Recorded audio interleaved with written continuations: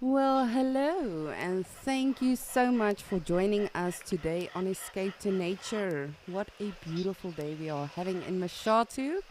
My name is Lisa, and I will be your waterhole naturalist for the day.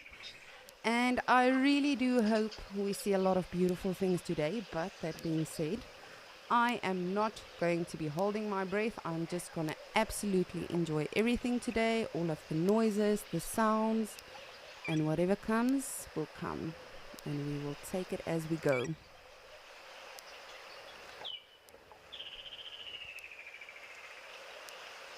So, of course, as always, this is a live and interactive experience. It's your safari, so please do let me know during the day. If you have any questions, any comments, any suggestions, please do let me know. We really love hearing from all of you. Of course, we will be featuring today's Mashatu, the beautiful Mashatu, Okokoyo, as well as Juma, and then hopefully we'll get to show you some of our other locations as well, if all goes well. But I really do hope we are going to have a beautiful day. But what I think we will do today is every hour I am going to post a little bit of a challenge to all of you. So we are going to do a bird challenge today. So what I'll do is I'm going to play you a bird call, give you a few facts about them, and then I would love to hear from all of you which bird that is, and then I will challenge myself, hopefully to the best of my abilities, to find that bird for us. So we are going to start with a relatively easy one, and Kevin actually imitated this bird yesterday, I think it was. So what bird makes this sound?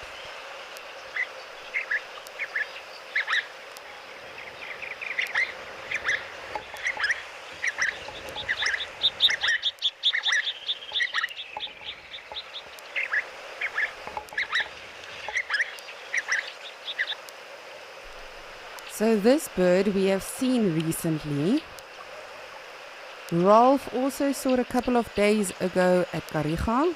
And then Kevin also had it recently. So what bird makes that noise? It's not a common sighting.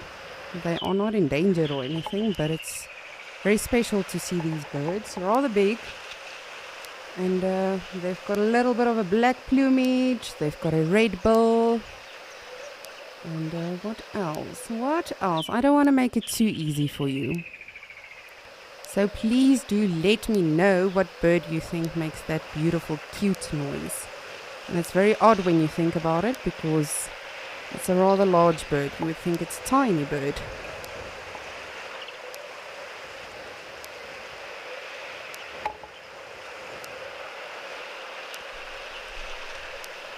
So while all of you beautiful viewers ponder on that, as you can see, it's a beautiful day here in Mashatu. So hopefully the weather does stay like this, but let us have a look at today's weather in our different locations.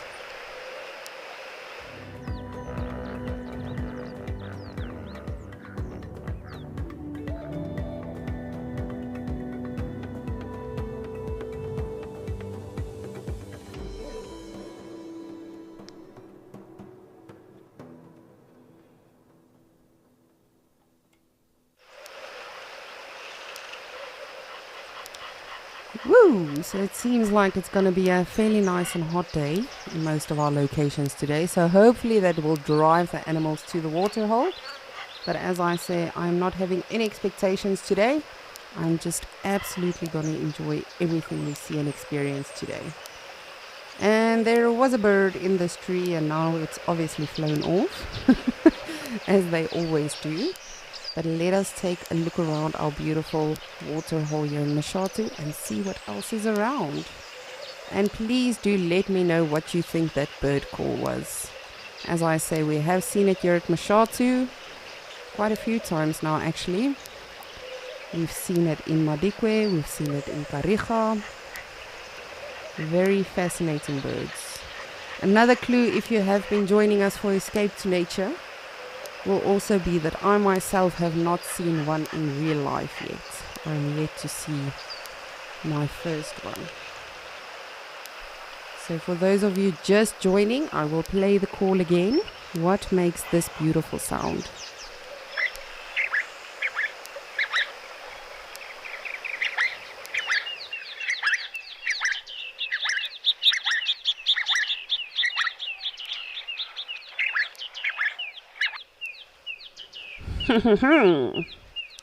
What could that be? I thought, let us challenge ourselves today. Just have a little bit of fun, rack our brains. It is a Sunday after all. No rest for the weary. But of course, if you think you know what that is, please do let me know. It will be wonderful to hear from all of you. I myself am very much out of practice with my bird calls. So I definitely have to brush up on my bird calls as well. And I thought, let me do that with all of you.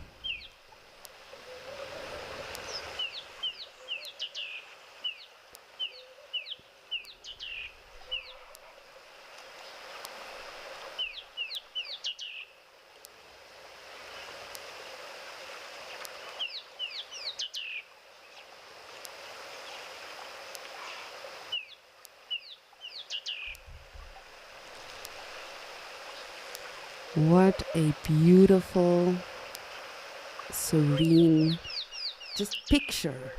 It's not even a scene, it's a picture. It looks like a painting. Just wanna take a look-see around. Judy, good morning. You are saying you are very much open to some beautiful sightings today. As am I. Believe you me, I am very thrilled and excited about today. But on the way to work, I decided, you know what? No. Blank page. We are just going to take this day as it comes. And as I always say, expect nothing. Enjoy and appreciate everything. And Mother Nature will definitely spoil you a little bit. So we will see what we find today. But I'm very excited with all of you.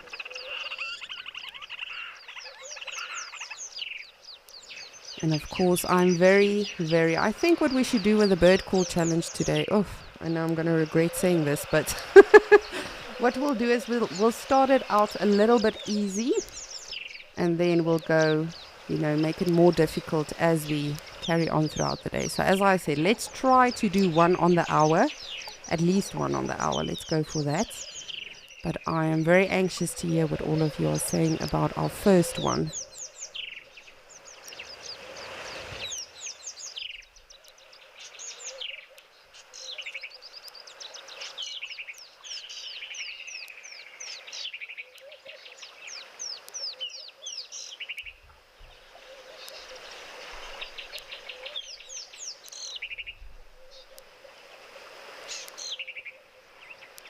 Darcy Miller, good morning as always, and Visvanger, thank you for joining us. You guys are saying it is a spur-winged goose. Oh, you see I made it too easy already. Too easy. Definitely you are correct, and it is, as I say, for myself it's very astonishing that that call comes from such a massive bird. But definitely that was a spur-winged goose. And I'm really going to kick myself now because we had some around earlier. It seems like they took off now, which is why I made them the first ones. Let's just have a look. All 5 of them that were here yesterday came around again. So hopefully they are still around. Let me just take a look-see.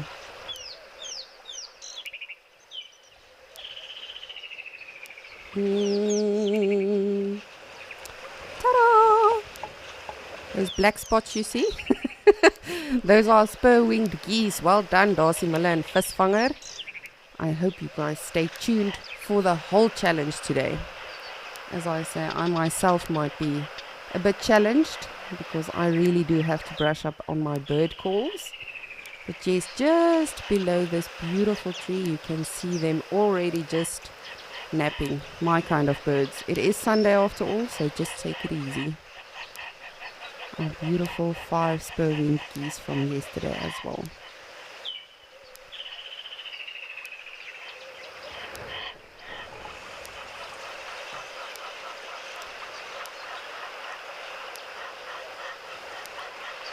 Good morning. But yes, it really is astonishing. That's such an adorable, I don't know, for me personally, it's a very adorable call. Comes from such a massive bird.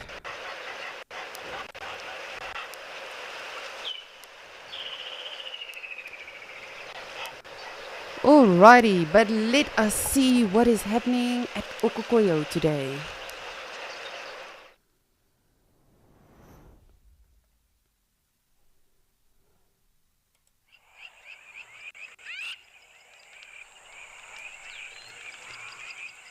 Good morning, beautiful Okokoyo.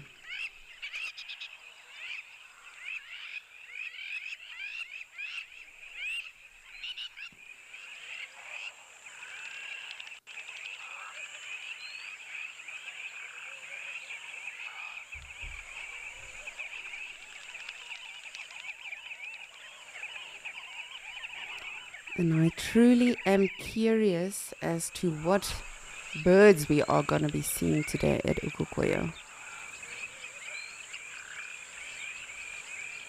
So of course these tiny ones on the water, I'm sure all of you know them. Those are of course our little grebes. Beautiful little birds. I have not yet seen a baby little grebe, a little grebe. I still have to see one. So it really is fascinating when you think about it. I've been in the industry for just over 10 years now, and I've been a bush junkie all my life. But you know, even as a naturalist, even if you do this sort of thing every single day, there is so much yet for us to discover as well. I was always so jealous of guests coming, you know, for the first time to Africa. It's their very first experience, and then we have these amazing sightings. Some of them, you know, once in a lifetime for myself as well, and they just think, oh, this is glorious, and you're like, I have been waiting all my life for this.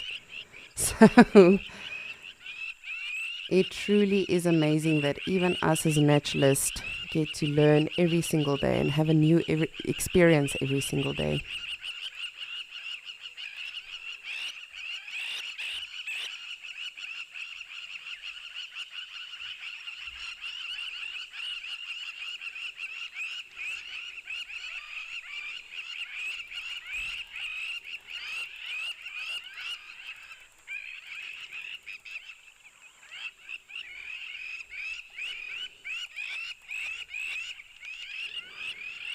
Jeez, you guys are noisy. It's a Sunday, calm down.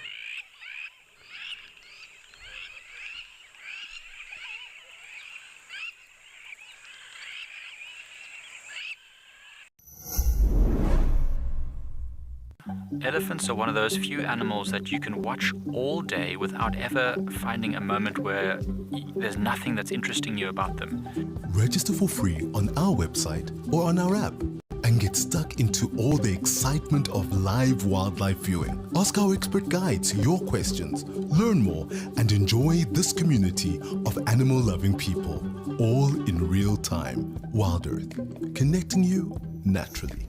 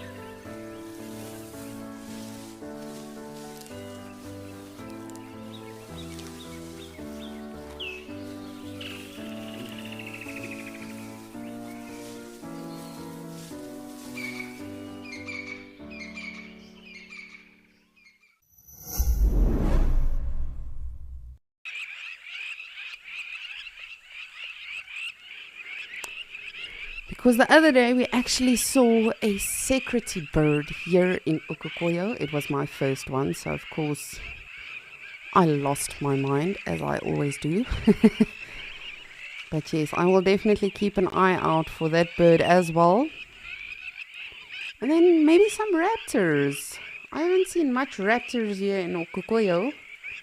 I don't know if I'm not looking hard enough, but definitely perhaps a beautiful bird of prey. Like an eagle or something of that sort. Just scanning this group of animals to see if there are any babies, but nothing as of yet that I can actually see. Where are your babies?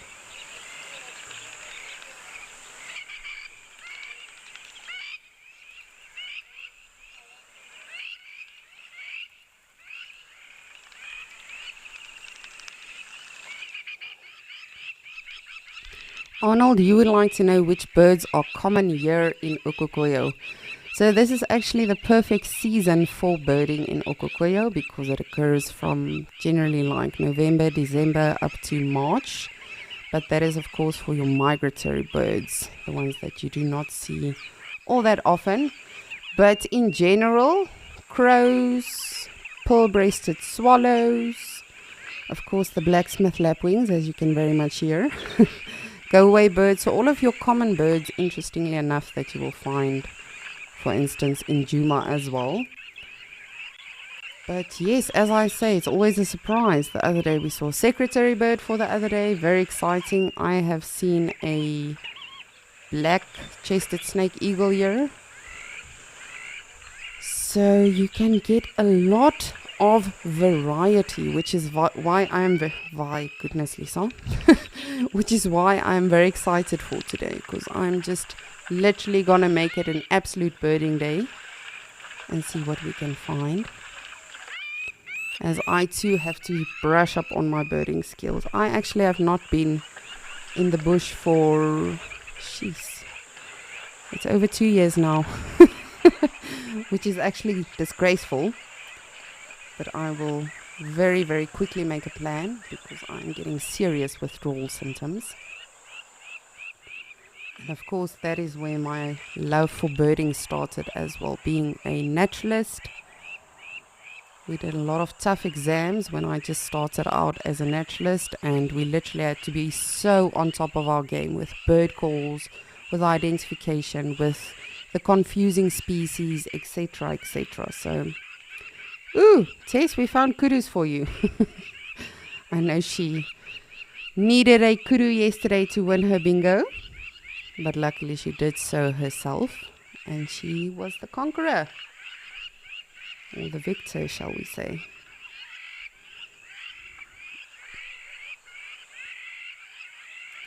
Ooh, there are a lot of pregnant animals here. I'm so excited. I have been keeping an eye out. Earlier on I saw a group of impala here at Okokoyo as well, but no babies yet. And the only baby animal we have seen thus far is a baby zebra. We actually saw it last weekend. And interestingly enough, we were also doing a counting competition. Myself and MC decided, let's just guesstimate how many animals are here. So we had a massive herd of zebras coming down to the water hole. So of course, as I took a closer look to actually count the zebras, there was a tiny one amongst them, a very black and fluffy zebra. So I am always still on the lookout for that little one. But as I say, other than that, I have not seen any other babies yet, not from the impala, not from the wildebeest. So hopefully we'll have some tiny ones to show all of you soon.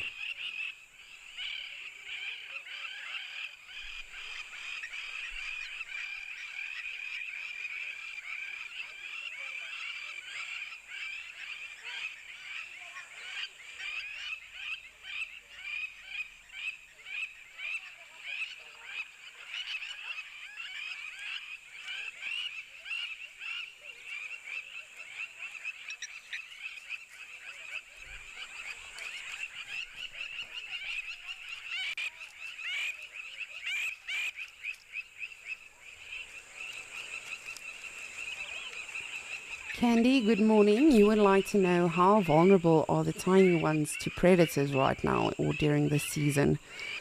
Super. And I cannot emphasize this enough.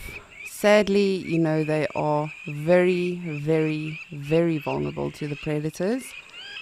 So, of course, summertime is nutritious for all of the animals because, all of these animals that we are currently looking at, they have a lot of greenery around, the bush is completely revived, so they have a lot of food, but of course they have their babies during this time. And then the predators definitely know that. So they do know, that's a tiny one, that's going to be an easy hunt. So very vulnerable. Luckily, all of these animals are herd animals. Not like, I would say something like a giraffe, for instance, with its calf is much more vulnerable because giraffes, of course, make temporary association. And often you'll find a cow and a calf that are all alone and by themselves. And then that calf can easily be targeted. But of course, it would have to be something like a very big leopard or pride of lions. So yes, it is a sad time, this as well. And the thing as well is, unfortunately, I have told you guys this before, but about one of my last safaris that I did at my previous lodge, we were actually headed out for afternoon safari. And then as we made one corner, there was a baby wildebeest literally lying on the ground just by itself. And it was still alive. So I jumped out of the vehicle and sort of just wanted to see. Of course, that is not the rational thing to do, but that is what I did at that moment. And this baby wildebeest was literally panting. It was so malnutritioned. And what I think must have happened is either a predator came along and the herd took off and the baby couldn't keep up, or, the baby just was weak and the herd and the mother decided that and they left him, which is also a very cruel thing in nature. It truly is so horrible. But again, if you think about it, if that tiny one is weak and slow and they slow down the whole herd, then it's definitely going to be a risk to a lot of animals. So yes, and I did what I could for that baby wildebeest. I know it's not the ethical thing to do, but my heart broke in that moment. So I literally just threw some water over it. I sort of patted its face with some ice because it was so weak. It couldn't move or anything. And as we headed back to the lodge later that evening, there was actually a leopard that hoisted that tiny one in a tree. So it really is cruel out there. It's not easy to witness. And at the end of the day, we do bear in mind that it is nature. It is survival of the fittest. But definitely not an easy thing. Just like we had with our beautiful dark mane, and I really want to pay tribute to the awesome legends, and I really want to give my condolences to all of the naturalists, Tess, Cedric, Ben, Ali, everyone who's ever, had the privilege of working with him or just observing him and spending time with him. My heart goes out to all of you, but again, it's horrible, but it is the circle of life. So I really do think we should just remember the animals as majestic as they were, whether it's an animal of prey or whether it's a predator itself. But on a lighter note, it really does seem like it's going to be a beautiful day here in Okukoyo. And I really do hope we get to see some interesting birds. I'm very excited.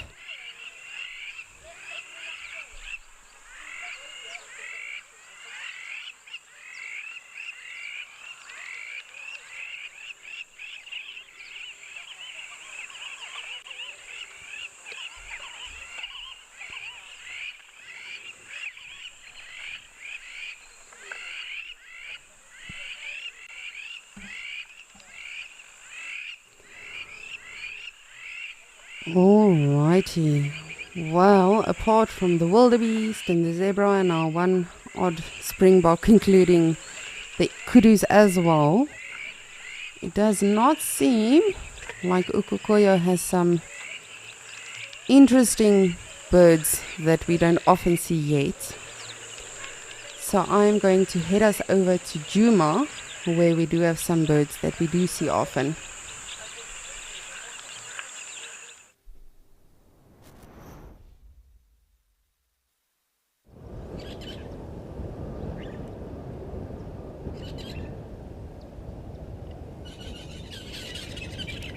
Surprise, surprise. I thought, let me show all of you, because it's not often that we see so many of them so peacefully just coexisting, and that this close to the water. You know, of course, this is a water bird, so this is not an uncommon sighting, but generally, you know, there's always some squawking and fighting and kung fu kicks and something happening with these guys. But I do think the weather is definitely playing an effect here in Djuma today. As you saw, if you joined us on Sunrise Safari, it is definitely very windy today, very overcast. So that should also be, I love it when the weather is like this, because everything is so unpredictable.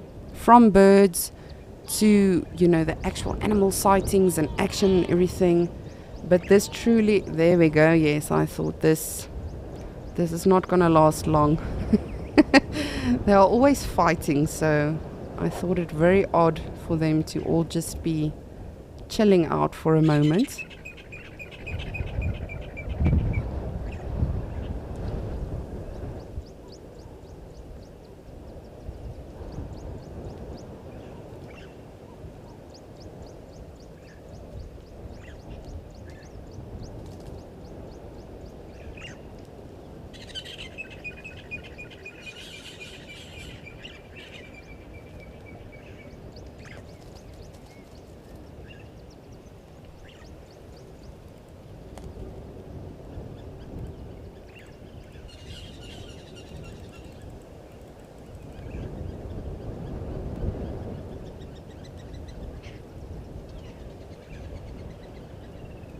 I think this is by far the most silent and peaceful I've seen so many of them together here at Gowrie Dam. By far. And I'm sure many of you will agree with us if you often monitor the Djuma Dam cam. You will definitely agree with me, because they are always up to something. They always look like they're busy being naughty or up to no good. The Egyptian geese. But very beautiful birds. I know a lot of people aren't fond of them, but I really do enjoy them. I love photographing them. They've got stunning colors, specifically, you know, when the sunlight hits them just right, which will not be happening right now, of course. It's very overcast, as I mentioned. But they truly are very beautiful birds.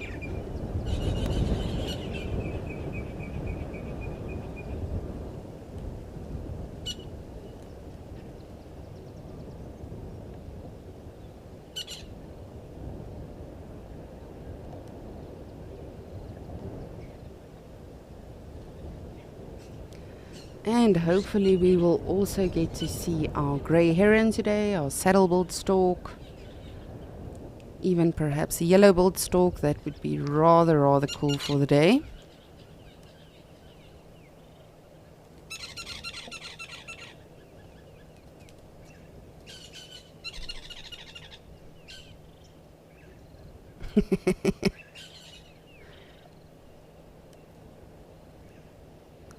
And our African jacana. I have not seen a jacana in quite some time. It's one of my favorite birds. Very interesting birds as well.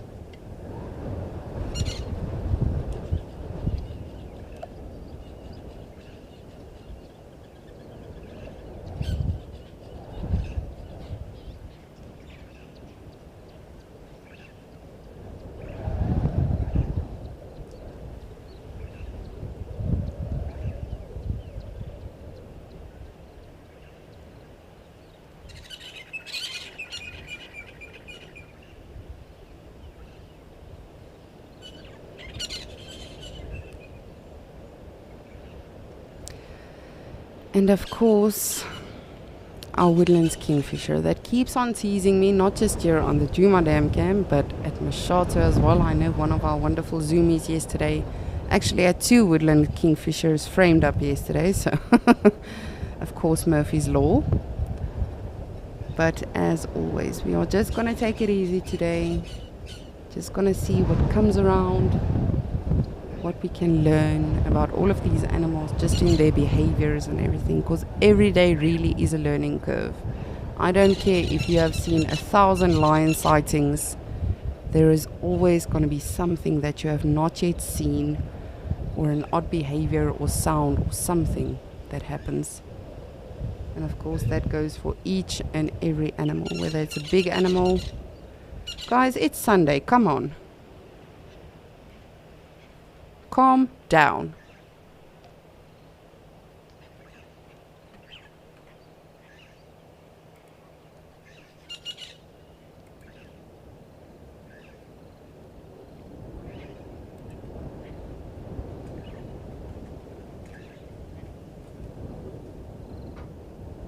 Heather, good morning. Thank you for jumping on board with us. You would like to know what determines where birds nests. It really depends on what they eat or what they feed on, what type of bird it is. Is it a water bird? Is it an eagle? So all of that really does play a role. And of course, we've got a lot of migratory birds as well. So, for instance, these Egyptian geese, they are, even though they can fly, they are mostly ground dwelling. So they nest close to the water on the ground, just like the lapwings as well. We've seen the blacksmith lapwings with their tiny ones. But then if you look at something like an eagle, for instance, so it becomes very interesting, because also how the little ones hatch also plays a massive role. So if it hatches as a or if it's a precocial bird when it hatches, it means, they are perfectly fine on their own. They can walk by themselves. They can feed for themselves already. So for instance, Egyptian geese, they are precocial. Come on, Sisman. And then eagles, for instance, are trishal. So their nests are very high up in a tree. And that is actually to prevent other lizards and other birds of prey getting to them. So they are fed by the adults. They are very helpless as soon as they hatch. So it really does depend on a lot of things. Is it a precocial bird? Is it artificial? What does it feed on? A lot of things play a massive role to all of that. So very interesting question. Thank you so much for that. But yes, I think we shall take a look around and see what else is happening here at Gowrie Dam.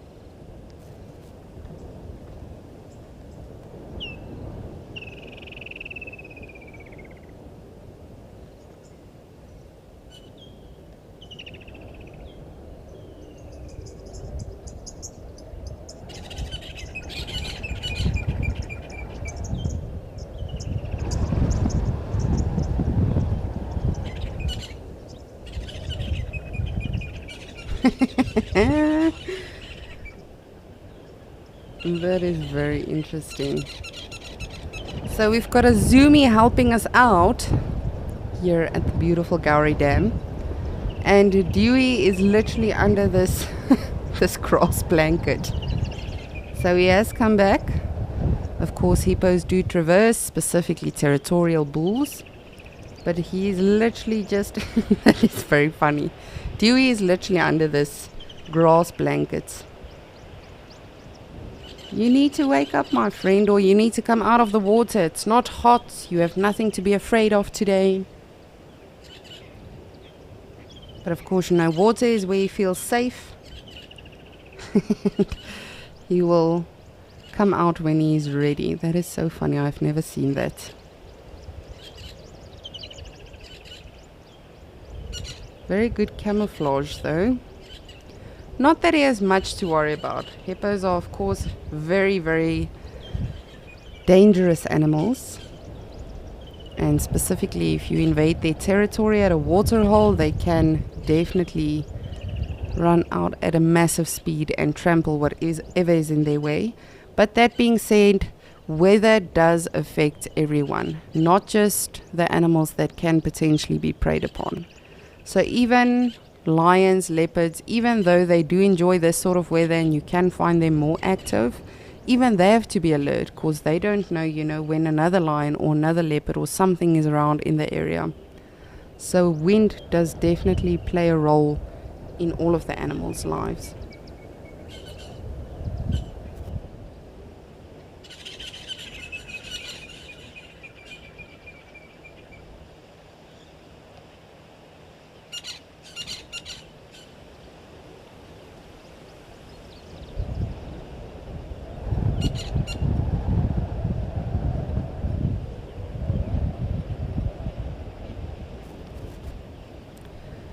Andrew, you are 11 years old and you would like to know what is more dangerous between a hippo and an elephant.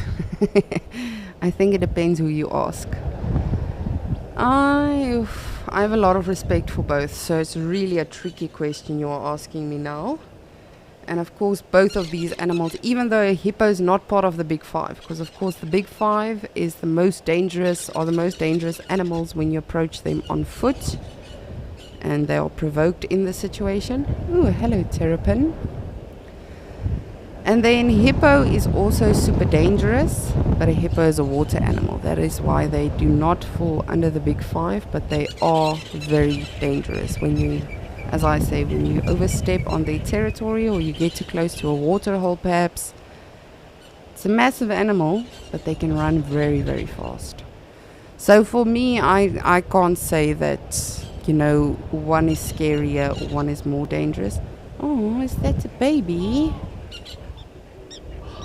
Sorry, I'm getting sidetracked a lot today. Hi, tiny one.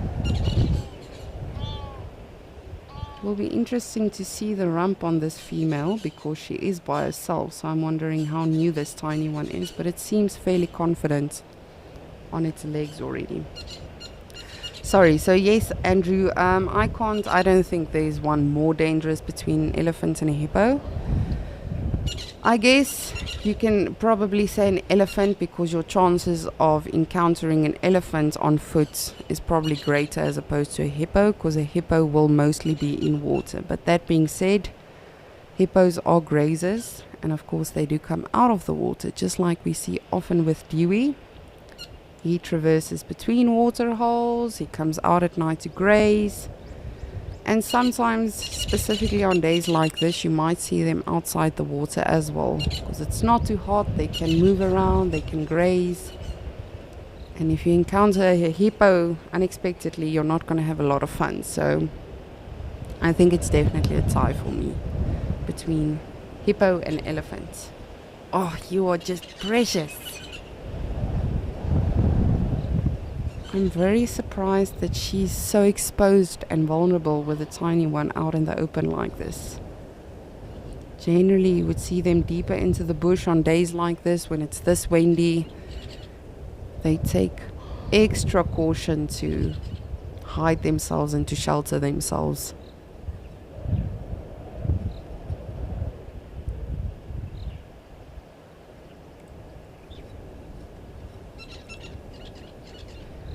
No, so you can see this tiny one is already walking very nicely and confidently, and mom is clean and everything. The other day on the first time we saw baby impala on the Djuma Dam Cam, it was spotted by one of our zoomies, and the mother was literally still full of blood. So no baby, make a left, there we go, goodness, focus. I get so nervous because you never know what's lurking around and actually watching them.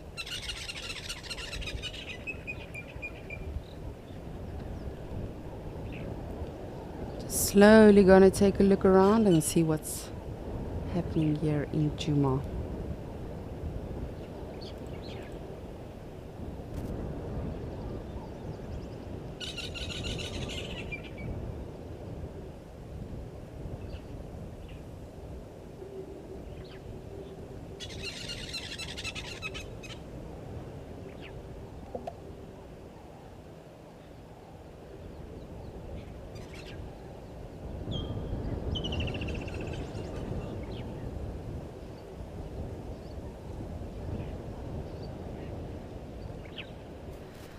And of course, all of you know that the woodlands kingfisher. So I will not challenge you on that. That's way too easy. I will challenge myself though to try and see one today, whether it's here in Djuma or at Mashatu, wherever we go. Hopefully we'll see some kingfishers.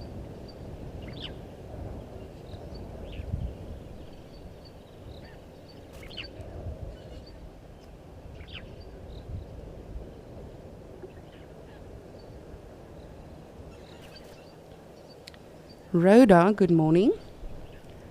You would like to know which senses do impalas use to know that there are predators around?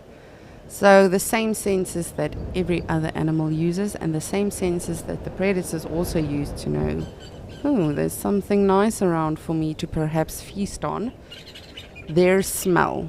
So animals' smells are so acute. It's insane. It is something I would hopefully in the future definitely get to intensely research. But even so, I do not think we will fully understand, as I often say. But their senses, their senses, they smell. So don't ask me how and how it smells and what it is that they pick up. But they can smell, okay, well, there's definitely danger around, and then they will, of course, stop. So I don't know what that particular smell is, and the same for the predators. I don't know what that smell is that they know, okay, well, there's definitely food around. And of course their eyes as well. As soon as they see a predator clearly, they will definitely know. So I would say smell firstly, and then also hearing. Of course, animals do rely on alarm calls. Impalas, a lot of animals will listen to monkeys as well. Monkeys are excellent indicators of leopards, lions, even snakes. So they will definitely have a listen out for that. And as soon as one animal alarm calls, all of them will stop what they are doing and immediately pay attention to what is around, what is happening, why should we be afraid. And of course, they don't just take off.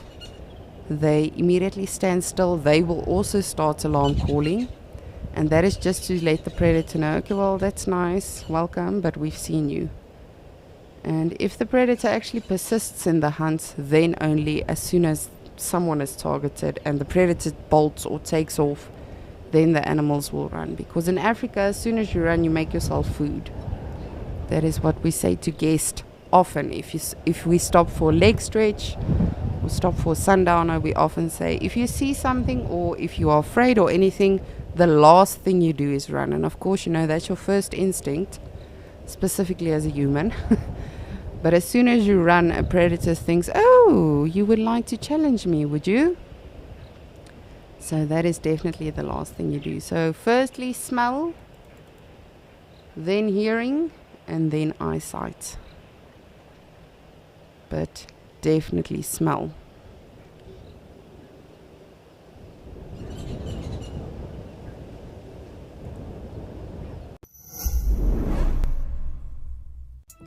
Have you ever wondered what happens behind the safari?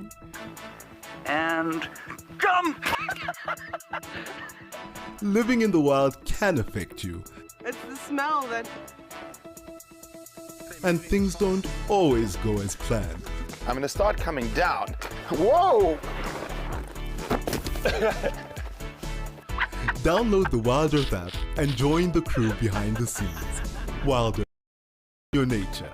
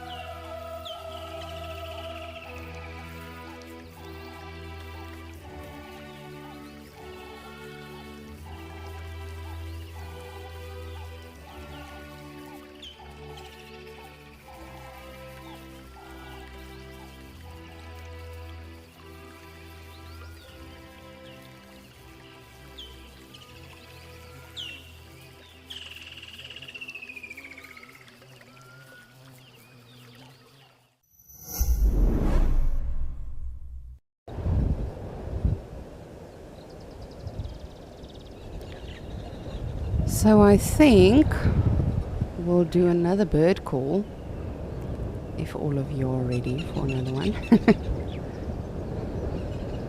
So what bird makes this call? And I will give the clues first. So it is definitely a bird of prey. Sometimes people tend to confuse it with a Wahlberg's eagle. And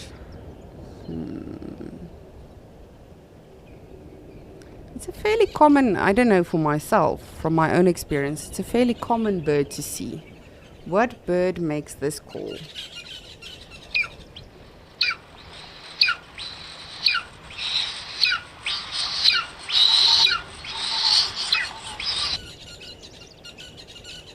Sorry, I had to stop that. Well done, Zoomy. And we've got a kingfisher. How beautiful. Or, okay, never mind. Oh my goodness. But well done to our Zoomy, who is currently on the Djuma Dam cam controls. Whew, I'm so excited now. How cool was that? Beautiful, beautiful kingfisher we just had on that branch. Oh man, I'm so happy right now. Well done. We have officially seen our kingfisher. But allow me to quickly get back to that bird call, just for those of you that did not hear it. What raptor makes this call?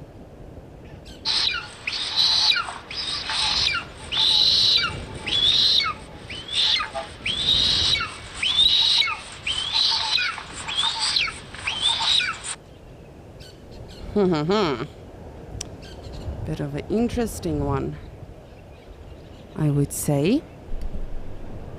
Well, I think it's interesting, I don't know.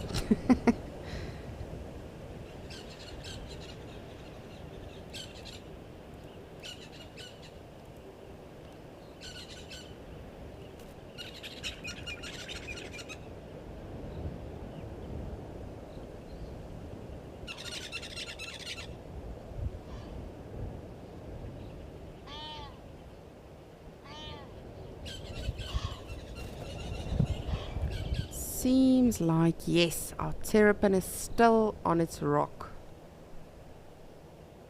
Or on its log, I should say. I'm very surprised that they are all out today. Often on windy and overcast days like this, you will not see a lot of reptiles out. Because of course they are ectothermic. They use the sun to heat themselves up. They'll actually open their mouths often. But I don't know what this terrapin is currently using, but do whatever you need to, my friend.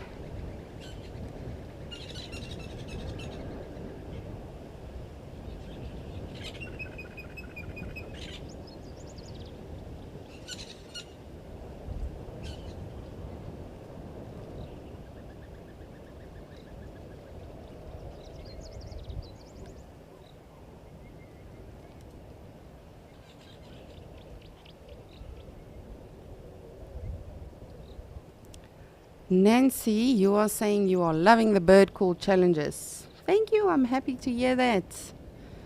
I thought, let's not have any expectations today. Let's just take it easy. It is Sunday after all. And just focus on the smaller things. And then whatever comes our way, comes our way. We'll just take it from there.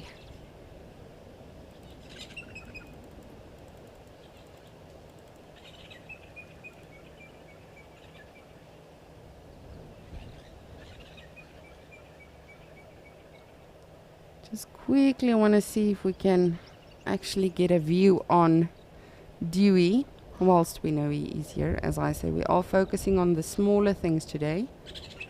I just want to have a look.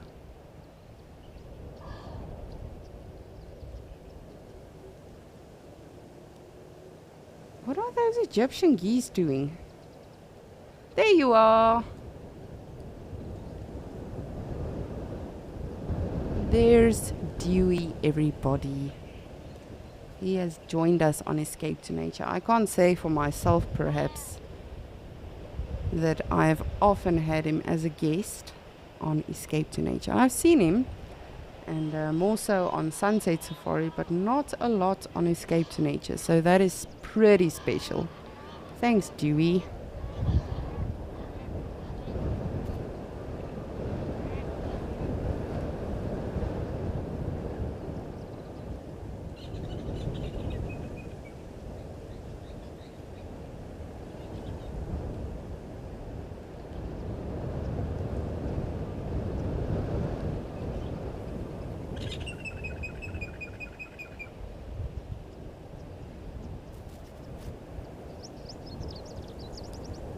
It truly is so peaceful here today at Gowrie Dam. It's just nice to listen to everything happening, even the wind, just listening to nature take its course. All of these animals just existing.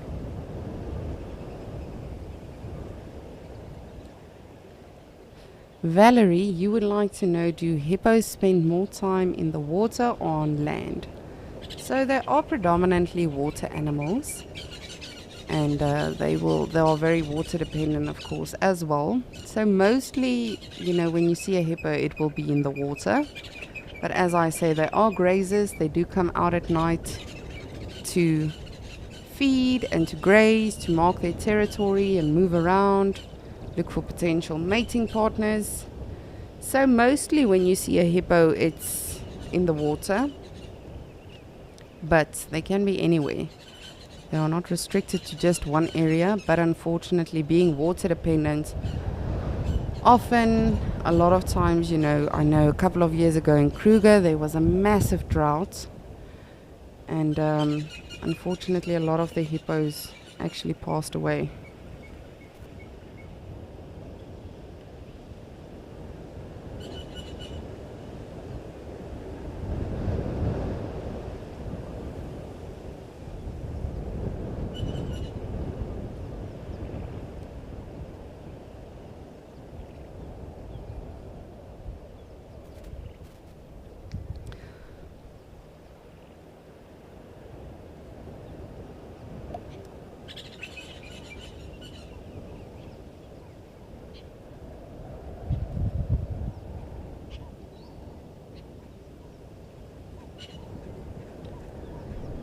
So what had happened in that time, unfortunately, as I say, there was a massive drought, so a lot of the water holes actually dried up completely. And when that happens, hippos, as I say, do have to traverse from water hole to water hole.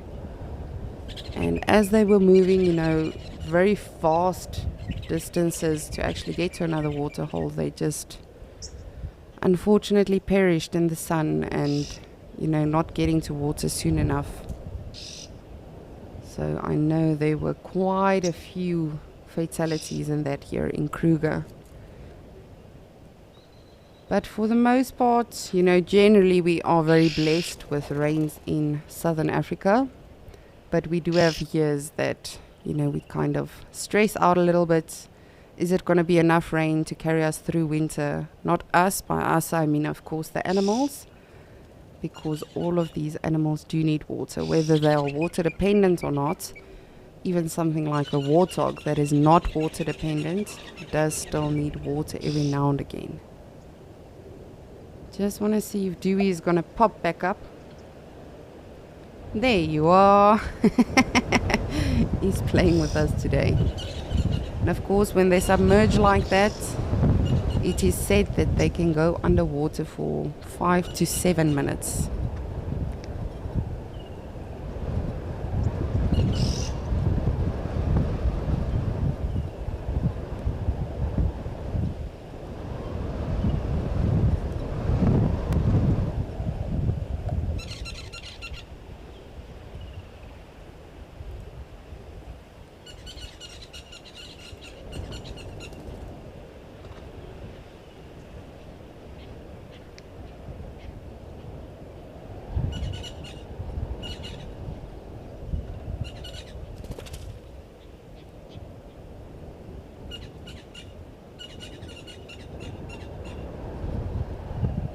Come on. Show yourself. He's literally just coming up for air every now and again.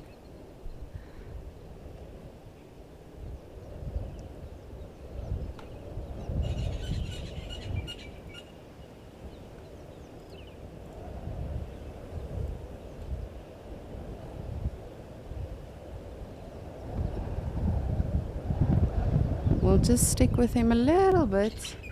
You never know. Sometimes they seem like they don't want to play along, and then all of a sudden they do the yawning thing where they, try to intimidate us with the big teeth. But very interesting animals, this. I don't think it's a very pretty animal, specifically on land. It's a very odd looking animal, but very, very fascinating animals. I've always loved watching hippos, just sitting at a water hole and seeing what they are doing. And it's very interesting when you actually start to analyze them, because if you look at something like a rhino, for instance, rhinos are pregnant for 15 months, elephants of course for 22 months, giraffes for 440 days, and a hippo is also a massive animal. So how long do you guys, and do not Google this, please. Just take a wild guess. How long do you think hippos are pregnant for? When we look at all of the other big animals, what would you guess is the gestation of a hippo?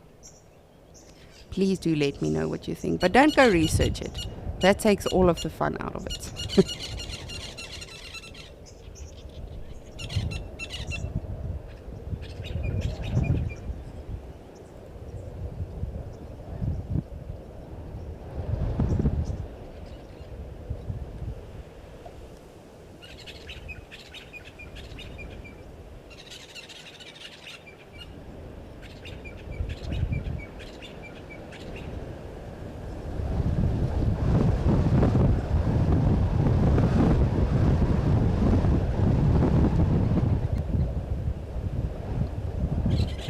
Yvonne, you would like to know what are some of the things that hippos can do underwater? Well, I mean, they can roll. We often see them rolling. They can mate. It has happened before as well when they mate in water. But when they mate, it's either on land or water. It doesn't really... there's no real set rule as to where they mate. From what I know, at least, I've seen hippos more than once mate in the water.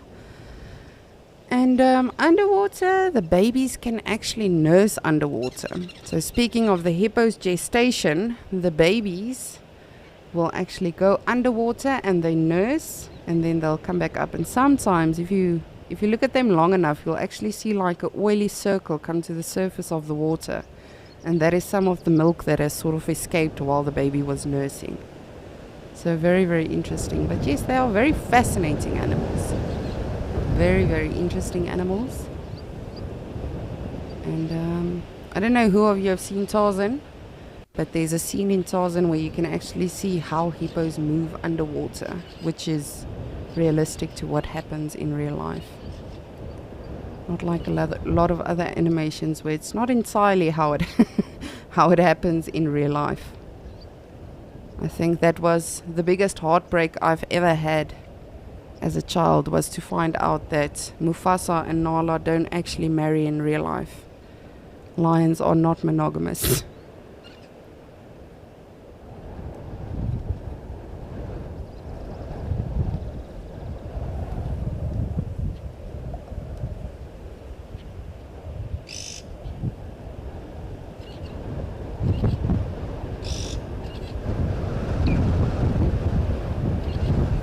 Visvanger, you have got an answer for me to the bird call challenge. So I asked, what makes this call?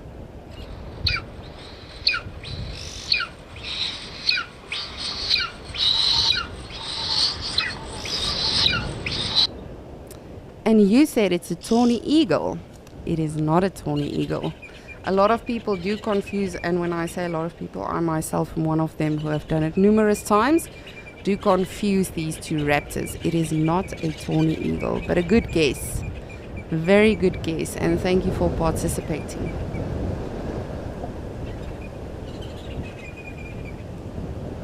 And then, of course, also still awaiting your answers on what is the gestation of a hippo. If you look at all of the other big animals, elephants, 22 months. Hi, lapwing. Rhinos, 15 months. Giraffes, 440 days. Hippo, also a massive animal. How long do you think they are pregnant for?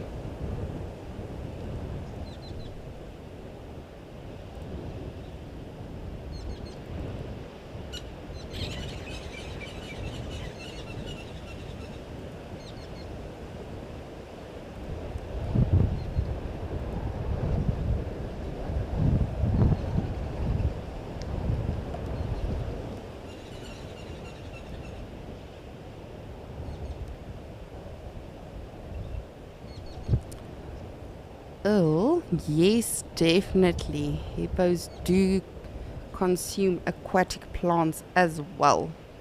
Definitely. So often you will see them feeding on the water lilies and sort of the vegetation within a water hole itself as well.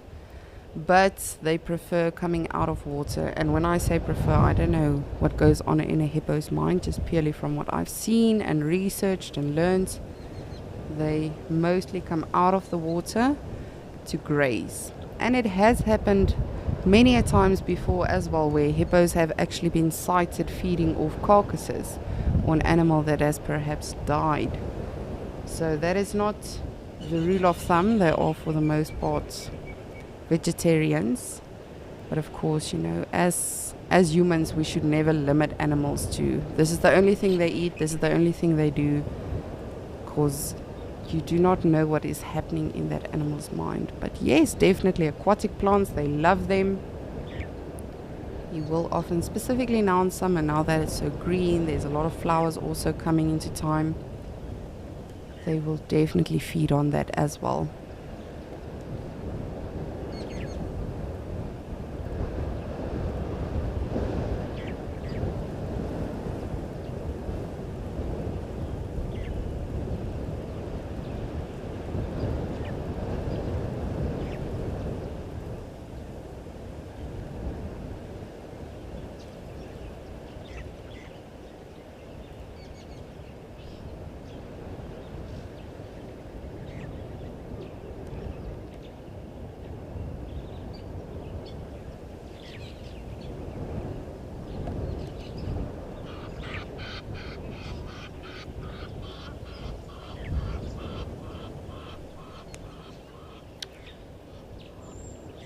And that is, of course, the Egyptian geese we are hearing, as always. Darcy Miller, you are the winner. That call was indeed from a brown snake eagle. The other day we had one here on the Juma Dam cam. He did not vocalize for us though, but he was very, very stationary for a good hour that we got to observe it. So well done on that. It is in fact the brown snake eagle. Very cool birds, one of my favorites. But yes, that is a good one. It seems I am making it too easy for you guys. Perhaps we should kick it up a gear now and set ourselves a little bit more of a challenge.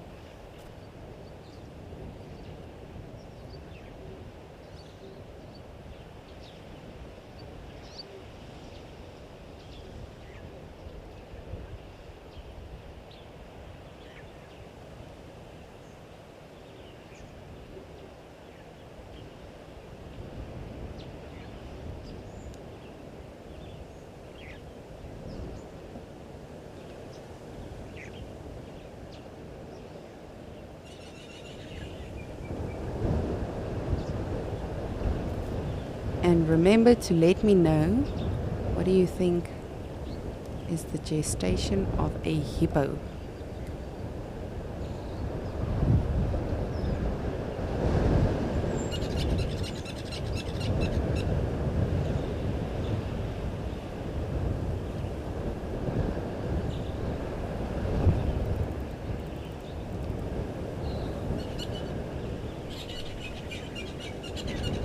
Just scanning every single place, making sure, you know, of the trees, and that is really the thing about safari. You have to keep your eyes peeled on literally everything. Rocks, trees, the ground, everywhere. That is often something that my guest on safari thought, you know, leopards will always be in trees.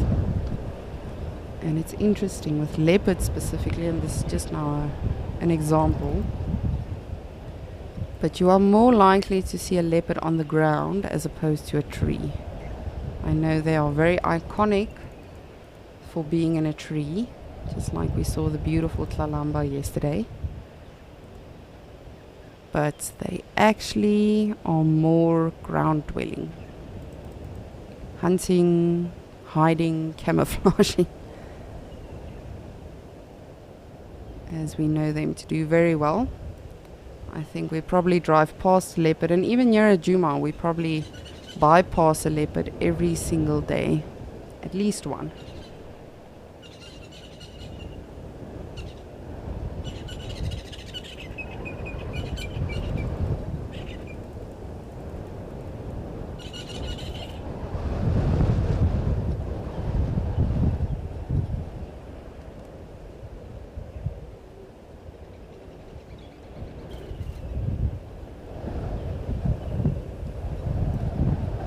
That log definitely always gets me as well. There's another log under the brush to our right as well that I always just double check, because I tend to think it's something lying under the bush or in the grass.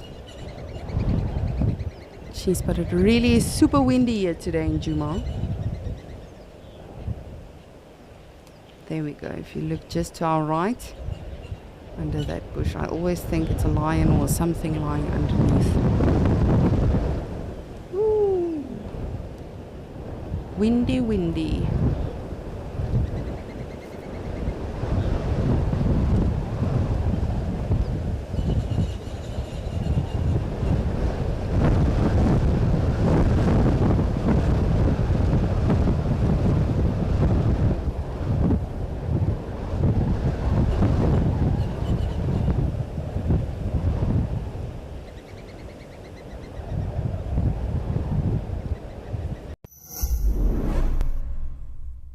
Did you see that incredible sighting with Lauren and the wild dogs? Oh, and on the sunset show yesterday, Tessa saw Maribs. Are you someone who only has time for the best bits? Well, we have some great news for you. It's absolutely amazing. Download the Wild Earth app today and you can watch the best highlights from each safari show. Look at this. Every single day. Look at how fascinating this is. Wild Earth. It's nature.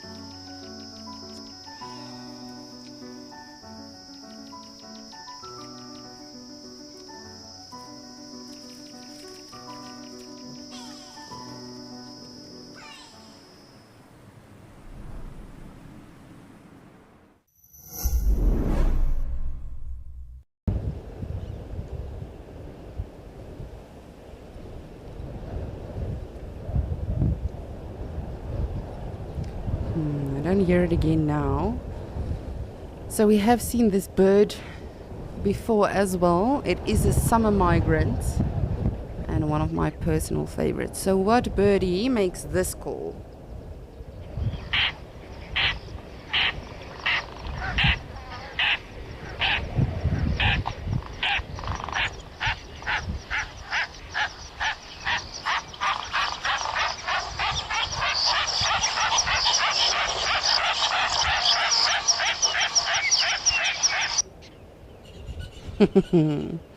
Very loud indeed.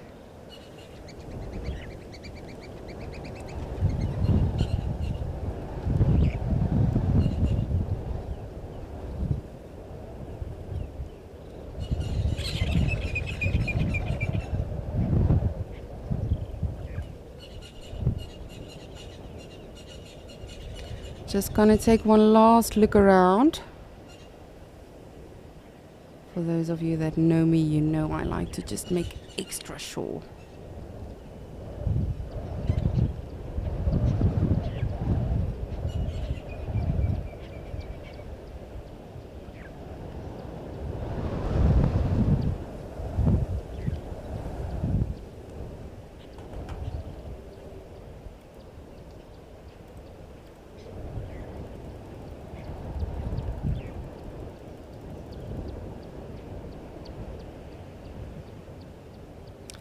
Charlene, you are saying the gestation period of a hippo is 240 days.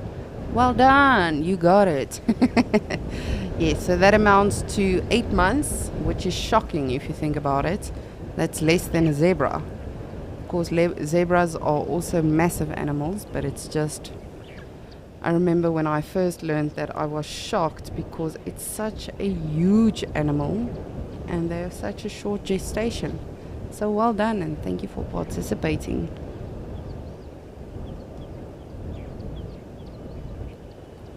Alrighty, well, it seems like it is fairly peaceful here in Djuma. Sorry, I'm just making extra sure.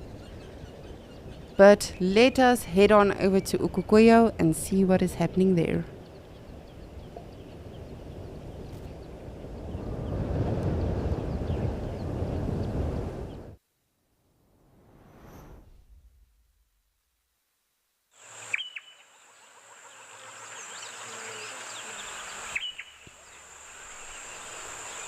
I really am not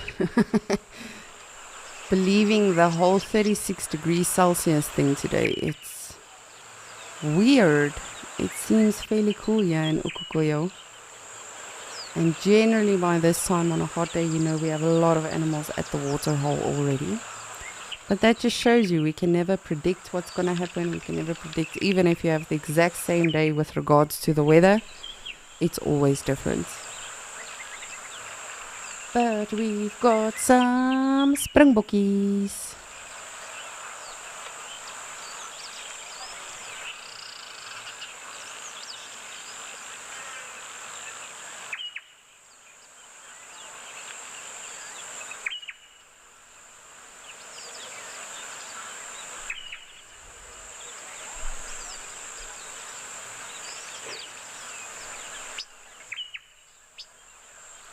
And I really do wonder how our Umbika pride is doing. The pride of lions that we saw last week. Because I have not yet seen them again. Well, at least I don't think I overlooked them sometime. But I really do wonder how they are doing and how far are they from here right now. It's sometimes I wish we could literally put a person with an animal and just say follow them. But of course that's not possible. There's so much happening out here that we do not even think about, much less realize what's happening.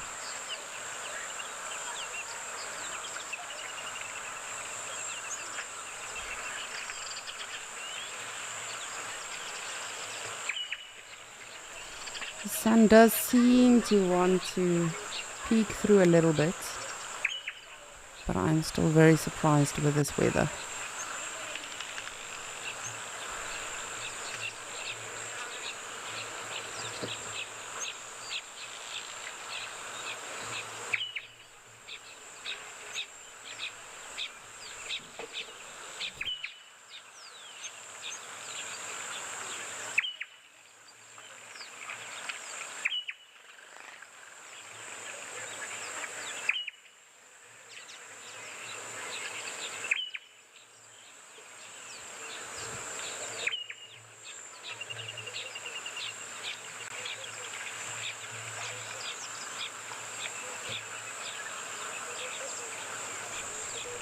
And I think as soon as we have observed these beautiful animals coming to the water, we will do what we generally do and scan the rocks. See what is walking amongst the rocks, what is hiding between them, camouflaging so well.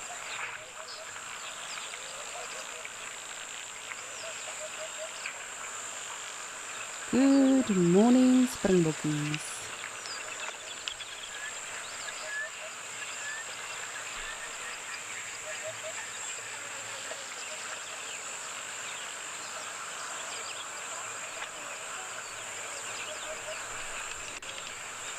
Great stuff. It's so beautiful. Alrighty, but I will in the meantime scan the rocks, make sure we are not overlooking anyone, missing anyone. And while I do so, I'm going to send you to Rolf in Kariga, who wants to say good morning.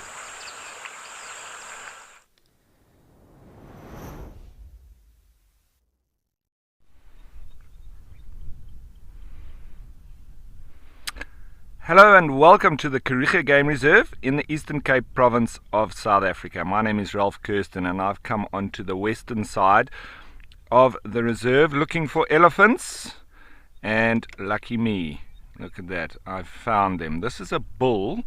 He's part of a bigger herd. There are a couple of other bulls just feeding around on this little plain that I've come to, but there is a big breeding herd not too far from here either at the waterhole, which after I've spent some time with these individuals I'll head on over and hopefully they may still be by the water. But if we're lucky, this bull might go for a little bath as well in the water.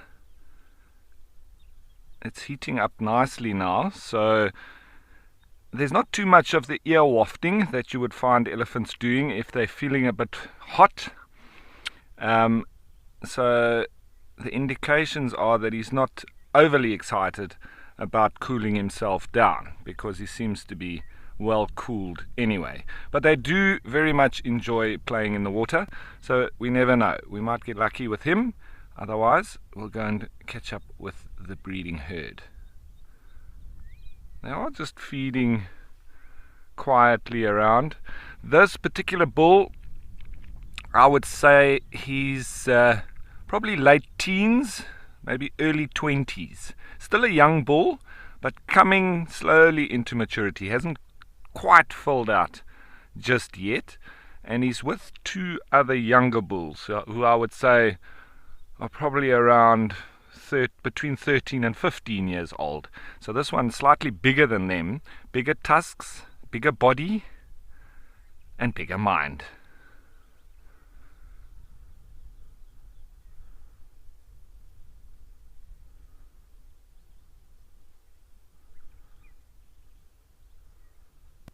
There's around about 60 elephants on the Kariga Game Reserve. So Mike, yeah, this is the first time that I've actually got the elephants out in the open on Kariga. I know these elephants very well, having walked them with the Trails Rangers many times, but since I've been here with the camera, they've been hiding in the thickets. And this morning I chatted to the rangers and they said, go to Zebra Plains, the elephants are coming out. So the Bush Telegraph did its work once again, and that's why I'm here and they're out in the open. So jackpot.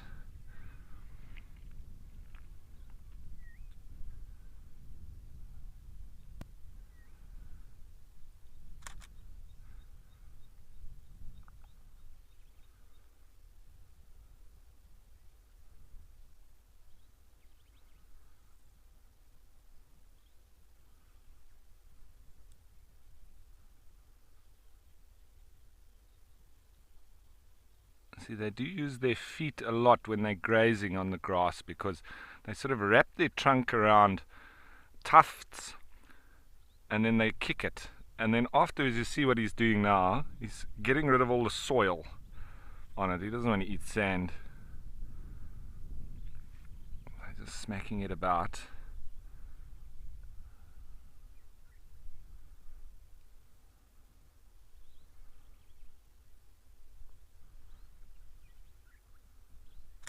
we're just on his dark side with the shadow on this side. So I'll have a look at some of the other ones, but it's not making for the best photos because we're losing detail on the animal itself. But you know, that kind of photo can be nice for, say, black and white.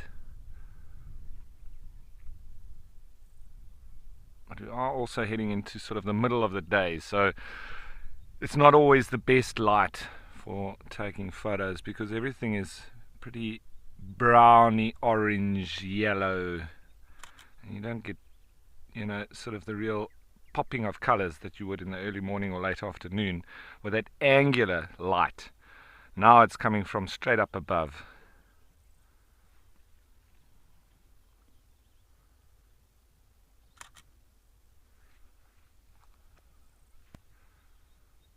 He's going to have a nice set of tusks.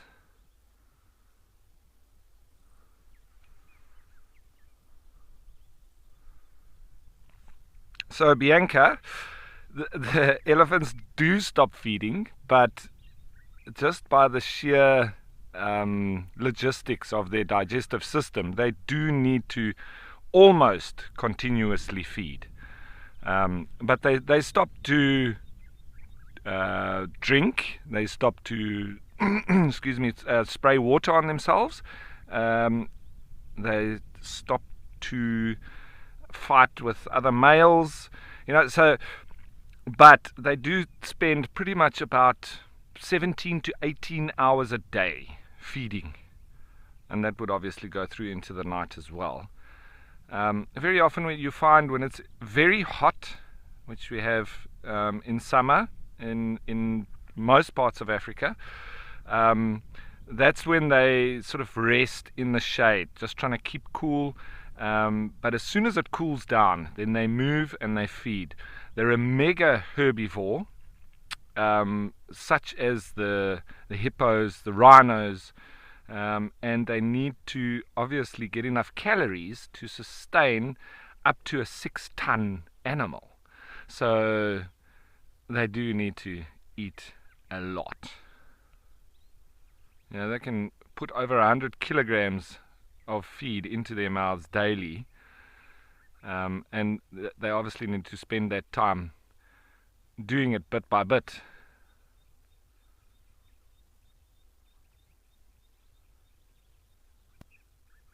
And with their digestive system not being very efficient, being hindgut fermenters, they do need to get a lot of feed in. They're very much mixed feeders, are elephants. They, as you can see here, do a lot of grazing. Whenever there's good graze around, they browse, they eat flowers, they eat bulbs, they dig up things. So whatever's going at the different times of the year, they will go for, especially things that taste good. Elephants do have a sweet tooth, and they go for sugars and salts, both. Come on. Go on down for a bath.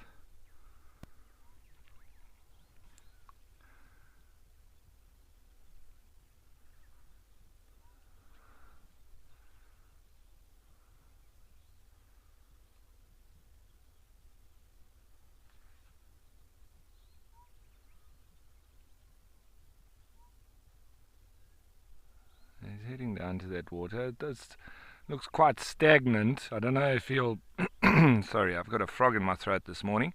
I don't know if he'll be drinking it, although, yeah, I don't know how nice that water will taste. But who knows, maybe just below the surface it's not too bad. But my feeling is that he won't prefer... No, he's going to prove me wrong. He's drinking it.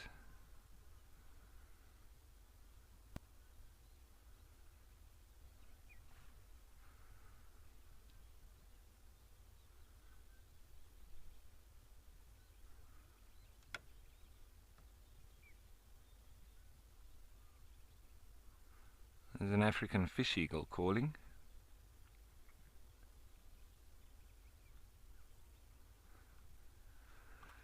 Yeah, that's why you never say never in the bush.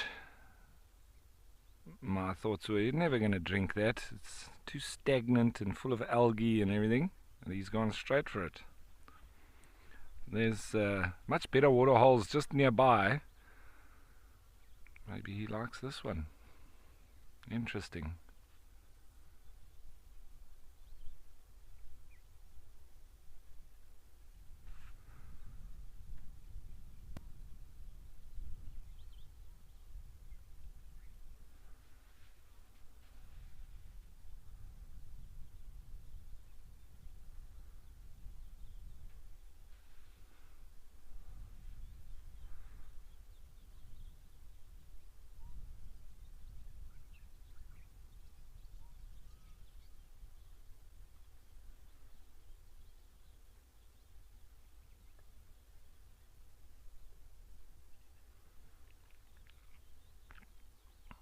I have a feeling he does want to throw the water on himself, but for now he's just drinking.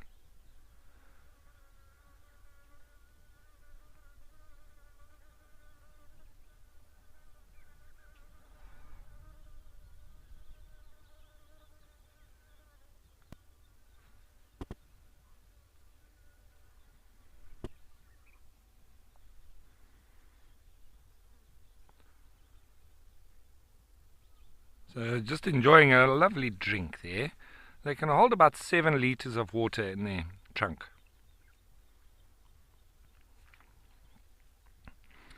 So Darcy Miller, these Ellies are as relaxed and habituated or chilled out as Amakala's elephants, and I would say probably even more so. These, I must say, are some of the most awesome elephants I've ever come across in terms of viewability and their relaxedness around vehicles.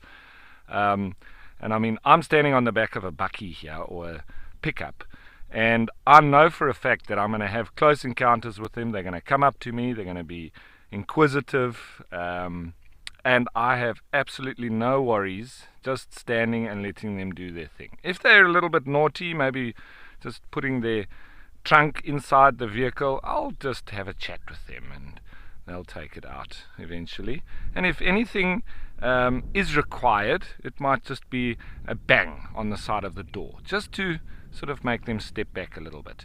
But I always maintain with elephants, regardless of where I find them, whether it be the Namib desert elephants or Etosha, those massive elephants there, the Kruger elephants, whether it be from Pafuri in the north right down to the south, or these Eastern Cape elephants. Always try to anticipate what the elephants are going to do from a distance, and then go sort of and get into an area that they are then going to be coming to you. Don't block their path, but go into a nice open space where they're going to come into your space. And that I do, as opposed to invading their space. They're immediately on the back foot there, and they want to sort of, tell you to back off. Whereas if I go into an anticipated area where I think they're going to move past, that means they're entering my space, and I have the rights. I was there first, and I can tell them, hey, back up. I don't want it to be in the reverse, or of them feeling like they've been or had their space invaded. And I've always then felt safe, and I feel that it respects the elephant's space as well, and then they need to respect mine. So it's a real mutual respect, and that's why, I've had many sort of close encounters and seemingly potentially dangerous situations with elephants, but I've never had a serious problem with them in any way whatsoever. And that's over now, over 23 years of viewing elephants from a professional level. So I don't know, I think that is the best way to approach it. Respect the animal, respect their space and demand respect in return. And that mutualism and the mutual respect is wonderful, as he now is starting to have a mud bath. Maybe he was just testing that mud to see how good it's going to be when he throws it on himself. I might be able to get some nice photos out of this if I get the focus right.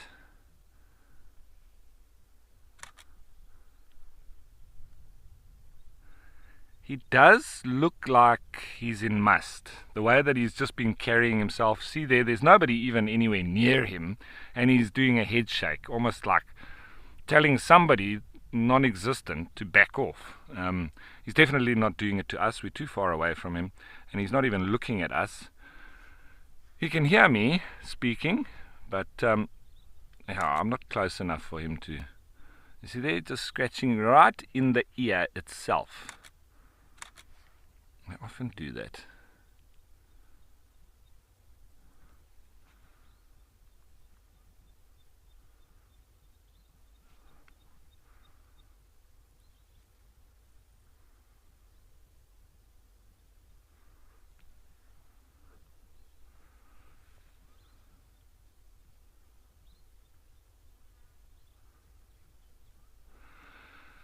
So Kim, I really do enjoy photographing elephants. It's I just like to get them in better light. It's not great, but I just find that there's so much emotion and feeling in everything that elephants do. And I just find that is and can come through on the photos. See, as I was saying, he's in must, and you can see leaking from the temporal gland. I don't know if you can see it there in this light, but he is leaking there from the temporal gland. That's not the only thing that you must look at when you are trying to work out if an elephant is in must, because they can leak from there when they're in must, but they can also leak from there when they're not. So it's not the only thing that you need to check, and in fact I don't even use that as something to check. But with him hanging his trunk over his tusk like that, that's one of the things, the sort of body language. There's another youngster that's come down now. He's also going to have a bath, but just his the way that he walks, sort of with a real swagger, hanging the trunk over his tusk, and the major giveaway is leaking from the penis, so the back legs will be wet on the inside. But I've also seen elephants that, they're either coming in or out of must, and then they're not wet in between the legs, but they've got that real swagger, and they head shake for anything, sometimes for nothing, like this one. And just at hanging the trunk over the tusks in quite a menacing fashion, those are real giveaways. It's just their demeanor that is more sort of confrontational when they're in must. And this is one of the younger little bulls that I was talking about.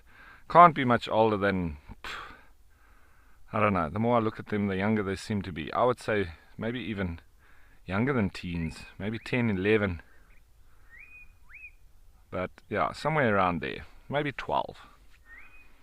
So that bigger one sort of stopped with the mud show. Let's go in on this younger one.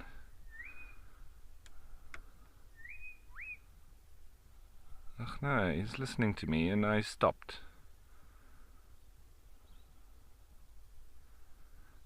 You see, but it's not that hot. So that's why I think they're spraying it behind the ears.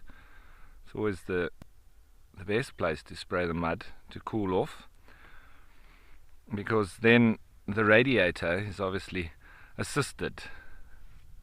The radiator being the ears and the fine network of blood that runs through those ear flaps. And when they waft it, passing a lot of air over it, and assisting with their thermoregulation. So elephants do it as well, in the usage of mud. And we've seen with the rhinos and the buffalo and the warthog all doing it too. They more so wallow in the mud itself and cake themselves, so they roll around in the mud. Whereas the elephants, having the use of a trunk, they can throw it on their different parts of their body. And I think it's just because they're not really the best rollers. But they do then have that prehensile tool, as in the trunk, to be able to throw it wherever they need it. They throw it under their belly, they throw it behind their ears, and they throw it all over their backs.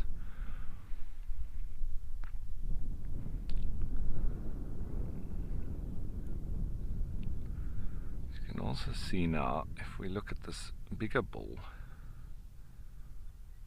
he's taken on quite a different color now as well, and he's sort of painted himself grey.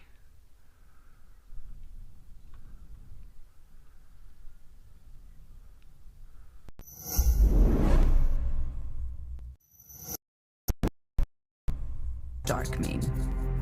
Aside from the dark mane that gave him his name, he can be recognized by a distinctive limp. This limp stems from an injury to his right leg he sustained while taking down a buffalo with the Nkuhuma pride.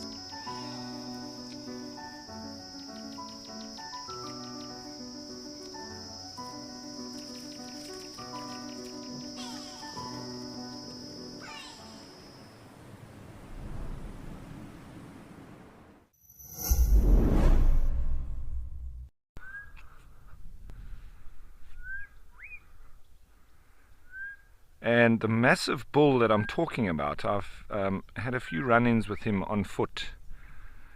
And the most impressive one was when we surprised each other at a junction on the road.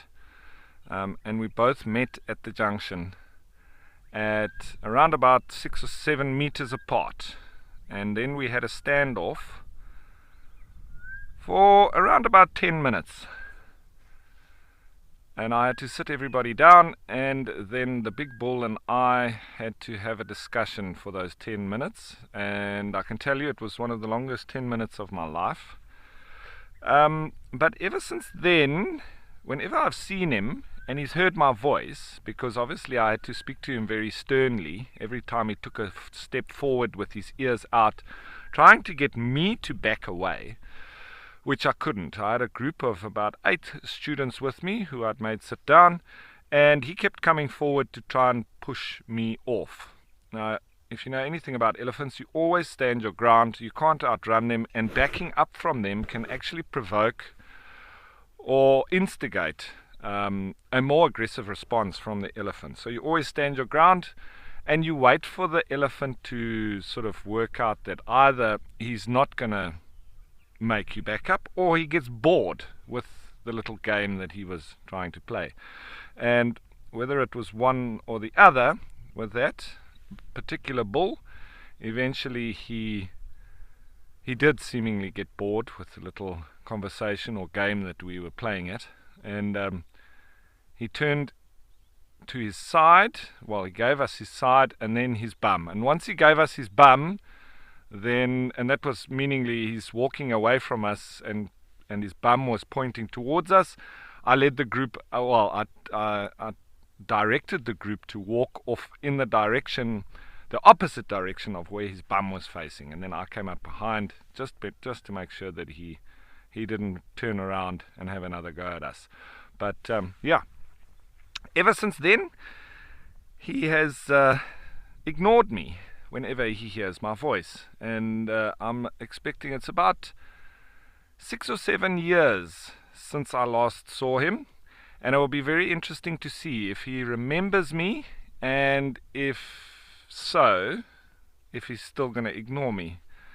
And we'll see if he's a grudge holder or not, or just how good his memory is. My feeling is he's going to do exactly the same as the last time I saw him, which was totally ignore me.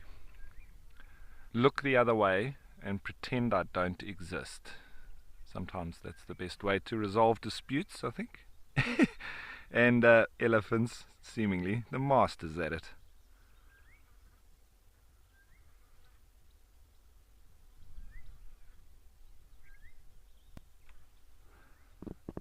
There's a southern black tit calling. Dread.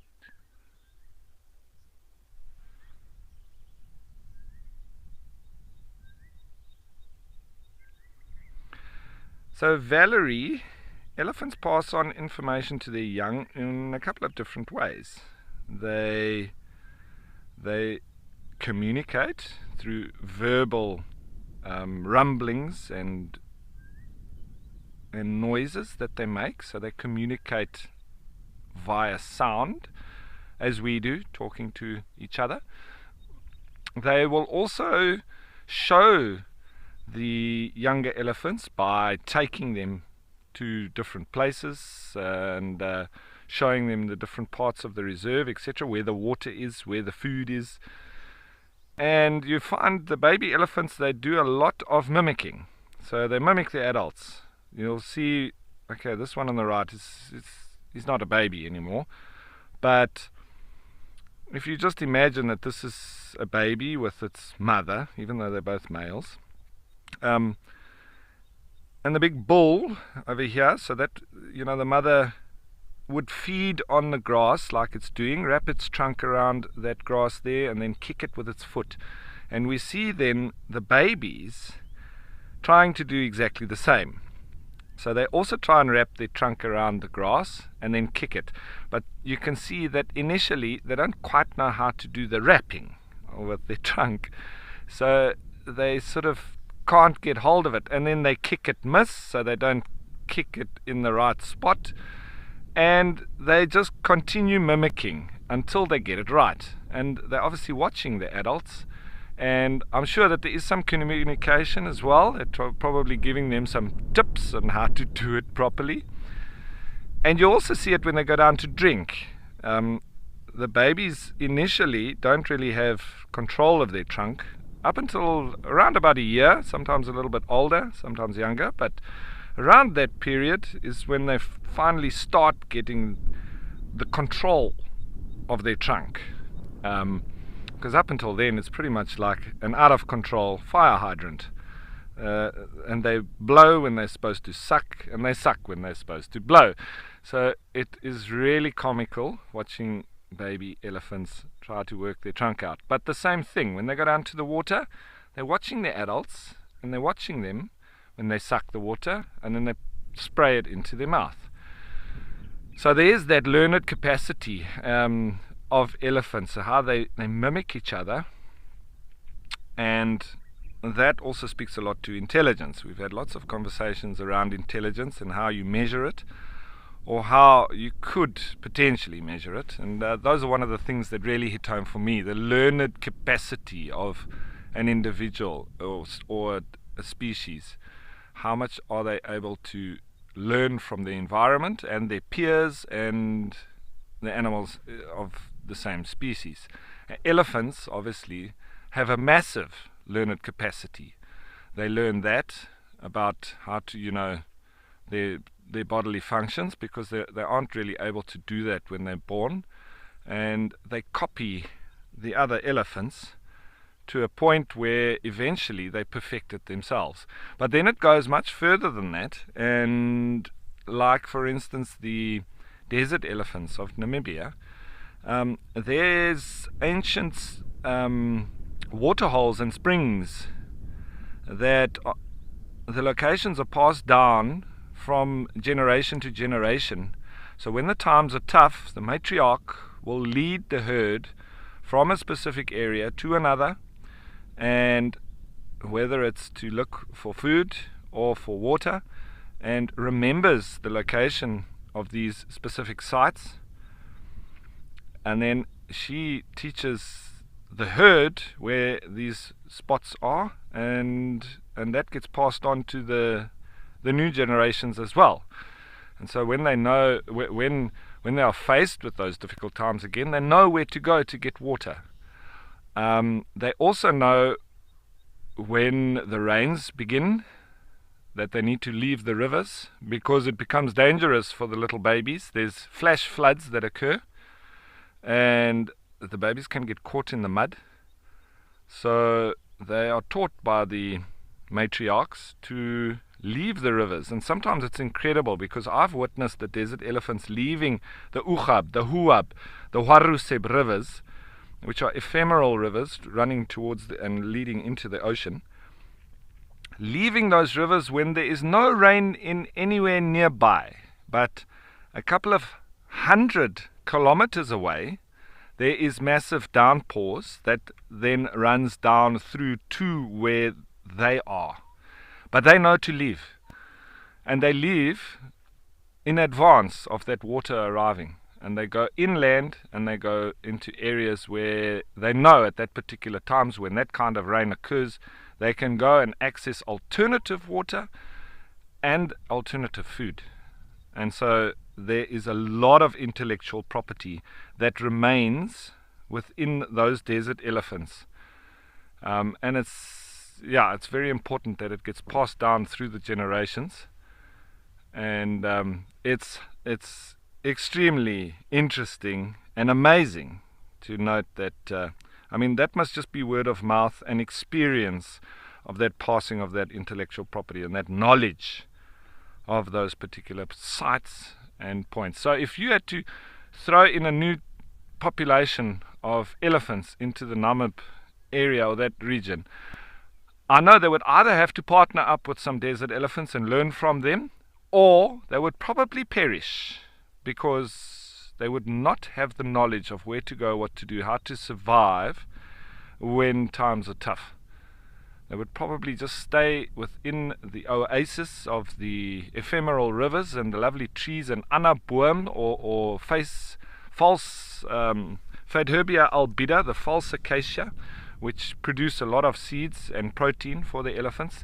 They would stay feeding on that, but then they would land up probably being caught in those flash floods, and babies would get stuck in the mud, and there would be real big problems for them. So there's so much to talk about with elephants, and that passing of intellectual property is probably one of the more interesting topics about them. And that's why I speak a lot about the desert elephants, because they've never been contained. They are still probably one of the last free roaming populations of elephants anywhere in the world, and as a result they're really in tune with the environment. They migrate to different parts to access water and food, etc. So very, very interesting indeed.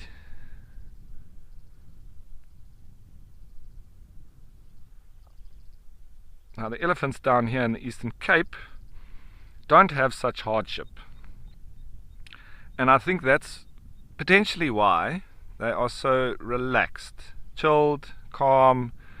They're just their demeanor, even when they're in must, I don't even worry about them.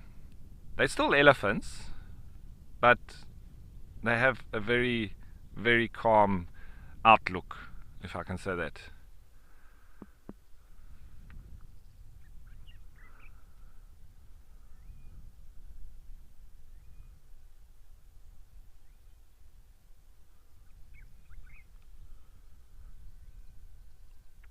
And so that's why I don't really worry about these elephants, even when they're in must.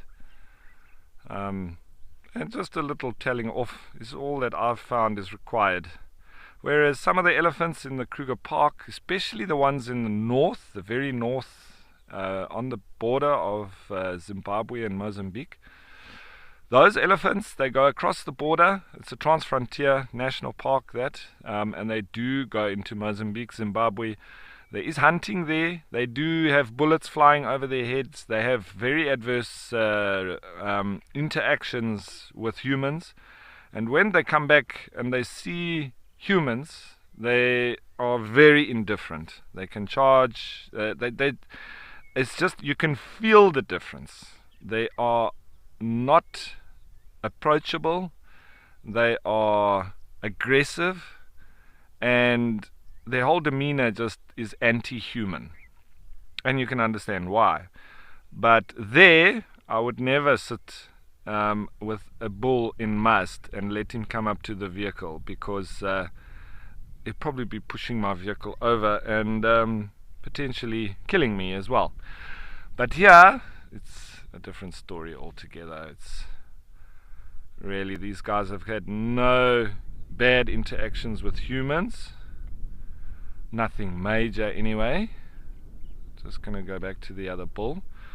And they don't really want for much. They've got lovely water. They've got lovely food.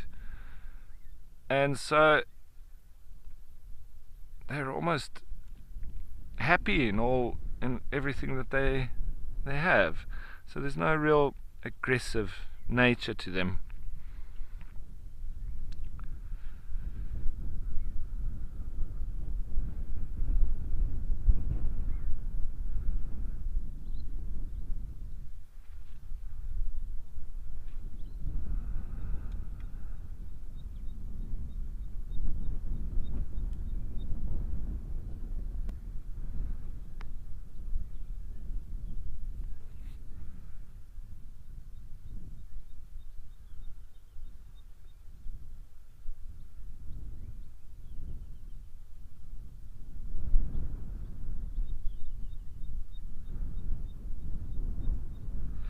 You see, and also, particularly here on Kariega, the guides are all aligned, and they all respect the elephants and have just one set of rules. But the major rule with the elephants here is just to be calm around them and not to give them any surprises, and just respect the space. So quite simple, and it does mean though that everybody on the same page. There's not one vehicle coming to, and doing it one way, and when another vehicle comes they do it another way, and then the elephants sort of have a bit of a bad encounter with one vehicle, and then the next guy tries to do it differently, and then so everybody's on the same page here. Everybody is the same around the elephants, just calm and respectful, and there's no rogue elements. So as a result, there's no rogue elephants.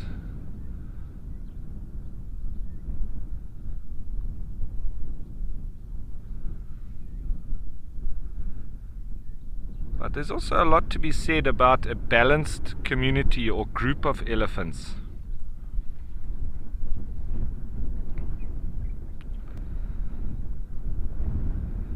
So Kevin, yeah, and leading into that, we do know more now than we've ever known, obviously, and we've got the technology that, previously they didn't know how elephants were able to communicate over such vast distances, or how far they were able to communicate. And it is shown now that, with the technology that we have, we can actually listen into the frequencies that they do communicate in, which is much lower than the human ear can pick up, the frequency. And so there's a whole lot more going on than we previously thought. And we can actually work that out now. But we don't know what they are saying, because we don't understand their language or their brains, or, so it is amazing how little we know, even though we know a lot more than 10 years ago, for instance.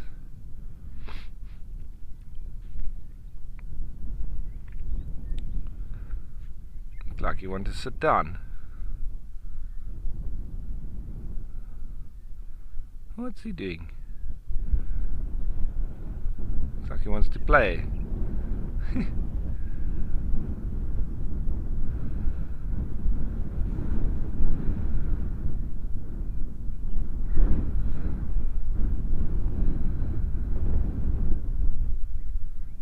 I have to say that elephants are probably the best animal overall for me to view in sightings as a guide, because there's just so much to talk about. They normally are such wonderful animals to be in the presence of.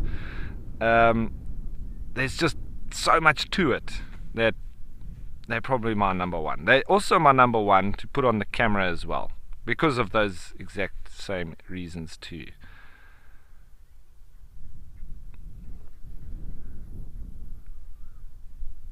They're just awesome to be around.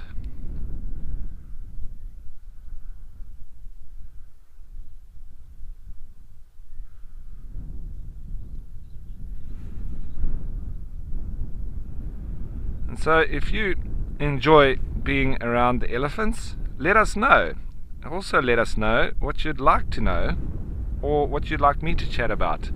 So send it through, jump on board with us, and let's get into the nitty-gritties.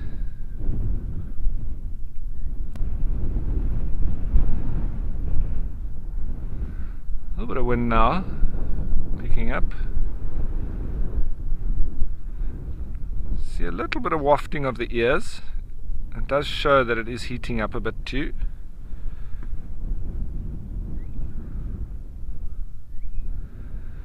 JP, you and me both. Absolutely. I mean, for me, if I come out and I do this and spend every single day with elephants, I won't have a problem. It will be awesome. Because every day they'll show us something different. They'll do different things. They'll do funny things, they'll do crazy things, they'll do aggressive things to the trees and each other, and it's just it's a little bit like watching monkeys, baboons, any of the intelligent, not to say that the other animals aren't intelligent, but these are highly intelligent animals that are not just about survival and eating things. There's a lot more to it with elephants. I mean, when you see an elephant, it's busy feeding on something, and then it grabs a whole bush and puts it on its head. And then you look at the humorous nature of that. It's yeah. And when we often have where they place trees and branches in the road for no apparent reason other than they seem to understand that does mess around the vehicles and the guides that come to view them all the time. So and we saw on Amakhala as well, they were doing it at night and blocking the guides from being able to go for their dinner and all this kind of stuff. It's just, elephants they're awesome, and they've got a real sense of humor. They used to do it to me all the time as well, putting the branches in the road that they knew it was going to block us for at least a little bit of time until we could move it. Sometimes though, they put such big trees in the road, we had to literally get the chainsaw to come and cut it up before we could go through.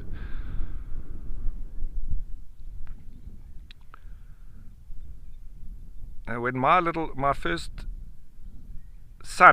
firstborn son was born, he was only about 2 months old when we took him to the bush, and he stayed with us in the camp that we were looking after and training the students, and it was an unfenced camp, and he wasn't there a week, and we had the whole big breeding herd of elephants, 30 plus. They came around our house that was built for us. It was just a concrete base with gum poles and then canvas sides with a thatch roof. So it was, reasonably protected, but if the elephants wanted to, they could just pull the canvas and they would be inside. But it does give that sort of protection. Anyway, I was at the camp, and my wife sent me a message saying the elephants are all around the house. Can I please come to help her, because she was scared with the baby? And when I got sort of within visibility of the house, I could see the whole herd of elephants were right around the house. They were right next to it. And in my mind, what was going on there was they knew me probably more than my wife, but they knew us because we interacted with them a lot with the students, and we were there for a couple of years, and they knew us very well. And with this new arrival, this little baby, I know that they were curious. They wanted to know who this little baby was, and they wanted to come and meet him. And my wife was sending me a message because my son was going la la la la la la la la. He didn't know what was going on, and he was making lots of noise, and she was trying to shut him up to make him stop doing that because she was scared that it was going to, incite the elephants in some way. But she said, I can't keep the baby quiet. I said, don't worry about it. I could see the elephants were completely relaxed. They were all around the house, and they were actually, it was like a connection. They were coming to see or hear and smell the new arrival in the camp, and it was amazing. And so it was probably about half an hour that we had to wait for the elephants to finish smelling and moving around the house, for eventually that she could come out with the pram and come to the main part of the camp. I just thought it was amazing. But elephants are amazing, and they, as I say, highly intelligent. They understand individuals. They have greeting ceremonies. They communicate on many different levels. And we actually had a few occasions when we were walking down the path with the pram, and we would come elephant right in front of us, and it was almost like the elephants gave us more leeway because we had a baby with us. And it just speaks to their high intelligence. Walking down the path with the pram, it was always a struggle because the wheels used to dig into the sand, so you used to have to kind of push it quite hard and look at where you're pushing it as well. So you're looking down at the pram where you always, when you're in the bush, you need to walk head up, eyes front, looking, seeing where you are and listening out as well. But with the pram, obviously there's a bit more negotiation that had to go on with the driving skills of the pram itself, that often got surprised by animals nearby because of what we were doing. And as I say, the elephants generally, they were more respectful of us and gave us more room with the baby that was la la la la la la la la, doing his thing. So yeah, it's all these kind of interactions that I've had with elephants that just adds to the respect that I have for them. And I feel because I have that respect for them, they in turn respect me. And that's how I think it should be, really.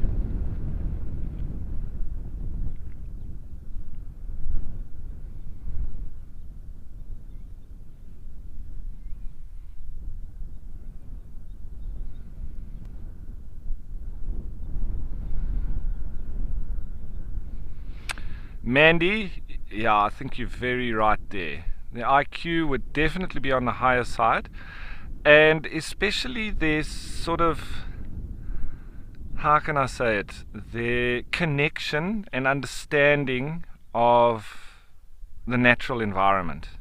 It's probably treble or even 4 times higher than humans, because we've sort of forgotten how to be respectful to the natural environment. It doesn't mean that we maybe have the intent to not or to be nasty to the natural world, but it's just everything that, the consumer environment has sort of created that. Whereas elephants, they don't have greed, and I think the Khoisan people would probably be much closer in terms of that knowledge, respect and IQ of the natural environment or natural world. They also didn't have belongings, and they didn't do things for profit.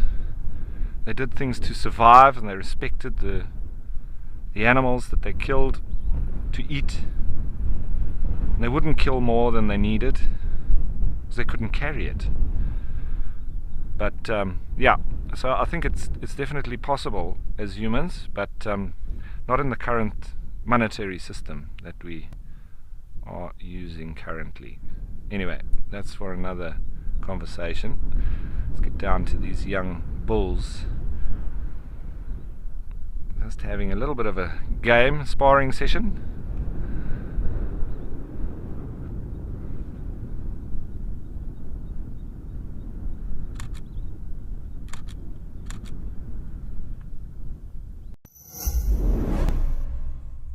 If you aren't an explorer yet, here's a sneak peek at what you're missing.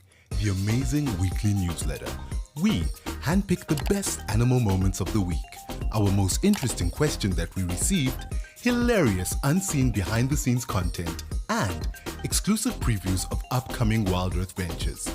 This is all packaged and personally delivered to your inbox with love from Wild Earth. Sign up and let us spoil you every week.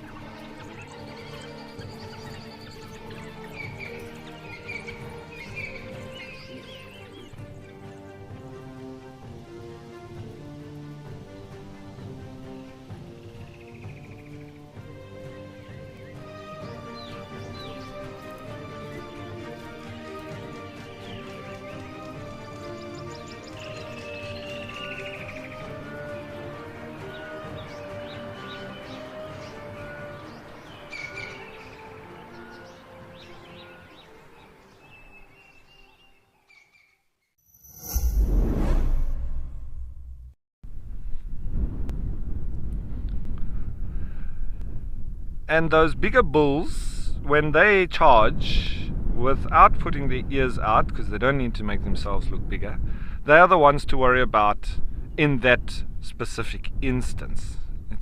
It's you have less charges from those bigger bulls because they're also more experienced and they don't have any need to try and push their weight around.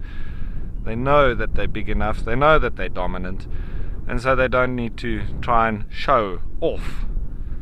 But yeah, if you get charged by the bigger bulls, their ears aren't out, they're sure of themselves, and they're coming, well, you best believe you better get out of there. And it's just understanding when you need to get out of there with elephants. But 9 times out of 10, standing your ground is going to work. Now, these two are really pushing each other around.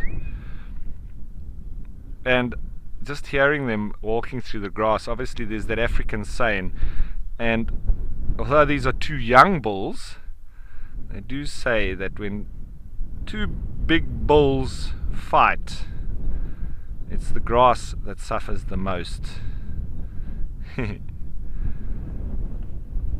Obviously relating that to humans and saying that, you know, if 2 important people fight at the top, it's normally the people on the ground that suffer the most, the average person on the street. So it's one of those African proverbs.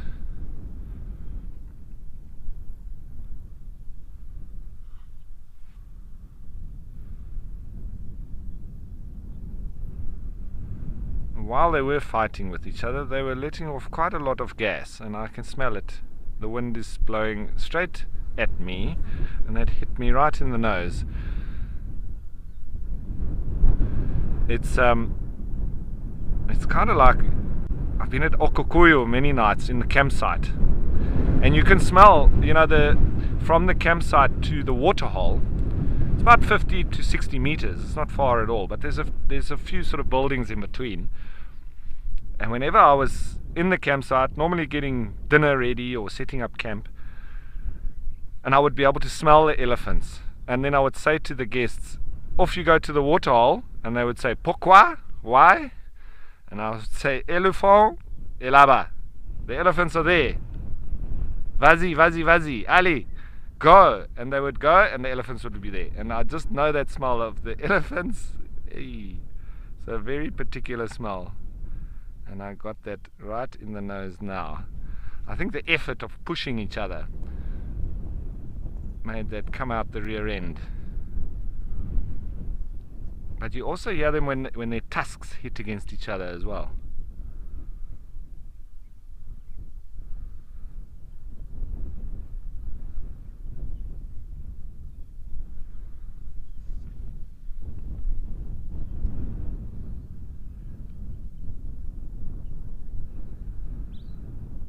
Young bulls play fighting, very important for the years to come. They get muscle memory while they're playing. Play fighting. It's good practice for when they have to fight for real. But the fight is now forgotten and they've gone back to feeding. I don't think it's over just yet. There might be a bit more to come.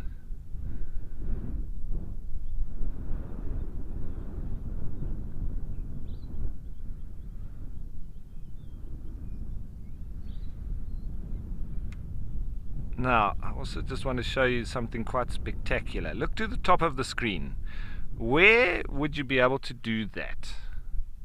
Watch elephants and have the ocean in the background. With binoculars, you could potentially even see whales and dolphins from the same spot. Dolphins, whales, elephants. It's fabulous.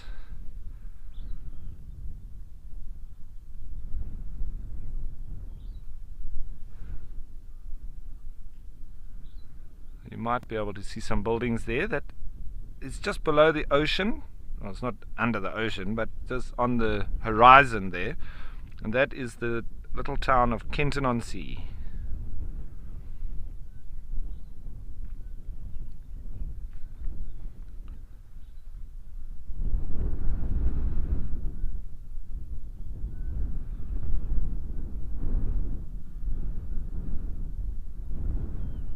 So, hanging with the boys here at the Kariega Game Reserve, and the boys have been putting on a show. Wonderful, wonderful stuff. I'm not going anywhere.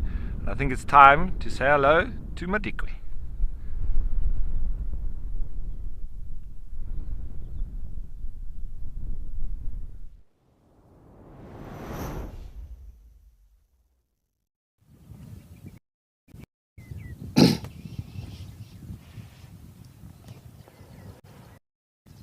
Ralph, what a awe-inspired of bulls. Well, more than this. Awe-inspiring sight, Ralph, to see two elephant bulls fighting. Morning in Madikwe Game Reserve. Good morning, everybody. We are very excited about what this day might hold. We hope that you are just excited as us. I'm Kevin, and behind the camera we've got BK. And we're looking forward to spending the whole day in your company and the company of Mother Nature.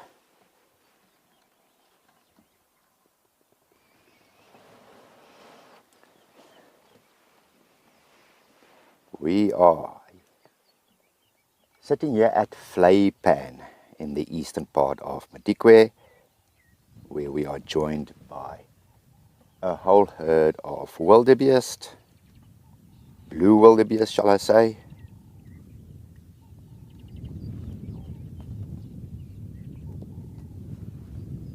We also had a few elephants coming in and out for a quick drink. There's still one standing in the shade behind a tree, but I think he's almost just out of view. BK is going to pick up on him, and there you just see his head peeking out in the shade.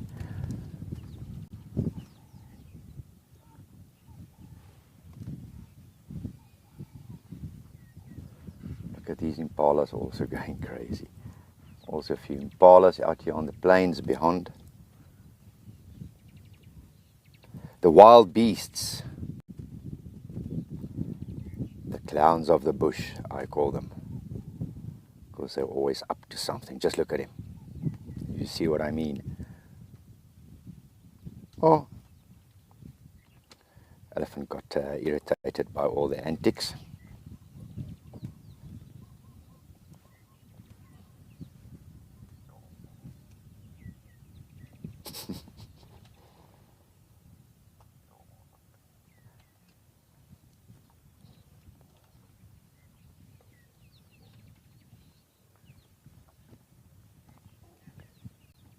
Good morning to you, Sandra. While we watch these two wildebeest chasing each other around here. Oh, here comes the rest. Sandra, yes, most animals during the heat of the day will seek shelter. On a really hot day, Sandra, you can actually drive from tree to tree, and every tree will have its collection of animals under it. There you'll have some impala under this one, warthogs under the other, and wildebeest under the next tree. So they will all lie up during the heat of the day. They don't want to spend energy unnecessarily. That's one reason, and the other, it's just too hot.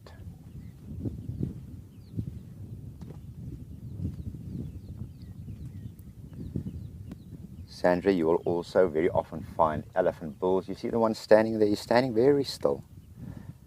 Very often find elephants sleeping during the hottest part of the day. So they'll find themselves a nice shady tree.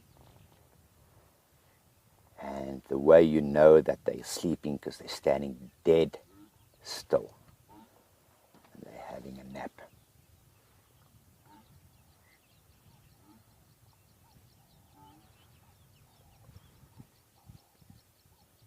And some impalas in the foreground.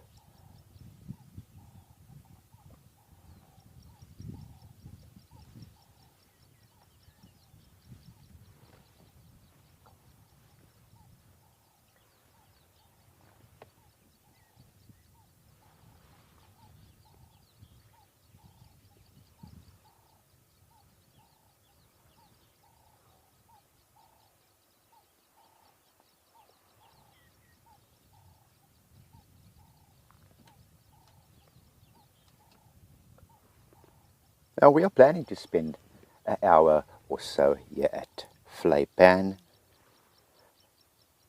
Vlei in Afrikaans is the word for a wetland, a wet area, seasonal pan. That is called a vlei.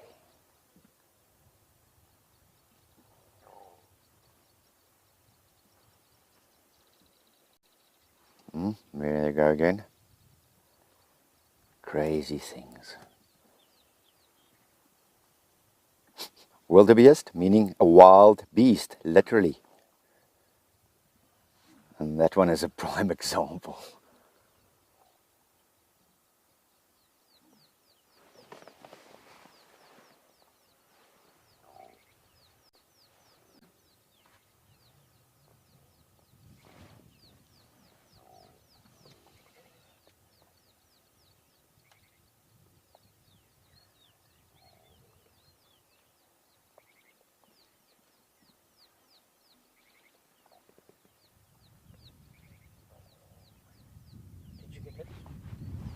Jackie.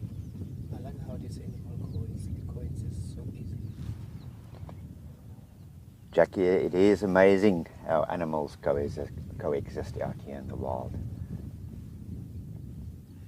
Except for predator, I would say predator-prey relationships. They all tend to get on well. Here we go again, and hang out well. So,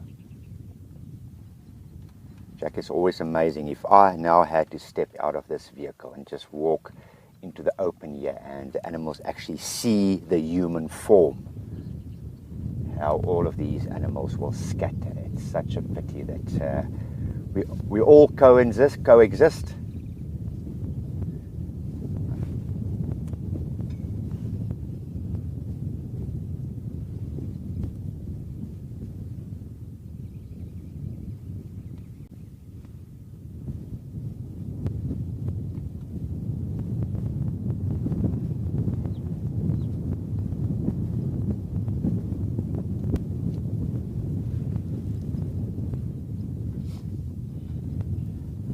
It's just a pity how we all animals can coexist except humans and animals. Well, domesticated animals, of course, our pets, but out in the wild, animals very much see us as the threat. It's not the other way around. You know, when people come out on safari and join us on safari, majority of people are afraid of the animals. It's actually the other way around. Animals are more afraid of us than we should be of them.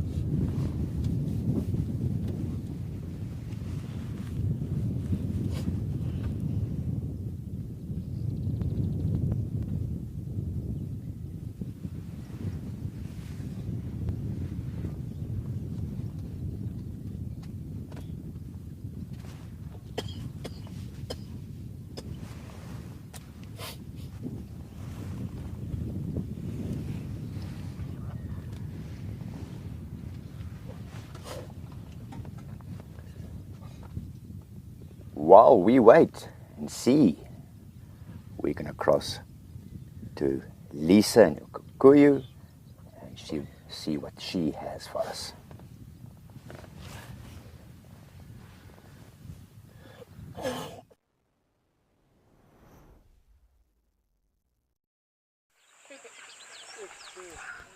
Thank you, Kevin. Wonderful sightings you are having with the wildebeest and the elephants, and of course Rolf and his elephants. I'm yet to see elephants today, but if we don't, that is perfectly fine as well. I will be completely alright with that. We have just had some general game here in Okokoyo, from the oryx to the impalas, beautiful kudu, and then a giraffe in the background. Just look at this stunning kudu bull. Wow, I love them. Truly is one of my favorite animals. Not a very fascinating animal to observe when they are just browsing in the bush, for me at least personally, but awesome animals for photography. Very, very fascinating.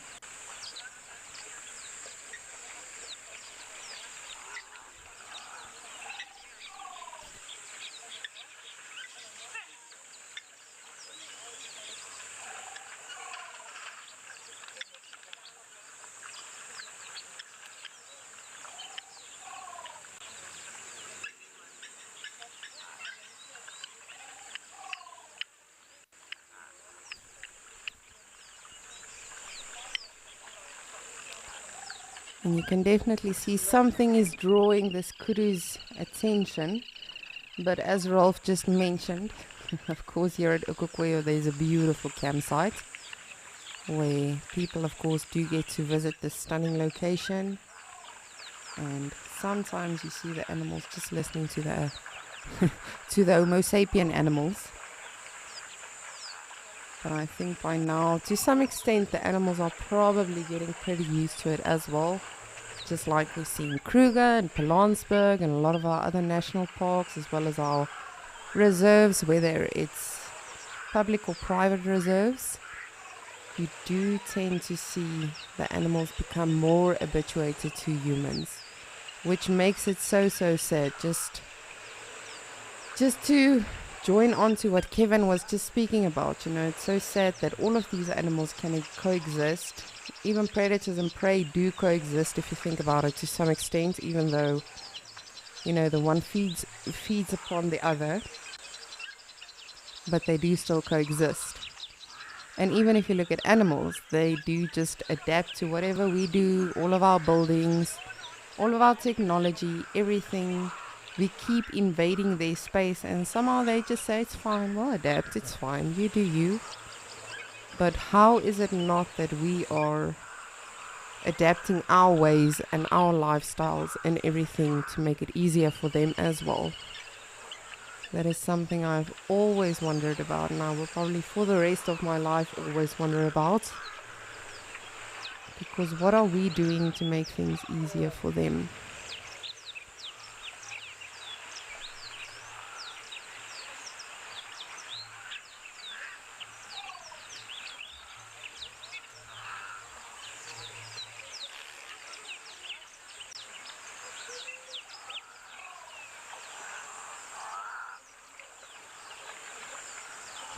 Carol, thank you so much for your comment. You are saying no pressure for elephants or anything at the beautiful water holes. Thank you.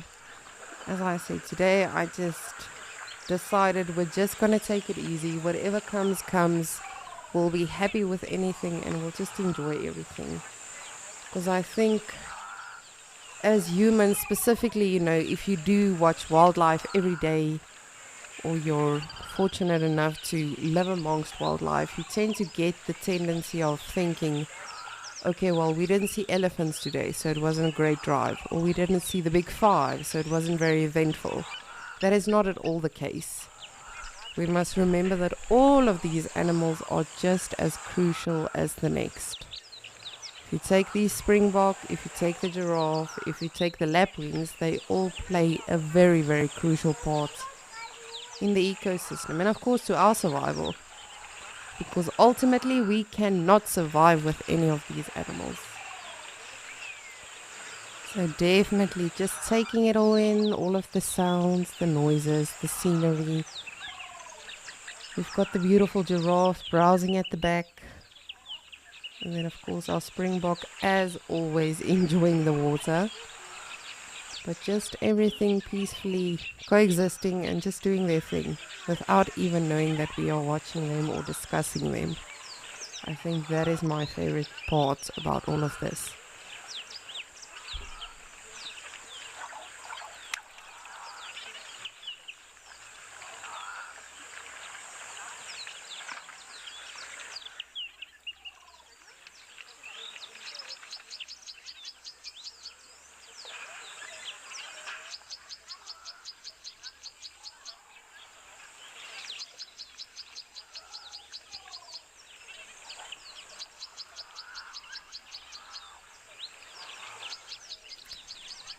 And again, it truly is so incredible if you look at this weird landscape and just the biome here at Okokwayo. It's truly so strange. Of course, it's a very mineral-rich environment, this, with the waterhole being the largest salt pan in Africa. So there truly are a lot of minerals around for the animals, but if you look at the landscape itself, it is very bare and just, I don't know, I don't want to say boring, but it doesn't look very nutrient rich when you look at this landscape, and yet somehow it is. The animals survive, they feed, they do everything they need to, and again, animals adapt. Just like animals we see in the Kalahari, which is a desert. But there are animals found out there. There are animals that live there and thrive there. Not just survive, they thrive there. So it truly is so amazing. But yes, like these giraffes. I don't know what this one on the right is doing. It seems like he's contemplating his life. Probably just deciding, should I get a snack first or should I have a drink first? I know I've had that problem, especially on a Sunday when you're just taking things easy. Shall I have some coffee first or shall I eat first?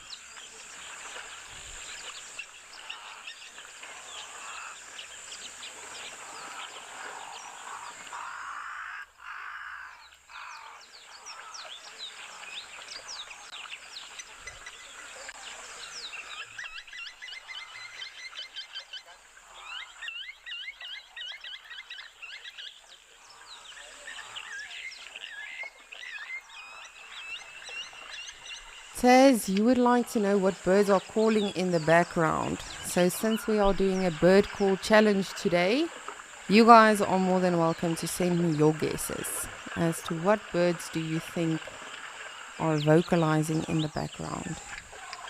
Some of them are very common, others not so much. Do let me know which birds you think it is that are making so much noise. There goes one of them.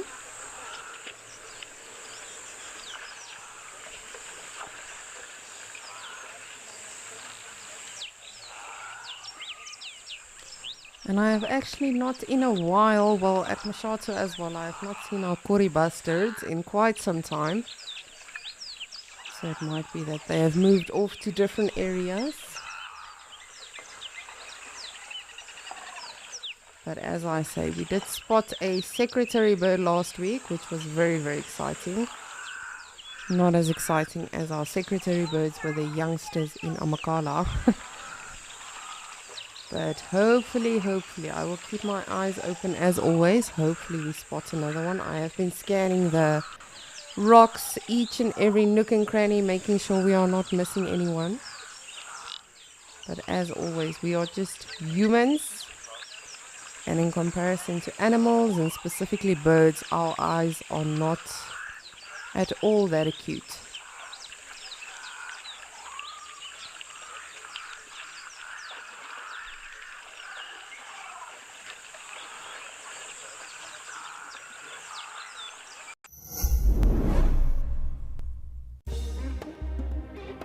To sit down around a fire in conversation is a practice as old as mankind. There is an ancient sense of magic about sharing and learning as embers twirl into the night sky. Here at Wild Earth, we see the value of this practice and want to retain it in an age where so much divides us. If you sign up to be an explorer, You can join in this gathering and return to the ritual of connection with Wild Earth.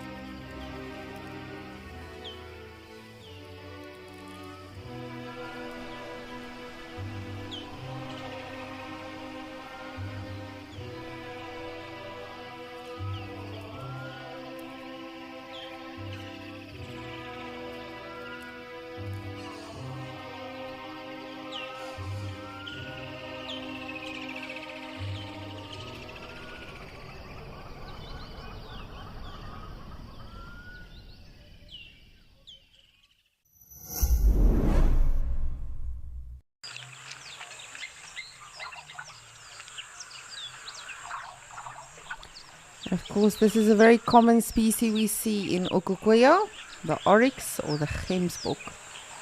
And this is not a fully grown one yet. I think its horn still has to go a little bit.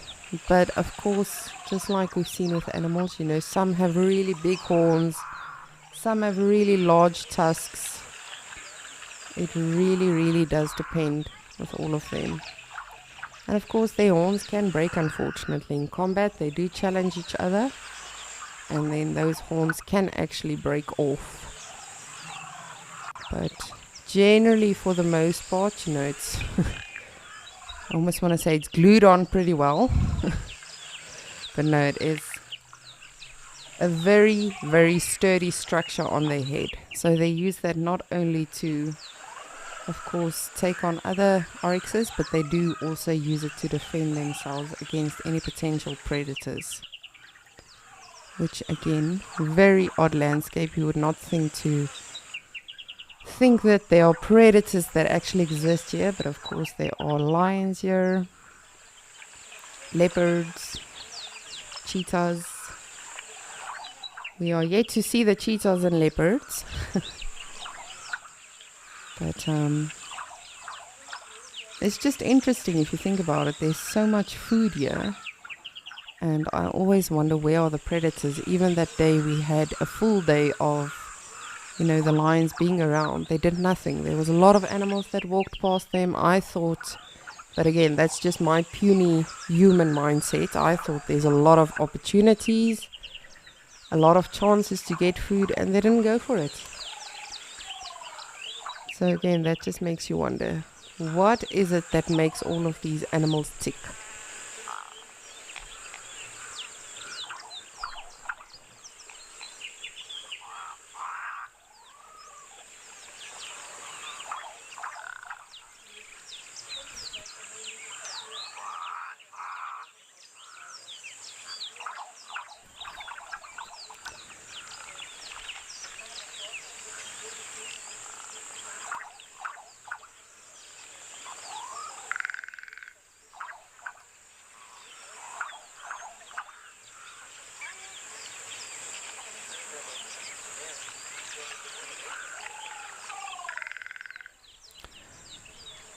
So I'm just going to give you another few seconds to listen to the bird calls so you can let me know what you think we are hearing in the background.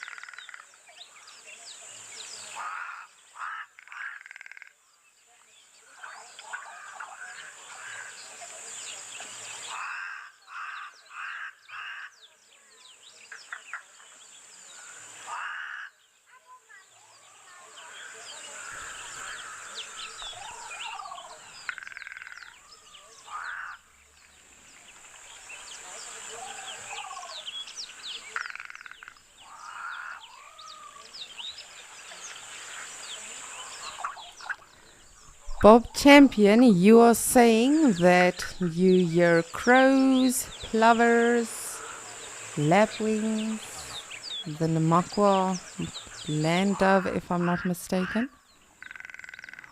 So those would all definitely be correct, but there are 2 or 3 more species as well. So do let me know what other bird species you think we can hear in the beautiful Ukokoyo right now. Definitely the crows and the lapwings being the loudest, as always. Almost like our Egyptian geese in Juma. But definitely, you are not wrong. Thank you so much for participating in the bird challenge on this beautiful Sunday.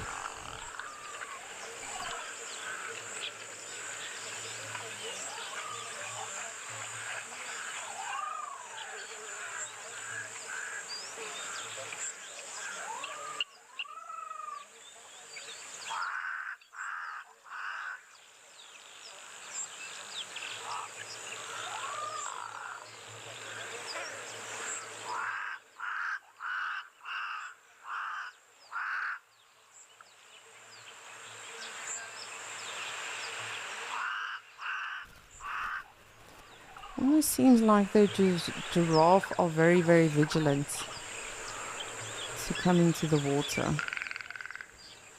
But you know, we have come to know them as very odd animals. I've seen a kori bustard freak a giraffe out, so it really does depend. But we will just take a look around and see what is happening. But perhaps they are just being extra cautious, you never know.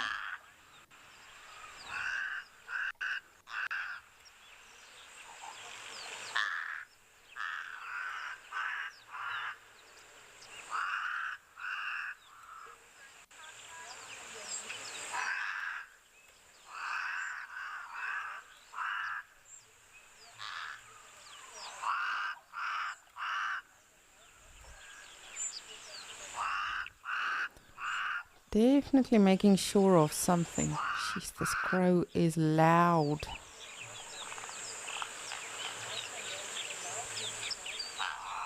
I always think of a scary movie when I hear a crow. Luckily here at Ukokoyo doesn't look like a scary movie at all. That is often what their calls remind me of.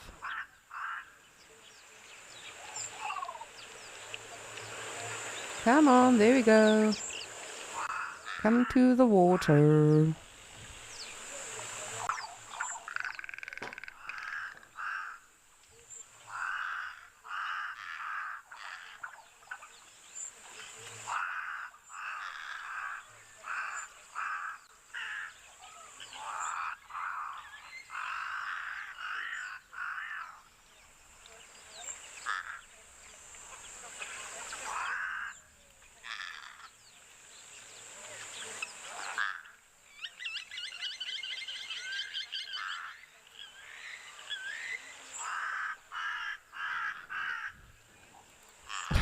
It's almost like they are competing. Who can be the loudest this Sunday? Of course, the crows and the lapwings being the loudest.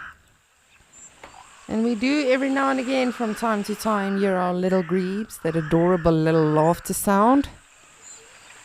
These little chickadees on the water.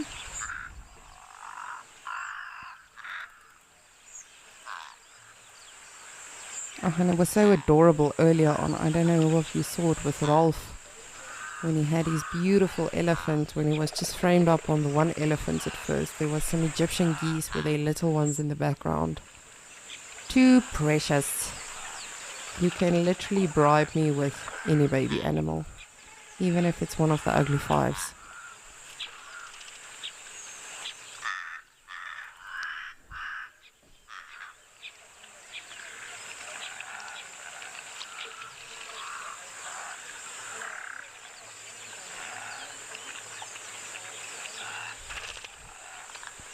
Adam, you would like to know, can animals identify each other's different alarm calls? Yes, definitely. Animals know what it means when there's an impala snorting, when there's a vervet monkey alarm calling, when there's a crested francolin, just like we have gotten to know it. And I mean, our minds are not at all as brilliant as the minds of animals, and of course as the hearing. So definitely, if we have figured it out by now, animals do definitely know what their alarm calls mean. And not necessarily to say that they are saying, okay, well, there's a leopard, everyone watch out, or, you know, whatever the case is. But they definitely do understand that, okay, well, something is definitely wrong. Everyone be on the lookout. Something is on the way. And as I've mentioned, when an animal does make an alarm call, all of them will freeze. And as soon as they've also spotted it, they will also start making that alarm call, thus giving all of the animals, you know, warning. And that is also to let the predator know, listen, we've seen you, you've been sighted. I'm sure you saw yesterday with Tlalamba as well. She's just fell over my own tongue. When she was stalking, I think she stalked 2 times, if I'm not mistaken. But when she was stalking, you could see her behavior change immediately as soon as the animal started alarm calling. Because then the predator knows, okay, well, I've been made, I've been seen, I'm not going to be able to sneak up on these animals.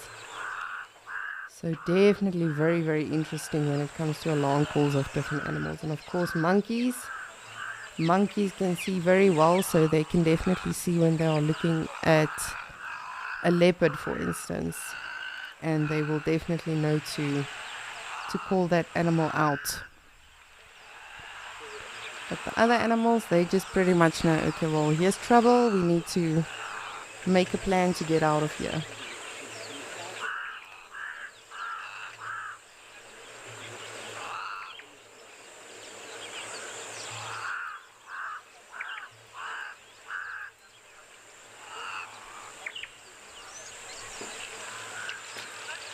Jeez, these giraffes are taking forever to decide whether they want to come drink water or not.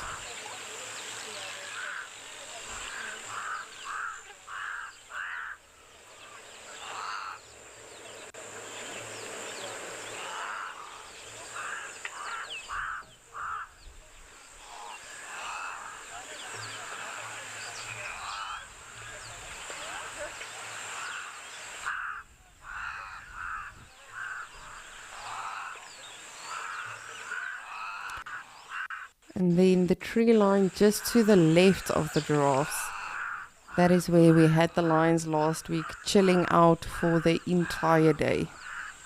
They were literally just resting there the entire day in the shade, well hidden.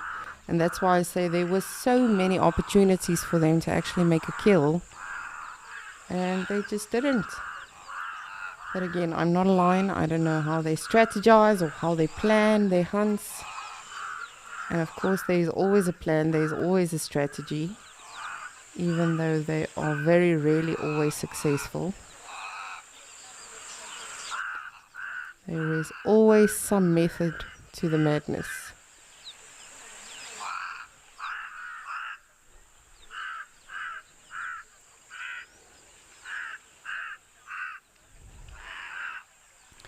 Alrighty, well, while these two giraffes decide what they want to do with their day, I think let us go to Djuma. Of course, I will keep an eye on Ukukoyo, but in the meanwhile, let's see what's happening at Djuma.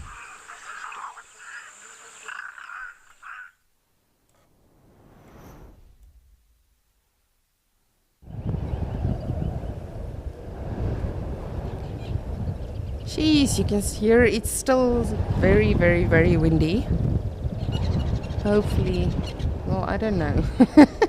I want to say hopefully the wind dies down a little for the naturalist on Sunset Safari. But you never know, maybe they want a little bit of wind cooling them down. I know it gets very, very hot and humid here in Djuma. I pretty much grew up in the Sabi Sands, and I also worked in Greater Kruger for quite some time, and summertime is not your friend. It can easily reach a good 40, 43 degrees Celsius on an average day.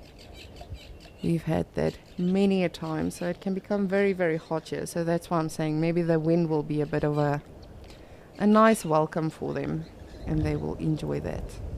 But again, as always, with wind, you never know what you're going to see. You're either going to see a lot or not that much. It really does depend. So hopefully it will be a good afternoon here in Djuma for the naturalist.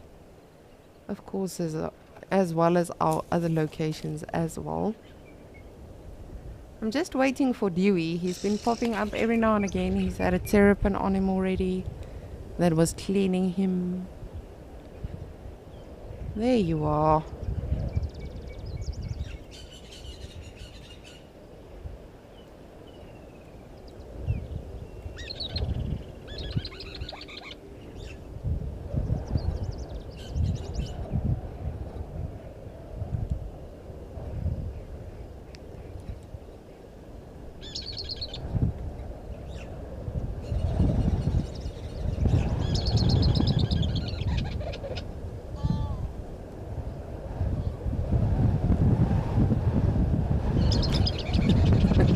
Almost like he doesn't want to face the wind.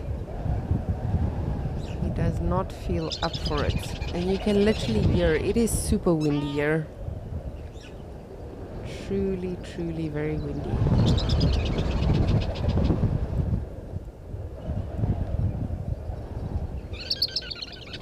And it will be interesting to see how that is going to affect our sightings today as well.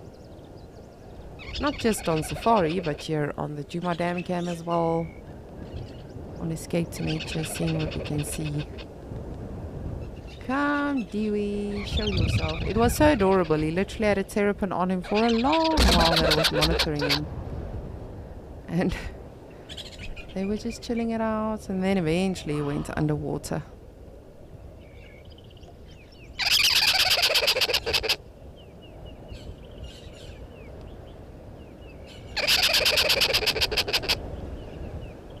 And believe it or not, that is not me making that call. So I think that should actually be our next call. What do you think makes that? Jeez. I assume this bird is right above the dam cam. What do you think makes this call?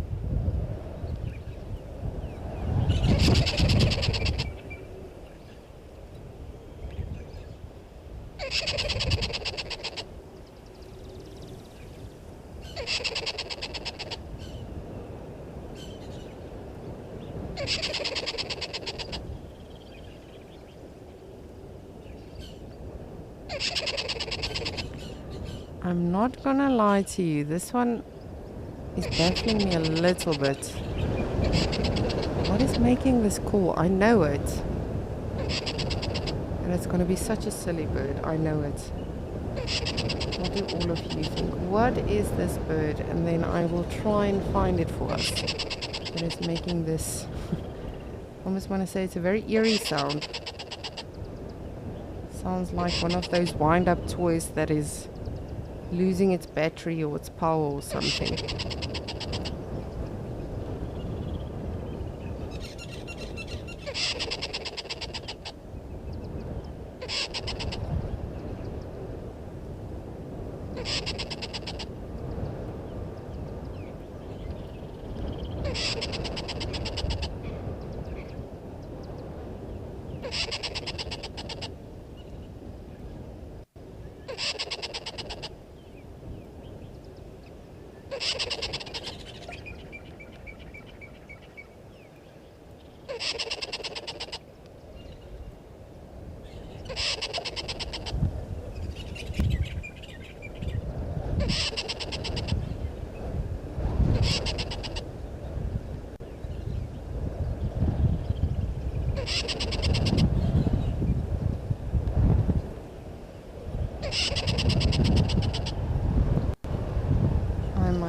I'm just quickly gonna double check myself on this call because I am not sure. It's baffling me a little bit.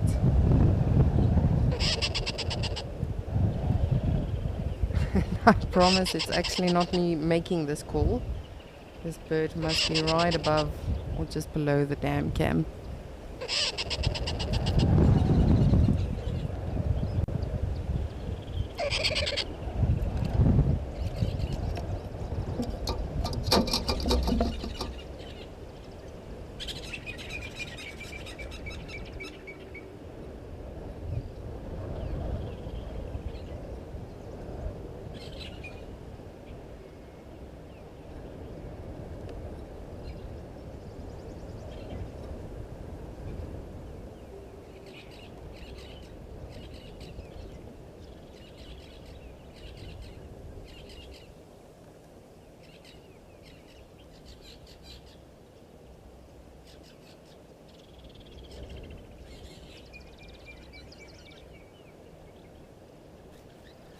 And of course, our woodlands kingfisher is still teasing us from afar. Luckily, one of our zoomies was able to quickly get a glimpse of him this morning.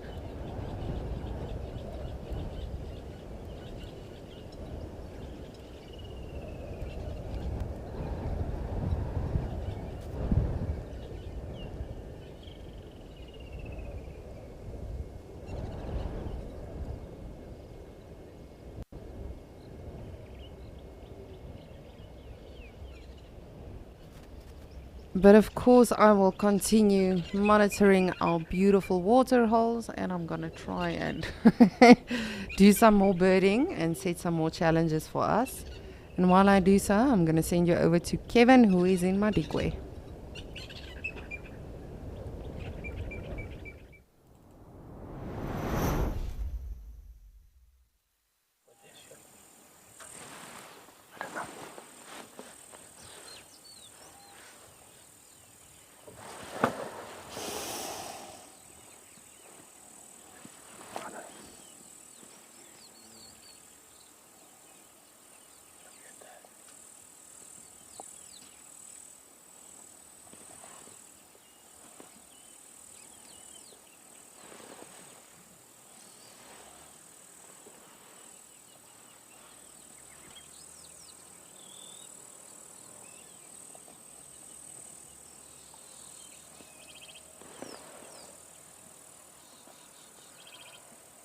And you're rejoining us here in Madikwe, where we've got three of the most iconic African species in one scene. Starting there on the biggest of them all, our elephants.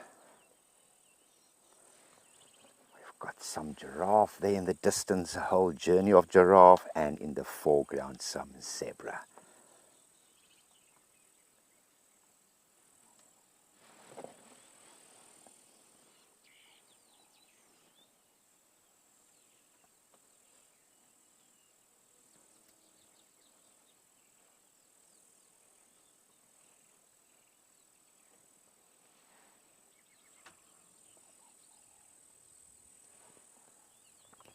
What a scene.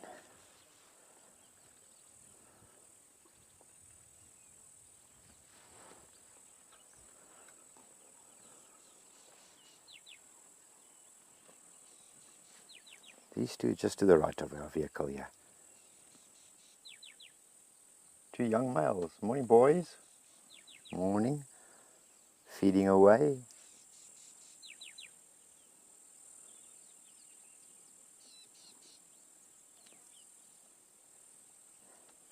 You saw him trying to dislodge a piece of that sickle bush there with his foot. They very often do that. You'll see elephants do that. They'll scrape their forefeet, sometimes even use their toenails to almost cut through the vegetation. There you see he's using his front leg. There we go, perfect. Thank you, boy. He knows he's on camera. Look at those two in a row. Nice work there, BK. Both trunks.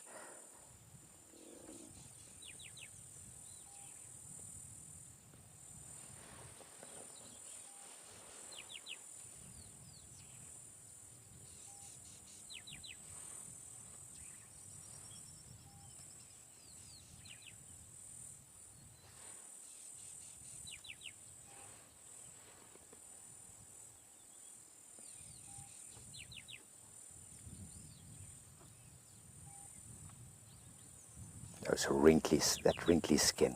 Let's look at that. And then with those thicker hair at the tip of the tail. A tuft of hair.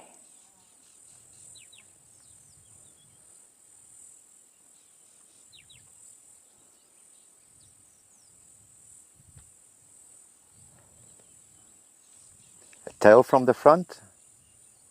And a tail from the back. Sometimes people say that elephants have two tails, yeah, because it looks like it.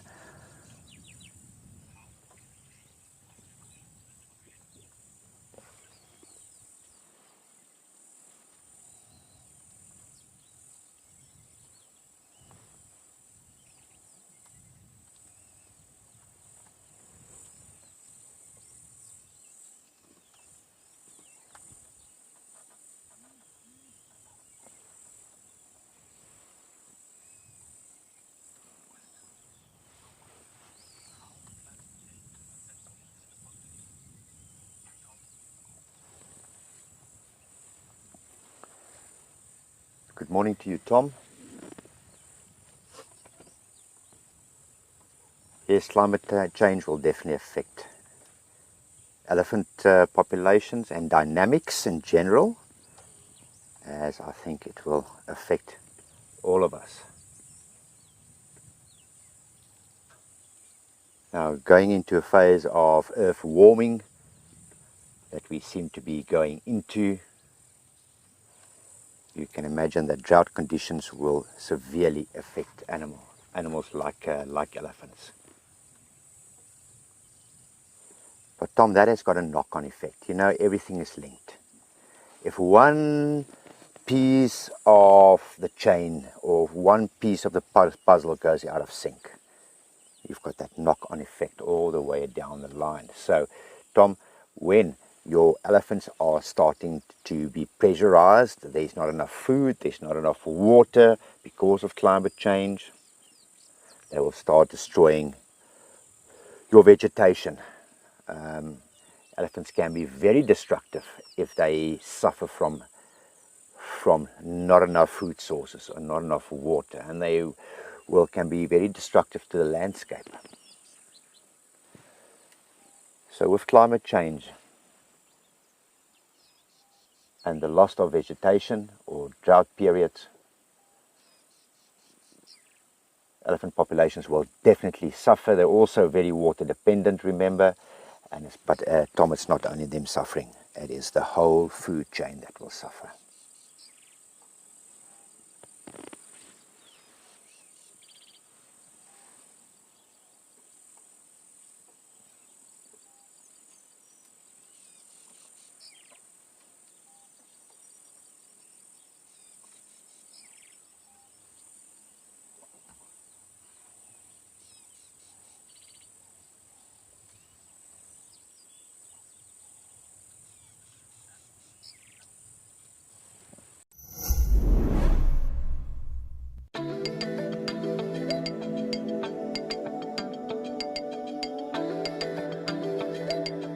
This is what I love about lionesses.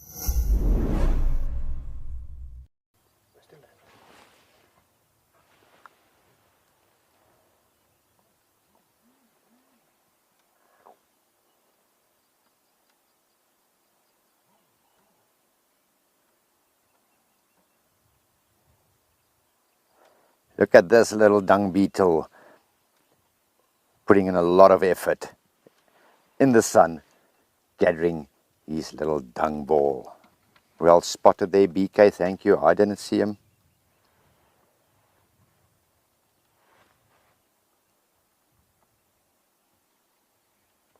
Now he will attract females based on the size of that dung ball. The bigger the dung ball, the more attractive he will look, because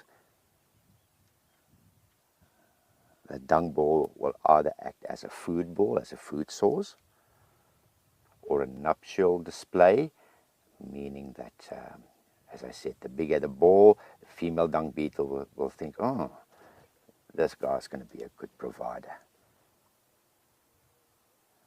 As he disappeared behind that, we're bound to pick up a few more of them. And he will roll it from dung pile to dung pile, collecting more and more dung. He still needs to build up that ball a little bit to impress the ladies. He's still got a little bit of work to do. But I promise you, if we do find another dung beetle, and they are plentiful at the moment, we will stop and I'll continue chatting further about them.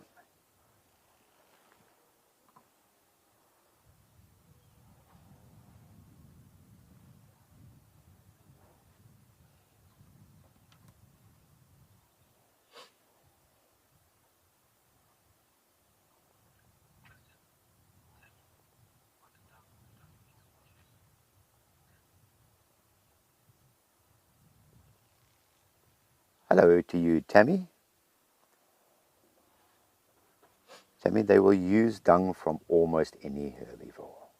But particular favorite is elephant dung and rhino dung. And you know what, Tammy, just because there is such an abundance of it, you can now picture the one specific dung beetle. He finds a small dung deposit of, for instance, a zebra. While we're looking at zebra, for instance, zebra, you can't really get a big dung ball created from that compared to a massive big bolus from an elephant. So they get more bang for their buck by using elephant dung and rhino dung, for instance. So that is probably their favorite. And you'll find in one, for instance, elephant dung pile, you will have plenty dung beetles working on that pile. Now remember, not all of them roll a ball.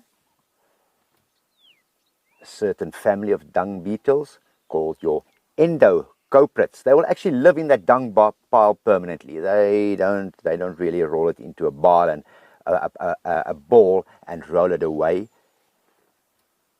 They will actually live in that dung pile.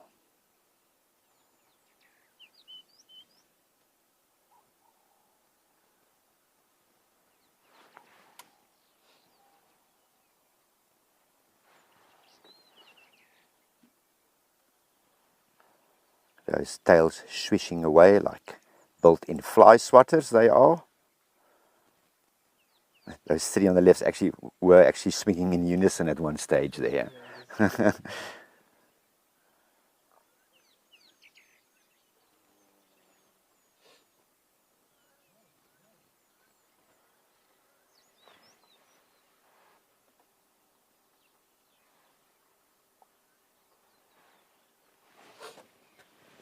Built-in fly swatters.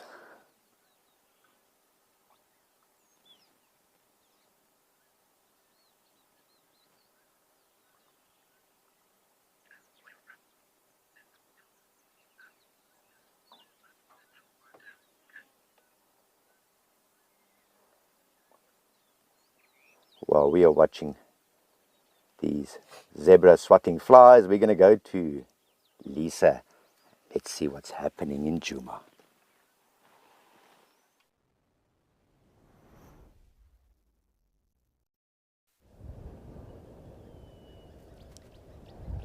Thank you, Kevin.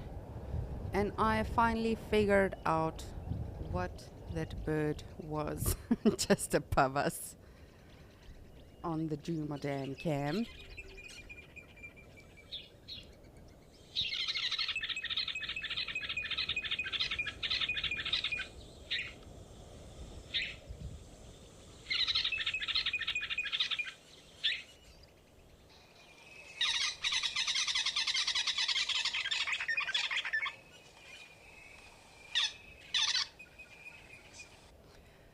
And that first part is actually what threw me off, because I thought, no, it can't be them. I thought it's a buffalo weaver, a weaver of some sort. But then I kept listening to the call and I realized it is the buffalo weavers. So there might probably be a community of them just out of reach for us in this beautiful tree here at Gowrie Dam.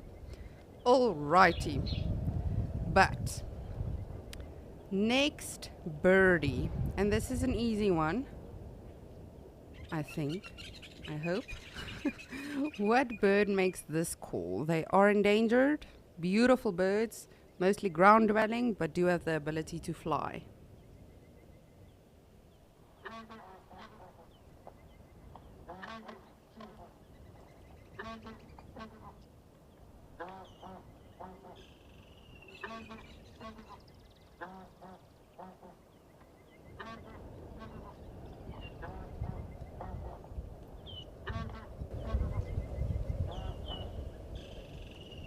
What bird makes that call? That doot doot doot doot. Of course, not the beautiful kingfisher we can hear in the background, but the very deep call that I just played for you. What bird makes that call? A very, very fascinating bird. Just want to have a look-see around. See what is happening here at the beautiful Gowrie Dam.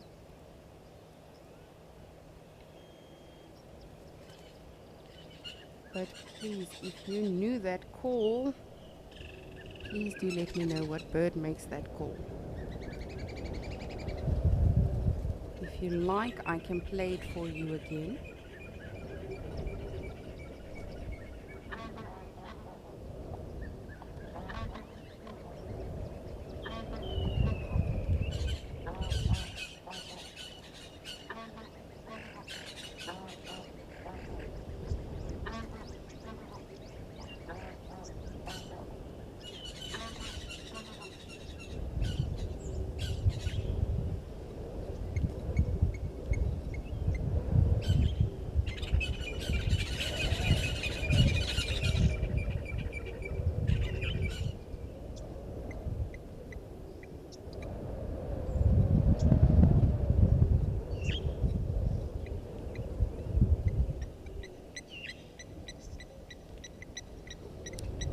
So, do let me know what call is that from.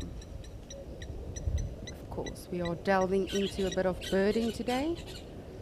I just decided we're gonna take it easy today on our damn cams and just enjoy everything that might potentially come our way, but do a bit of a bird call challenge. So do let me know.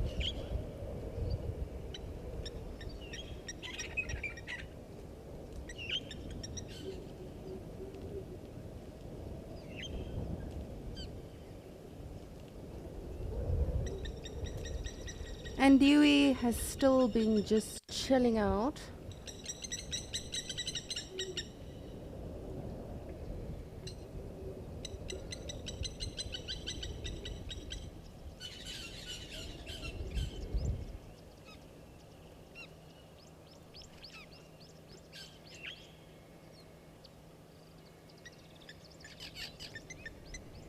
We've got an answer from Barefoot. You are saying it is a southern ground hornbill and it's your favorite call. Yes, definitely you are correct. And I am very much with you on the being it a beautiful sound. It's not one of my, in terms of the actual call, it's not one of my favorite calls. But when I do hear that, I get utterly excited because, of course, it is not a bird that you see very often. But of course, a very special bird. I thought we'd do that one. I know a lot of you do know the call, but I just wanted to test all of you. So of course, the challenge is for you to identify the call and then for me to find the bird. So we shall see if I can do that.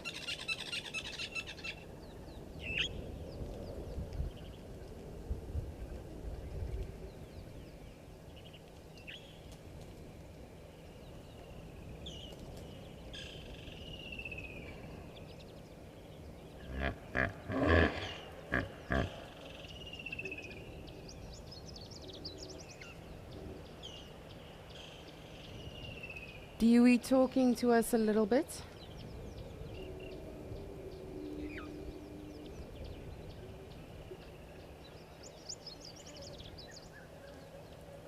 And of course, here on the Djuma Dam Cam, we have seen southern ground hornbill before, quite a few times actually. And they love to forage in this sort of barren areas.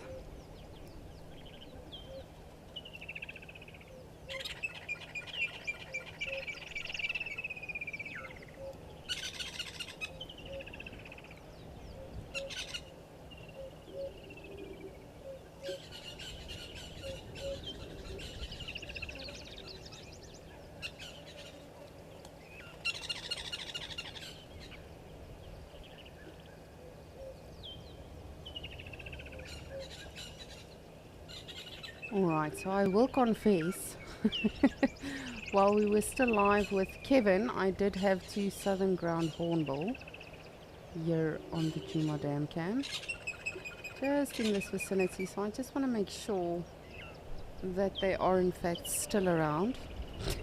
So I cheated in that one a little bit, because I knew I would hopefully be able to show all of you the bird after you identified it, but we did see two of them.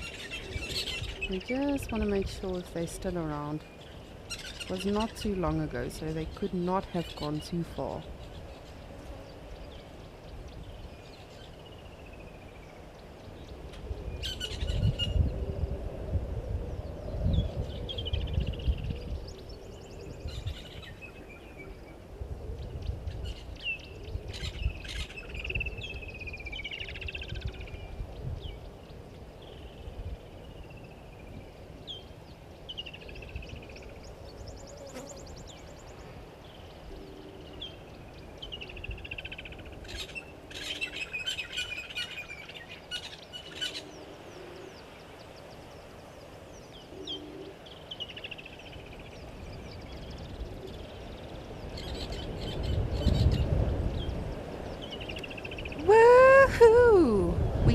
found them.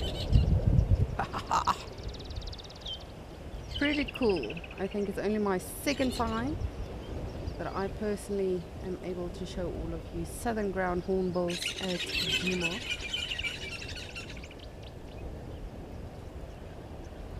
I know Ben was very, very ecstatic the other day when he saw them. I don't know if it's the same group, but I did inform him as well. Your birds are back.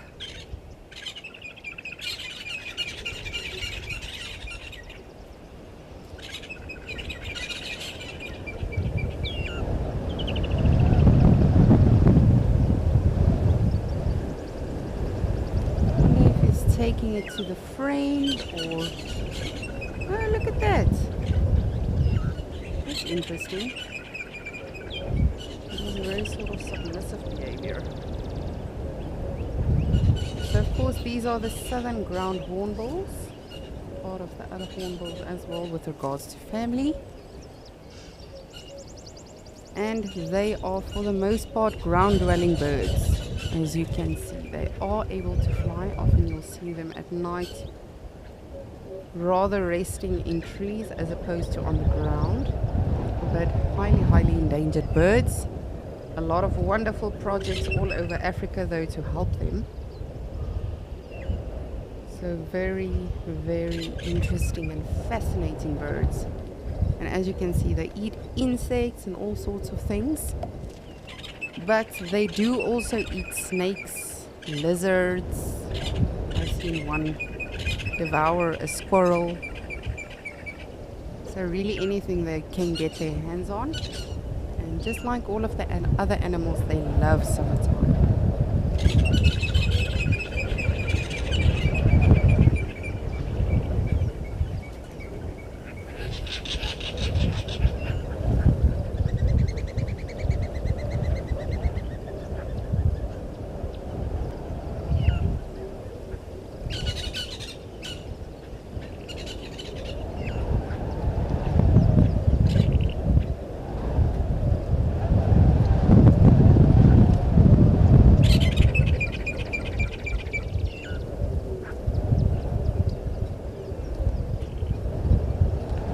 When they split up like that, it's sort of difficult to decide who you want to keep your eye on, because as I say, they feed on rather interesting things, and when they do kill something like a snake for instance, it's very fascinating to watch them.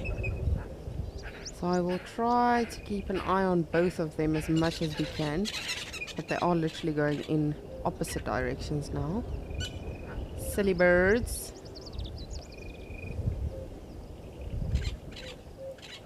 Let's go with you. There is a termite mound there, so maybe you get a lot of interesting things over here. If we can keep up with you, of course. If you do not go behind the bush, which you probably are going to do now, that's nice.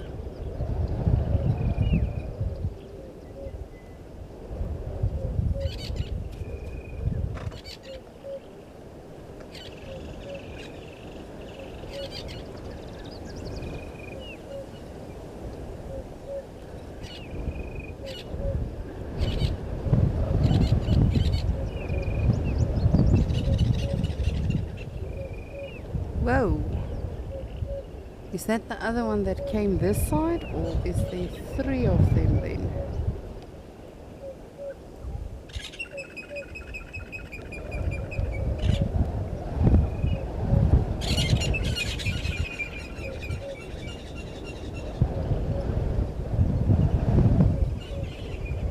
Oh no, so that one is still around. Okay, so we've got at least 3 southern ground hornbill. Always so fascinating when you count these animals, specifically when they are endangered, because you're like, ooh, we're not just seeing one, we're seeing more than one, and it's awesome. And generally, for the most part, you do see these animals in groups. They are monogamous, but for the most part, generally you'll see them in groups, specifically when there are still juveniles involved as well.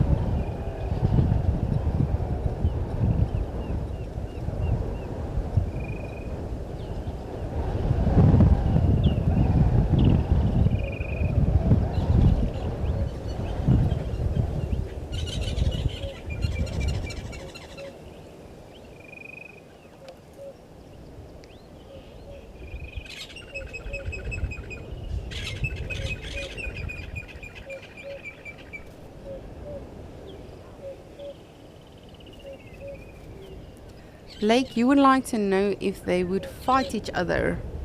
Thank you so much for your question. And yes, definitely. Unfortunately, they do fight quite vigorously sometimes. I've seen footage one time of one that was trying to eat a snake. Silly bird didn't think to, sort of cut up the snake first and then go after it. It just tried to swallow the whole snake full. And then what had happened was it actually choked on the snake. And for a moment, I think it was not going to make it. And the other adults didn't even help it at all. They just watched him. But so they're not like very touchy-feely animals, which is why I say that was a very submissive behavior we just saw from the one that specifically got a bug, took it to the other one, and the other one just sort of snatched it up. So, wondering what that is about. But yes, unfortunately, they do fight as well. Not very affectionate birds, if you will.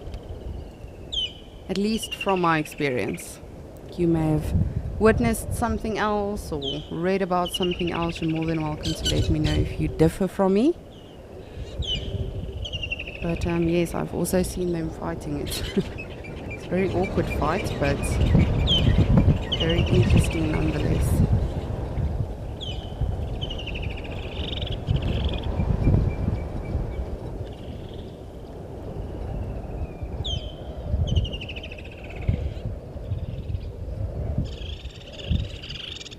For now, I'm going to keep an open view on them like this. Just want to see if they are in fact just going to come out again, or if they're going to go deeper into the bush now. But what an awesome sighting. Tiki tick, southern ground hornbills for the day. Another bird that is still a lifer for me that I'm yet to see is the trumpeter hornbill. I don't know who of you have seen the trumpeter hornbills, but I would still love to see one. I've never seen one, and they are rather beautiful and odd looking birds.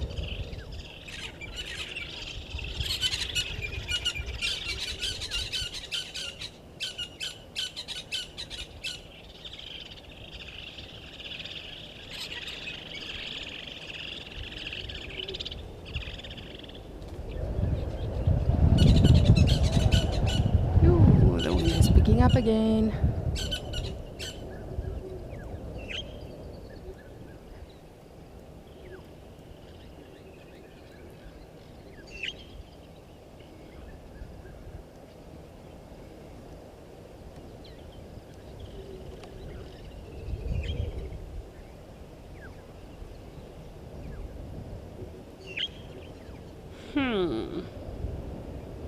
Seems like they've either moved deeper into the bush, or they are now busy with something behind the bush. I'll just take one last look around.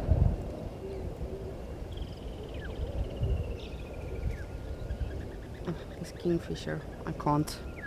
Teasing me.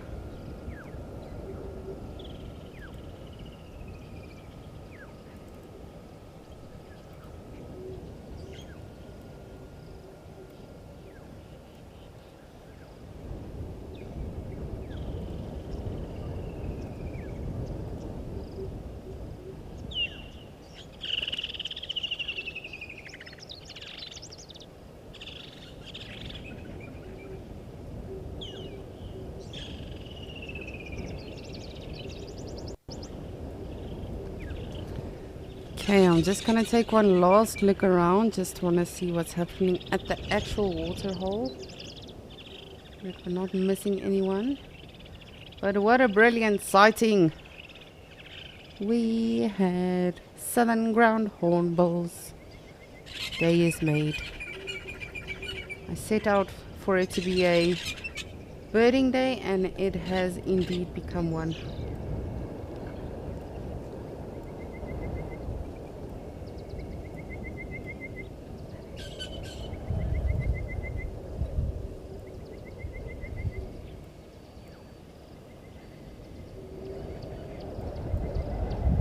You can hear the orange-breasted bushshrike in the background. The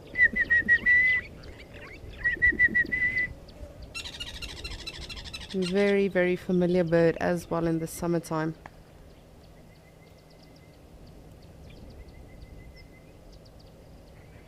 Sorry, I just want to make sure. I'm not sure if I'm seeing something. If no, is it? Is it? No, it's not. My apologies. I thought that black and white piece that now you can clearly see is part of a log. I thought from afar it was a fish eagle. See, if you look like that, I'm going to take you a little bit further away. See, in my defense, I thought it's... I've got bird brain now.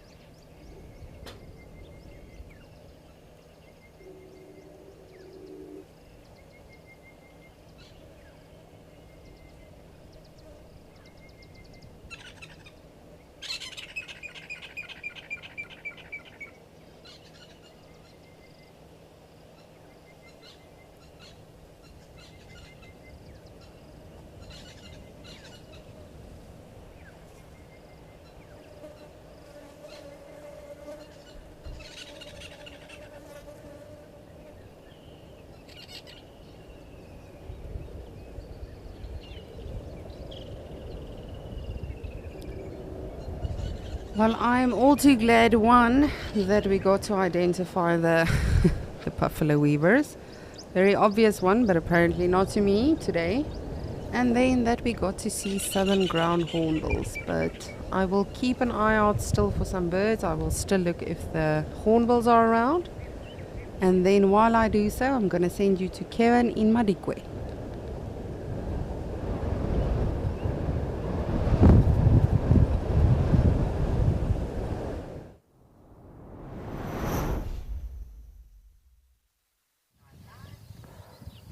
Wow, ground hornbills. We don't get them in this area. And I've only once seen one, but we are with a bird here in Madikwe as well. And it's the first one I've seen for this season. And he'll be back. Let's just be patient. He's just going for a quick, he'll gonna go back to that same perch. A little bit lower, BK. Yes, there's somewhere he is now. No, let me just quickly, where is he? Sitting behind a branch, BK. There we go. Blue-cheeked bee-eater. My first one for the season.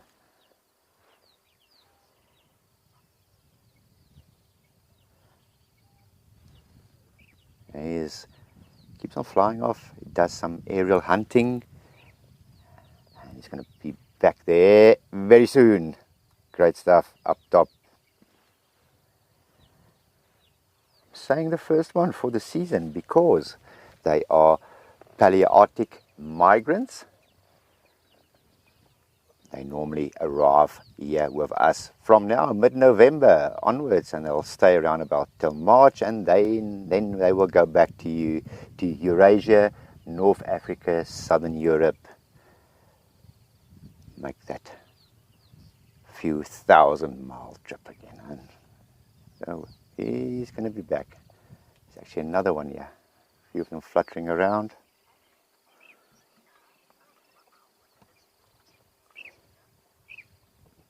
Stunning little bird, Tina. Like all the bee-eaters, I love all the bee-eater families. But your blue-cheeked especially. Makes it even more special because they are not here year-round.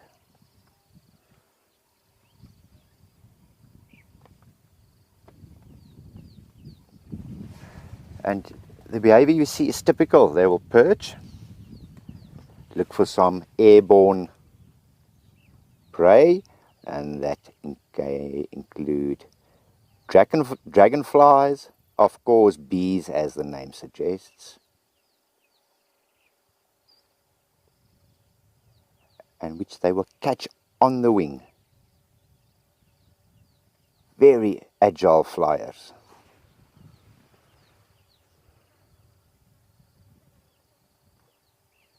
and they do occur in larger flocks.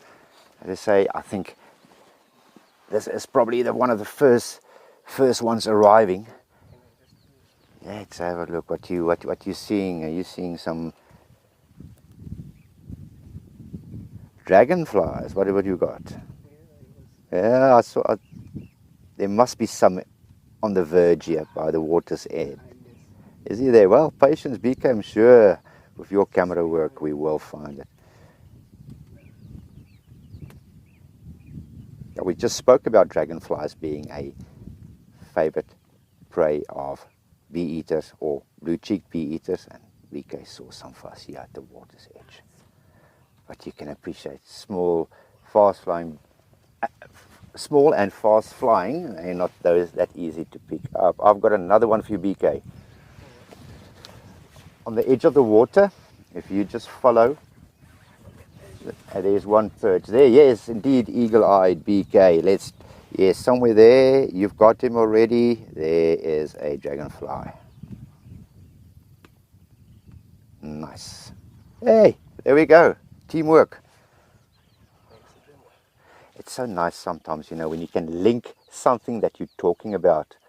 Like we were talking about the bee eater and dragonflies, and then actually getting both of them. Now guys, I'm looking a little bit into the sun. I am looking with my binoculars, but being into the sun, I can't really make out the coloration. So bear with me at this stage. I cannot tell you what type of dragonfly that is. What I can tell you, see how the dragonfly sits with its wings 90 degrees to its body. Now remember, you also get damselflies, and damselflies are slightly smaller than dragonflies. They look like miniature versions.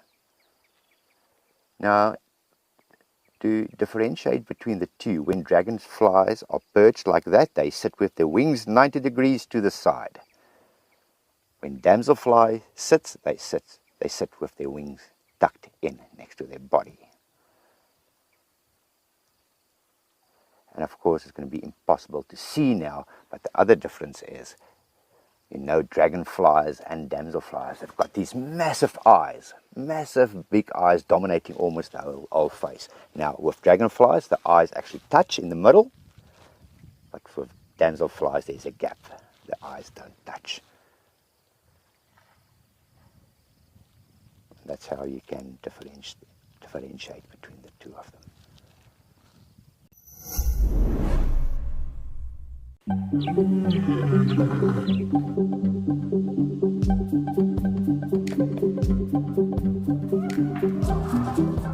What is your role at Eco Trading? Tell us more. I'm very excited to actually be talking on a more personal level. 2, 1, live. Some early information before it kind of hits the wire. General banter, just connecting.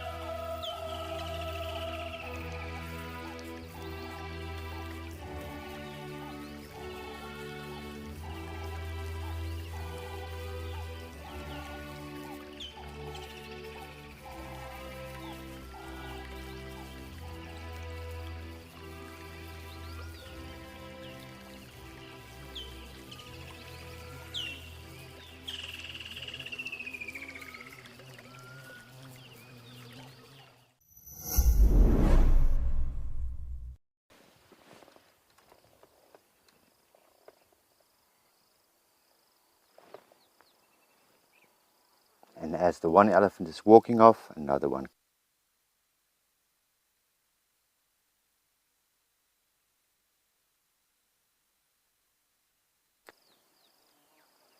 We actually did have a report this morning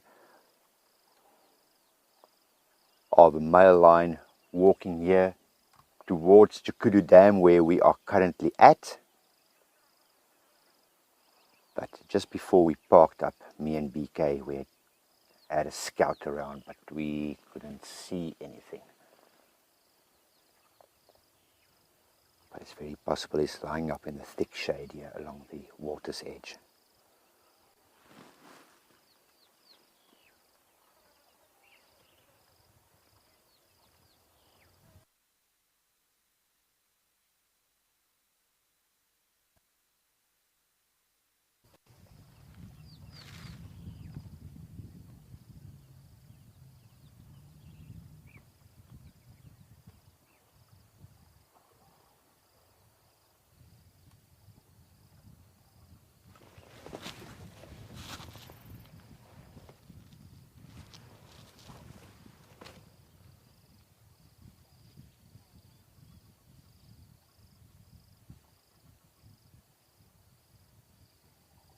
See that stunning blue greenish tinge hue that they've got on their wings.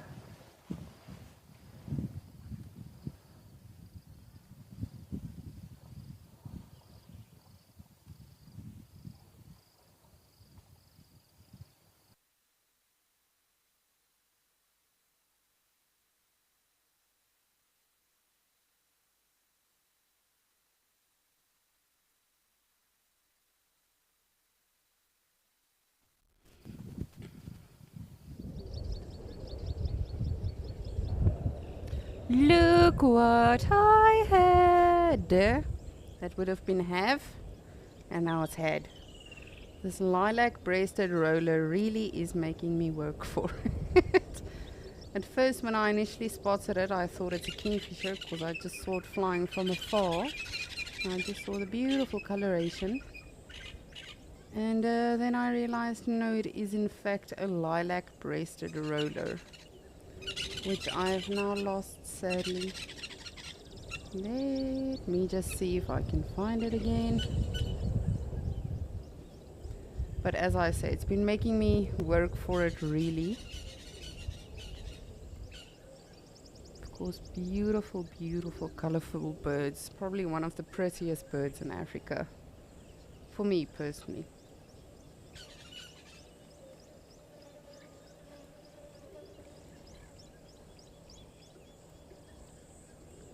But well done on your blue-cheeked bee-eaters, Kevin. I have never seen them in my life, so that is still a lifer for me. Very, very well done on them. Just trying to see if I can find this cheeky roller again, or if it may have moved off completely. And the wind is not really in our favor either, chasing all of the animals. All of our birds, at least.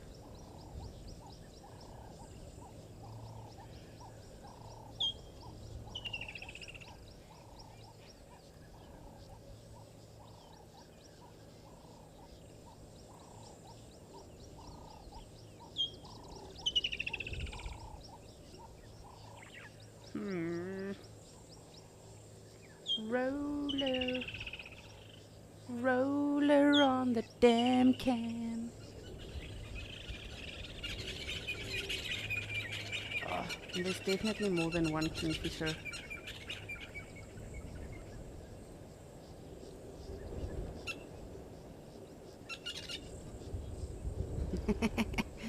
Olivia, you are saying that sound never gets old.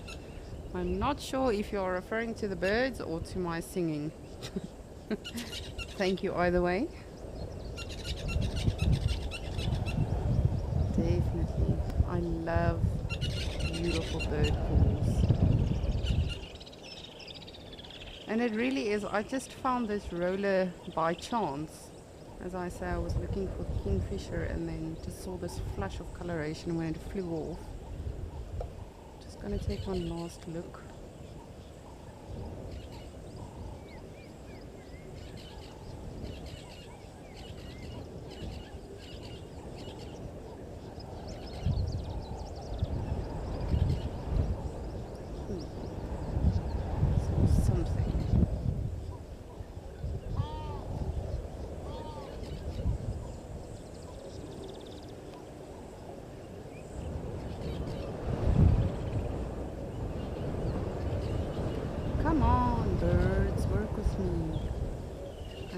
this wind is not great, but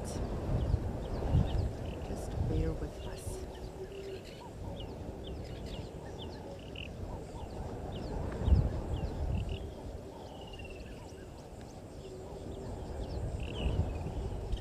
Ugh, fine. Fine, it's fine.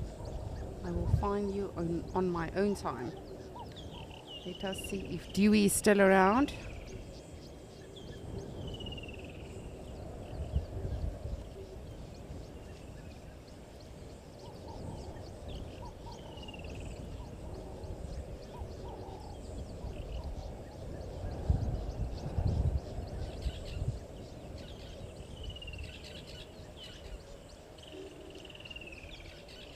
Dewey. Alright, I'm gonna serenade Dewey, but I'm gonna spare all of you while I do that. There you are, I see you. And in the meantime, I'm gonna send you to Rolf in Kariga.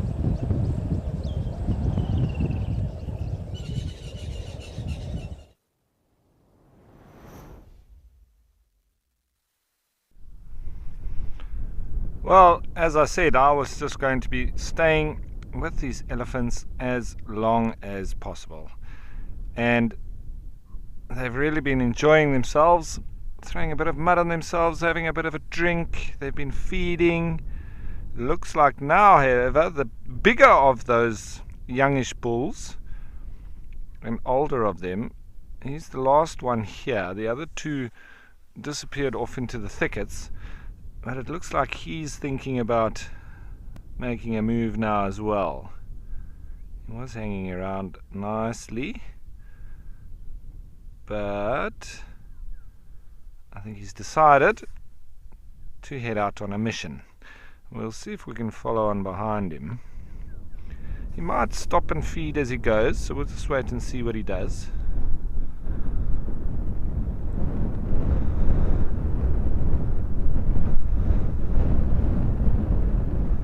Very often what elephants do, they have a place to go, but they also feed as they go. So Penny, you say leisurely Sunday stroll. Absolutely. He's walking his breakfast off. Or maybe it was the Sunday lunch. Brunch. A late breakfast, early lunch.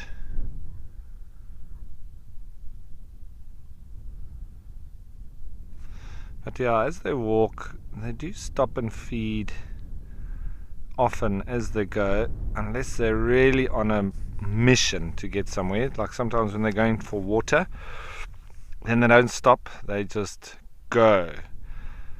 And it's one of those amazing sights when you see elephants coming down to water, when they've obviously walked a long distance, and the way that they almost run to get to the water itself. It's just amazing to sit and watch that. I've seen that many times in the desert, particularly so.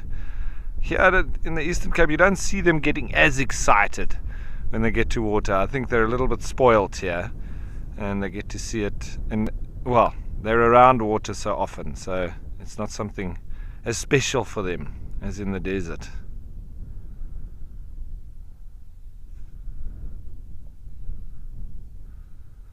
That is a real Sunday stroll, isn't it?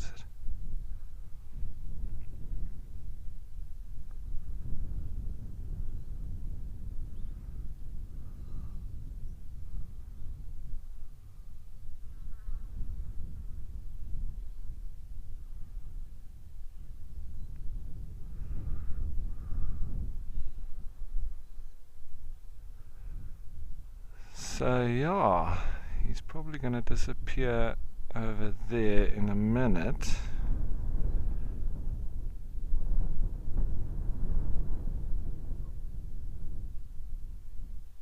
I see that lovely euphorbia in the background there.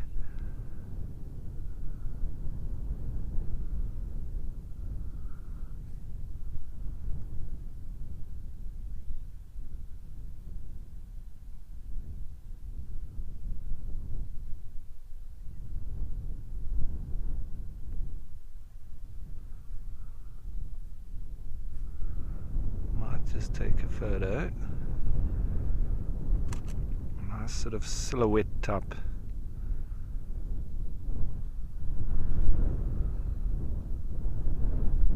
Just with a profile like that.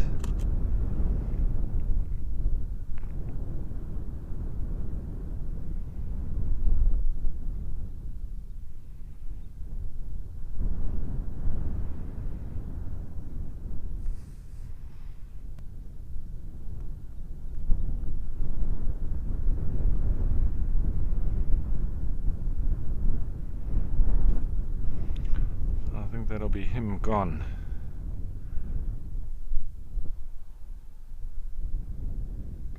Just seeing what else we got here. It's pretty much it. Now the elephants, not much else here right now. Just wanted to see, I think it might just be a stick. I just want to see what that is. There. It is indeed a stick. I thought it might have been an eland. But it's not.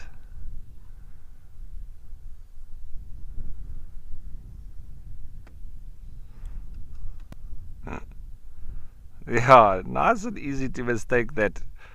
I needed to zoom in to confirm.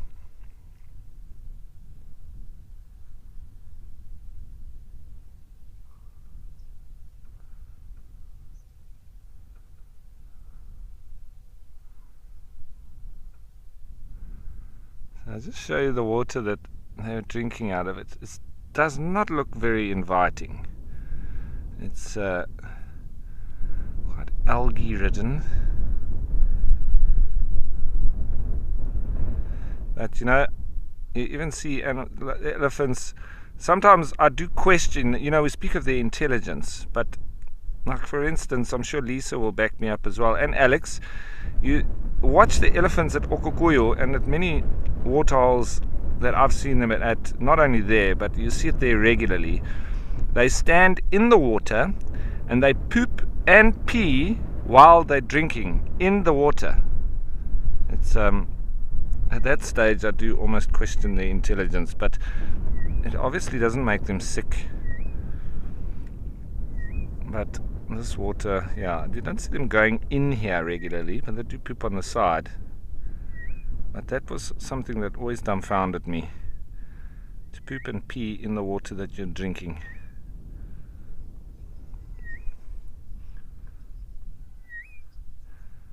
Anyway, just checking out the wonderful greenness of this pond.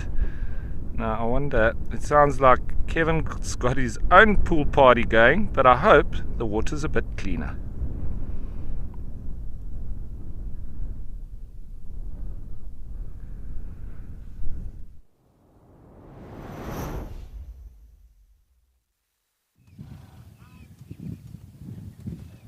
Also taking a leisurely Sunday afternoon stroll up to the water's edge here. We've got 3 elephant bulls.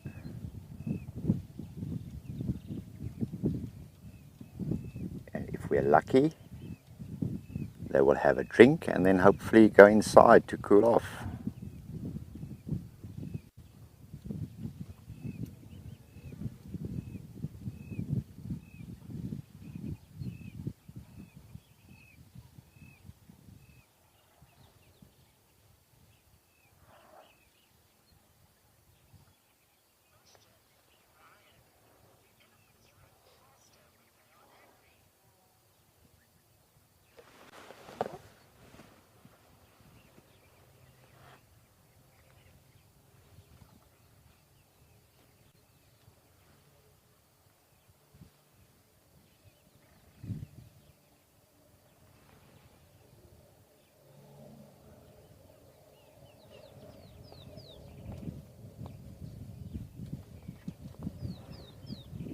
Brian, elephants can certainly move it if they want to,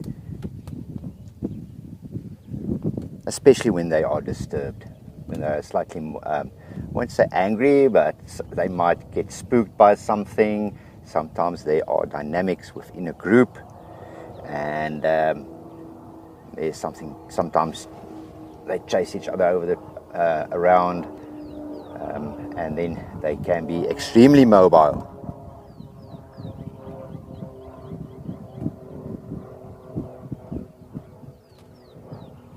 They can reach in excess of 40 kilometers an hour with those big bodies. Brian, can you believe that here they are very mobile?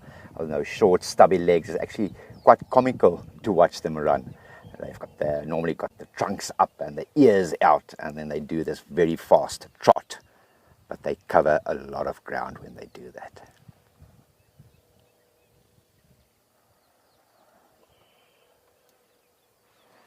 Apologies if you heard an aircraft in the background. That is one of our twice daily scheduled flights here into Madikwe.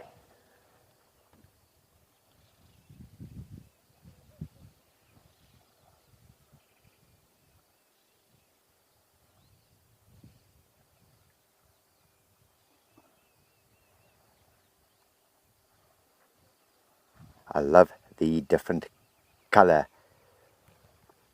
of the elephant's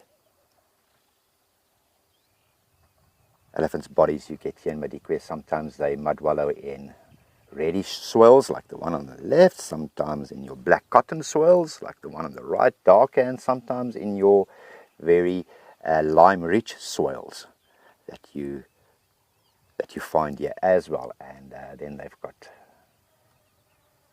they appear very white. It's nice to see that contrast in them.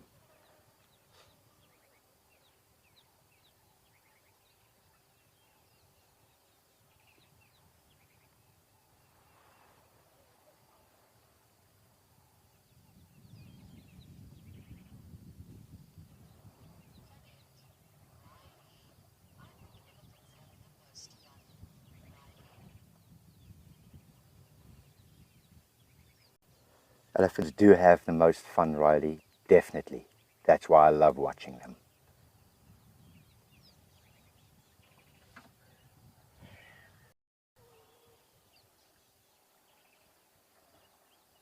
And at this permanent water or dams or waterholes, it's a great meeting place for elephants as well, Riley. They come together, they are not necessarily related, and look, we might get some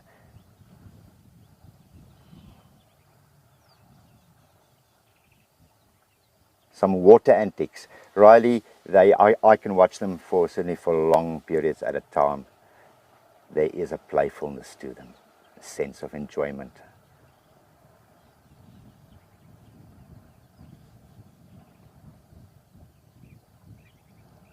And that, Riley, is definitely fun.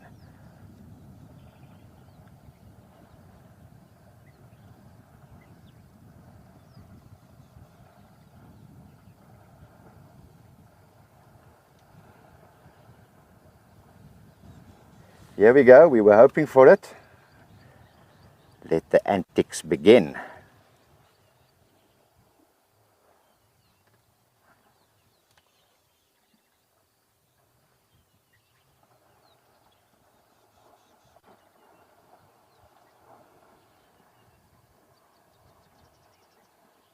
Right on cue for you, Riley. There's your elephant fun.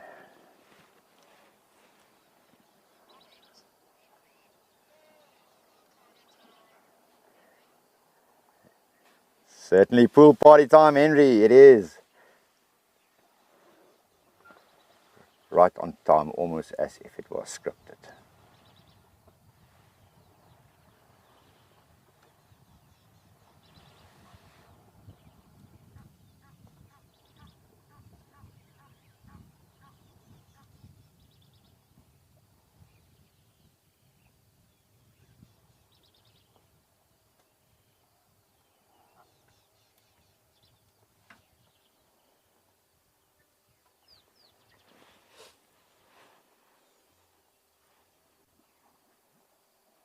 And this might go on for quite a while.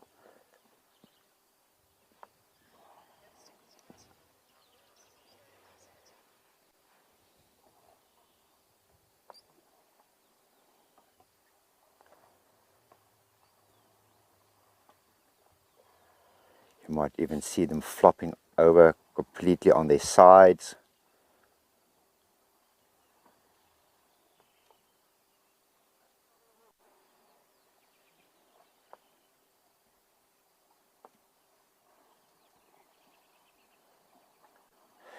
Oh, BK, won't that be fun for us now as well? Because, yeah, the temperature is peaking.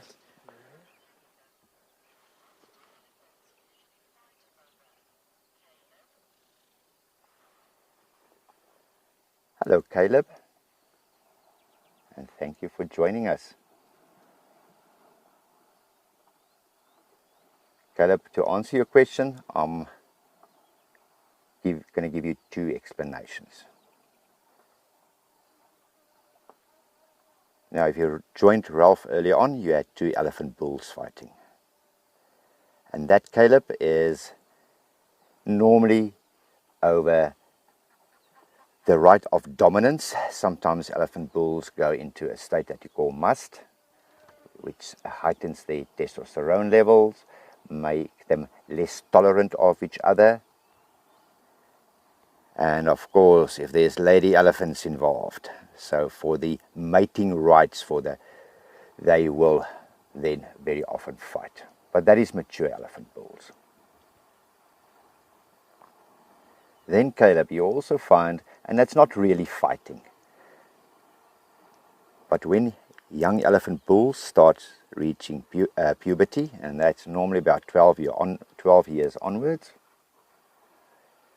you'll find that the breeding herds, their natal breeding herds, where all the aunts and nieces and siblings, female siblings of they used to grow up within that herd. Now, at some point, they get a little bit too boisterous, and then the breeding herds, the female herds, will actually start to forcefully give them the message that they are not welcome anymore.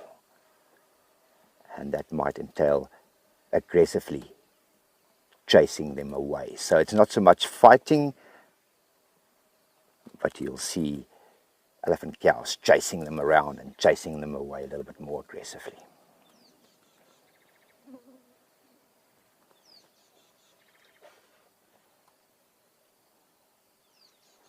And then, Caleb, fighting normally only occurs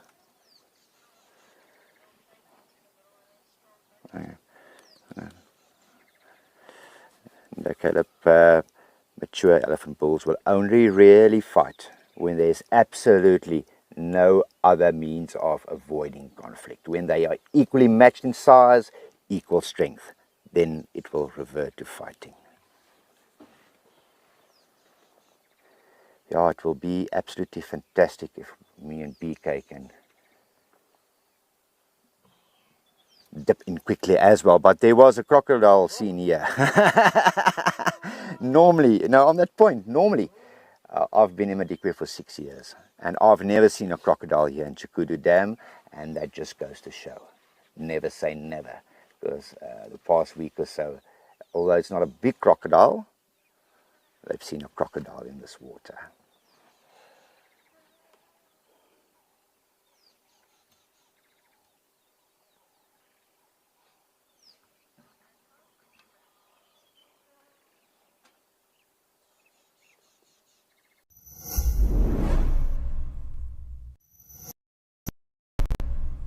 Dark mane. Aside from the dark mane that gave him his name, he can be recognized by a distinctive limp. This limp stems from an injury to his right leg he sustained while taking down a buffalo with the Nkuhuma pride.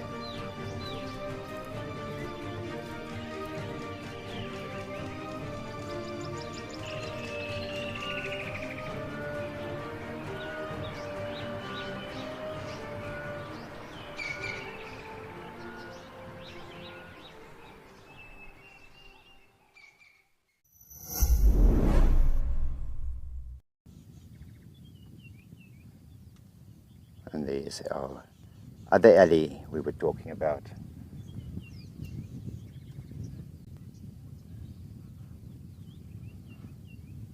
Hi to you, Momo. Momo, no, they don't really filter the water, but they are extremely fussy drinkers. And Momo, I'm sure you must have seen it in the past, or hopefully you've seen it in the past. When elephants initially arrive at the water, they will start drawing up some water into their trunks and then spurting it out. I'm sure you must have seen that, and they do that a few times first. That is maybe to get rid of some debris or insects, dead insects, or also some of the warmer, more muddy water. So they will clean out the water first, squirt it to the side before they will really start drinking. So it's more a mechanical way of them filtering than an actual mechanism that their bodies have of filtering. I hope that makes sense. Look at this one. Oh, BK, I can quickly reposition for us. I want to show you something, but it's behind our canopy. Reverse a bit and right, let's quickly show you. A right hand down.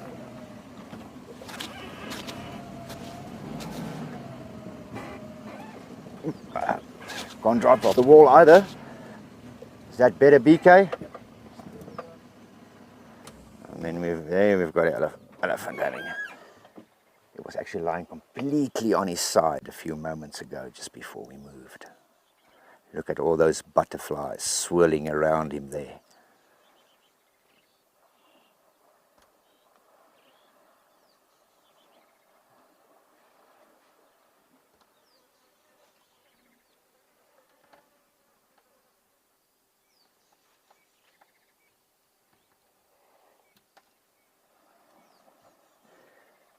This is a typical summer's day in the African bush, a hot summer's day in the African bush, shall I say. You'll have animals, especially elephant, moving in and out the whole time.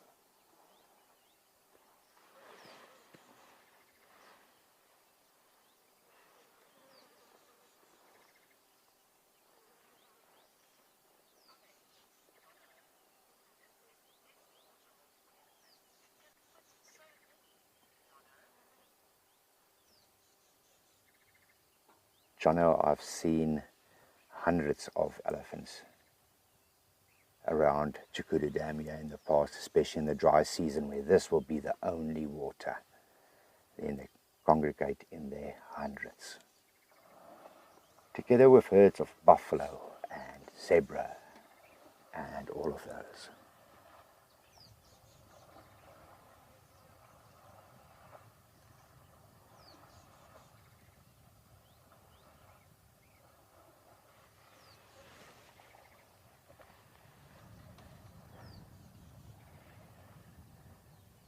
There in the background, as BK is panning, you've got a line of hills running almost east-west through the center of Madikwe. That is called the Rand of Tweedepoort. Right, let me translate. Rand meaning a low set of hills in Afrikaans. Rand of Tweedepoort, Rand of second pass. Poort being like a mountain pass through a gorge. Now, it's not really a gorge here, but there is quite a narrow pass that you have to drive through to get beyond these hills. The Rand of Tweedepoort there in the distance with the elephant in the foreground. And Madikwe has got what you call wilderness areas. It's areas that is set aside with no roads in whatsoever.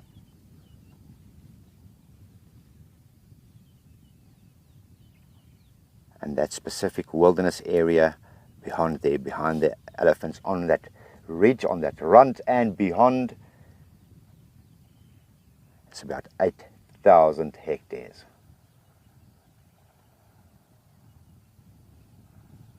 That is in roughly about 16,000 acres with not a road whatsoever. If you want to access those areas, you will have to go in on foot.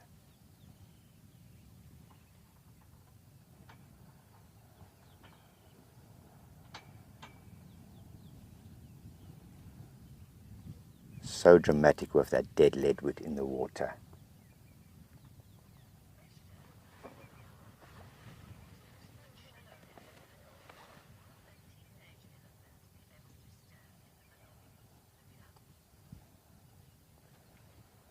Olivia, I think a teenager will just be able to stand. Yes, this dam isn't very deep. It covers a big surface area, but it's quite shallow. So I reckon a juvenile elephant, a teenager, will just be able to stand, but it will probably have to lift his head up and keep its trunk above the water because its back will probably just be covered.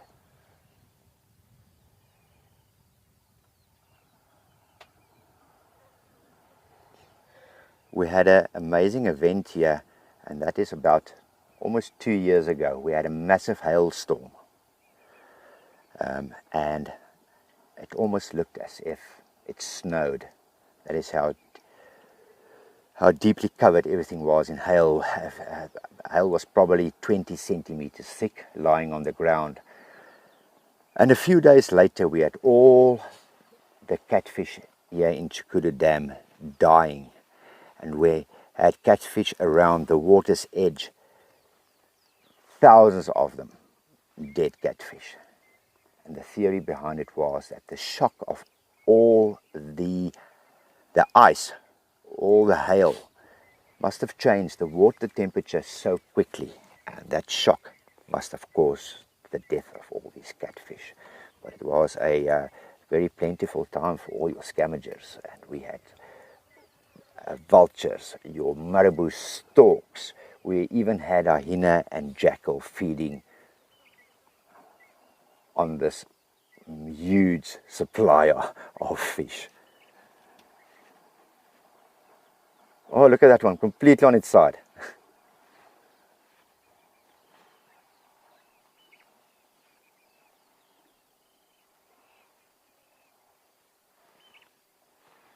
Look at this, look at this.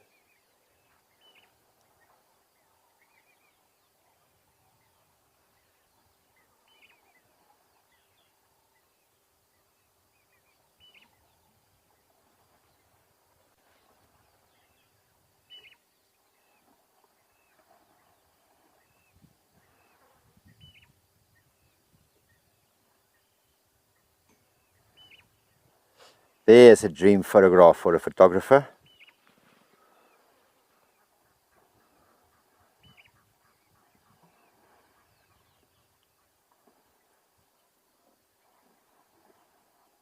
You do often, we had it yesterday as well. It wasn't a BK. When we were up at Kolobeng Dam, you very often find one young elephant bull, especially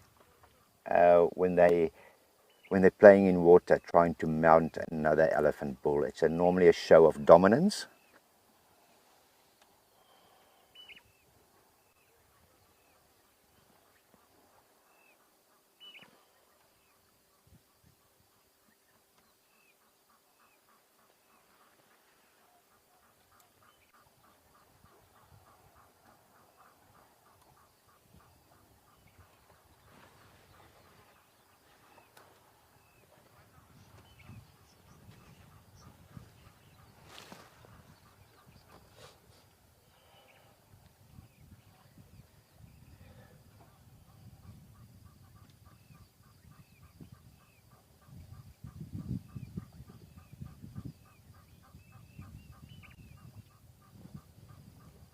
Just imagine how nice and cool those elephants are now.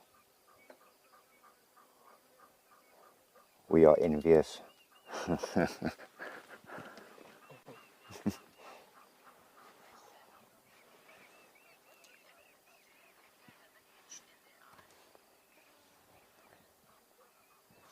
Nicholas, that's why they have that amazing piece of apparatus called the trunk.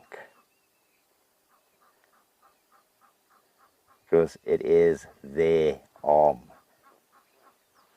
They will lift their trunks and then give that eye a proper scratch. They will sometimes give their ears a scratch. But Nicholas, elephants also also got what you call a nictitating membrane in the corner of the eye. It is a clear membrane that they move over the eye. It's under the eyelid itself, so, and they move it over the eye, and that cleans out the dirt on the eye.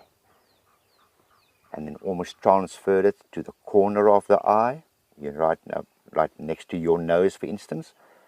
And you'll sometimes see with elephants that they've got a little bit of mucus in the corner of the eye, and that is from all the excess that the nictitating membrane is cleaning up.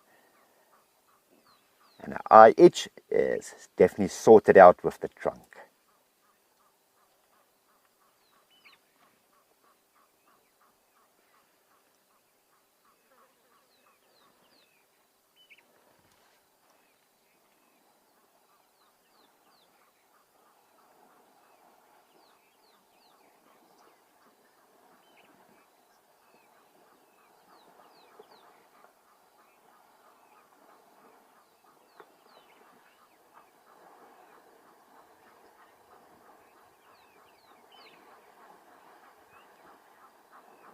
And we just had the question a few minutes ago, why do elephants fight?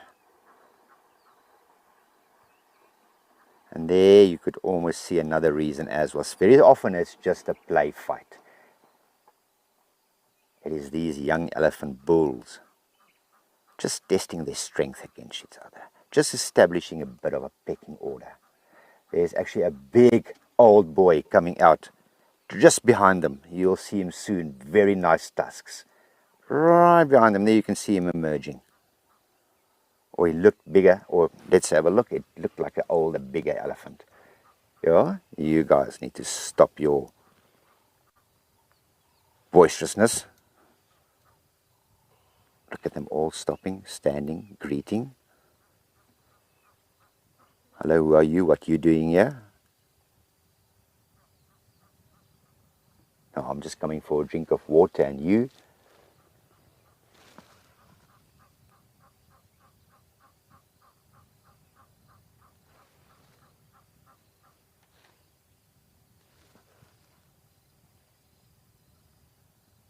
He's certainly a bigger elephant. I initially thought when I saw him coming in there from a distance that he is a huge, big old tusker. But yeah, he is an impressive elephant, but I initially thought he was bigger.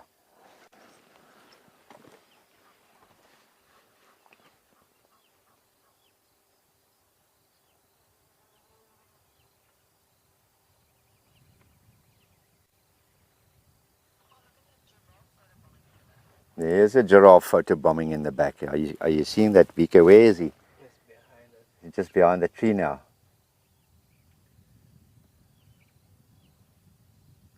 Yeah, there he goes.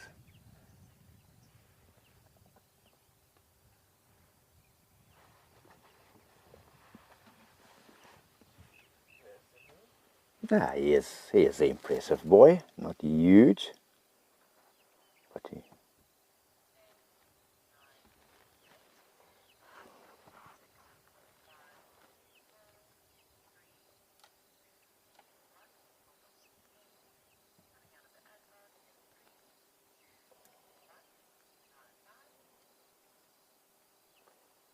All of you just joining us, welcome from Madikwe Game Reserve.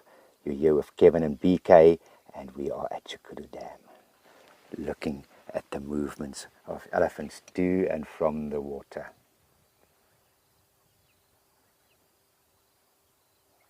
And also, forgive me if I'm repeating myself,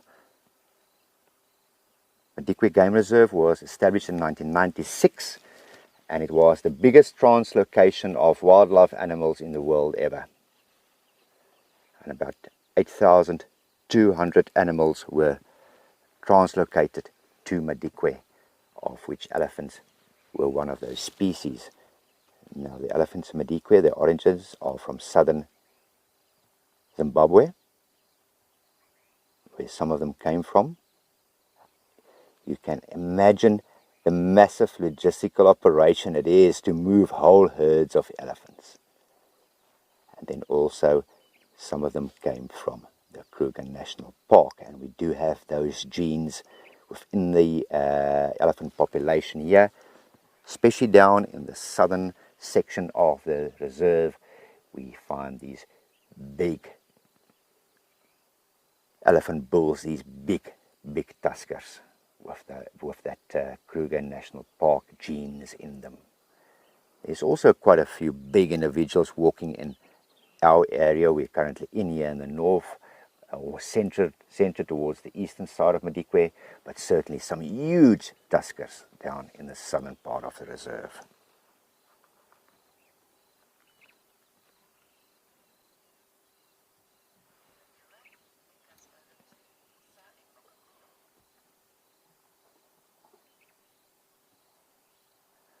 We are going to continue enjoying the scene, but let's go and say hi to Lisa and Okukuyu.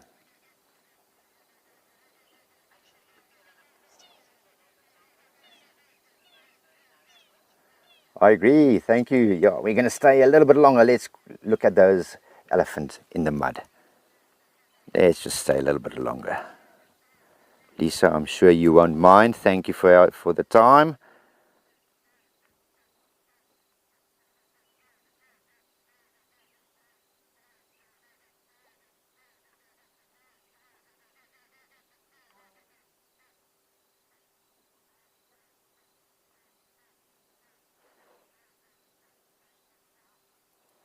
Typical of elephants after they've had a drink. After they had a drink and a bit of a bath and a bit of a swim, they will very often go and have a mud bath, like you can see this guy doing.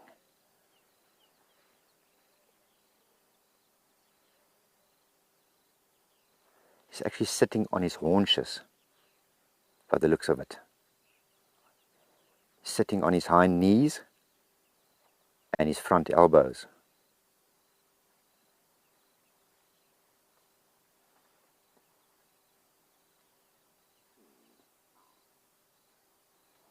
Come, roll, come, go down, cover that whole body in mud.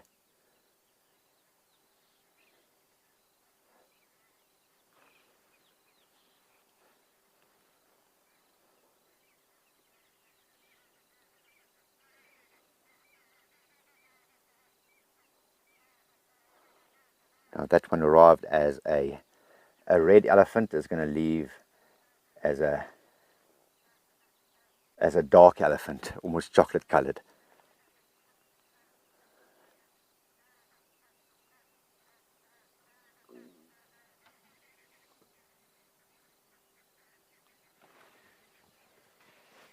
Is that a tuskless on the left hand side, or is it that one tusk is just very short on the one side? Okay, I almost thought it was a tuskless elephant.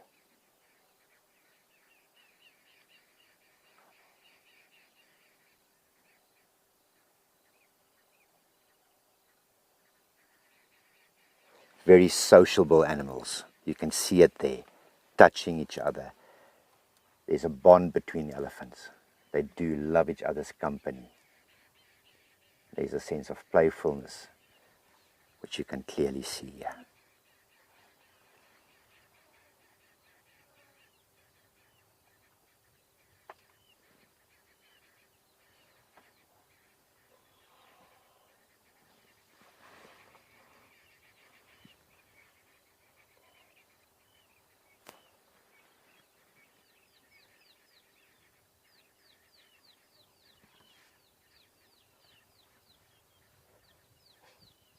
We've got clear blue skies forecasted for the next few days, everybody. So, although we always welcome the rain, and I'm sure you can appreciate that,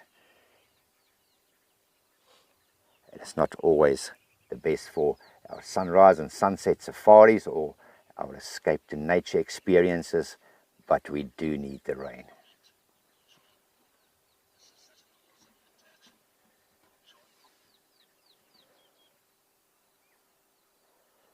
Sean, it's always nice to look at animals,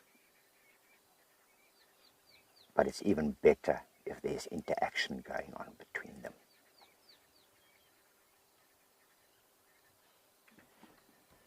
Look at that giraffe in the background, And there's a giraffe on our left, walking on the wall, with the elephant coming in just to the right of him again. Shown interaction between animals, either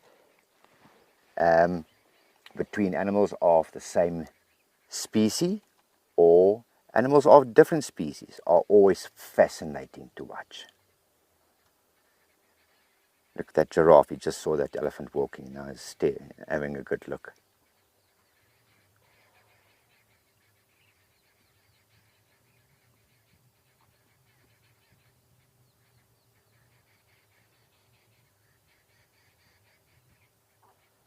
Giraffe will stare for hours. Look at him checking out our alley friend coming in.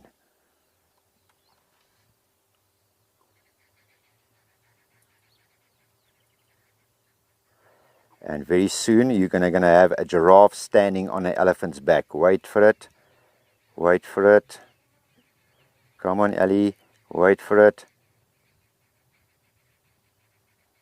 There.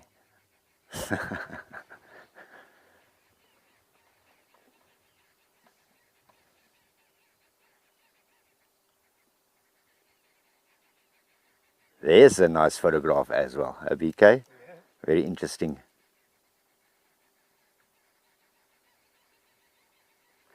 And that is a shot. If you're a wildlife photographer, you also look for those interactions or those out of the ordinary shots like that one there. Stunning, stunning.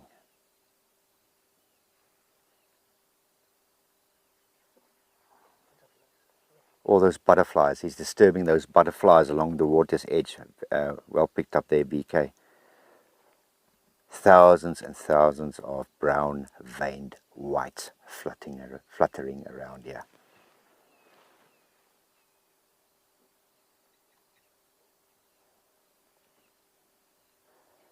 Here's some cinematography for you.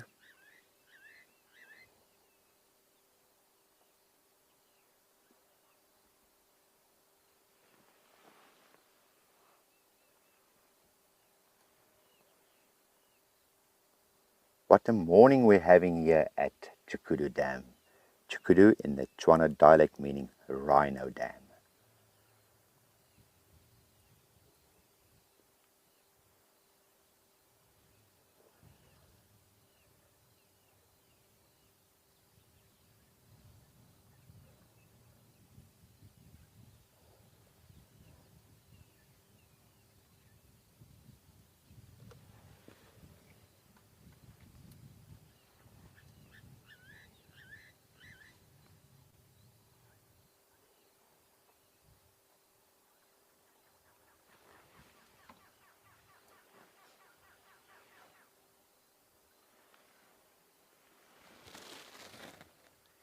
Some pied babblers calling in the distance. I'm not sure if you picked that up. A little bit quiet on the birding front. We had some blue-cheeked bee-eaters early on. I see there's actually one back on its perch. Some knob-billed ducks earlier on. And impala coming down for a drink, followed by a giraffe again.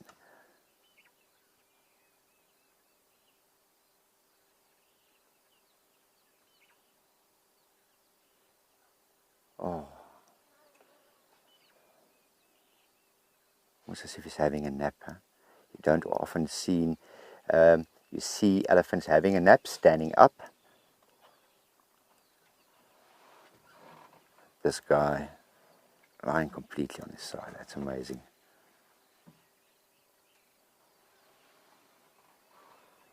Oh, it's a tough life being an elephant. Huh? Such a tough life.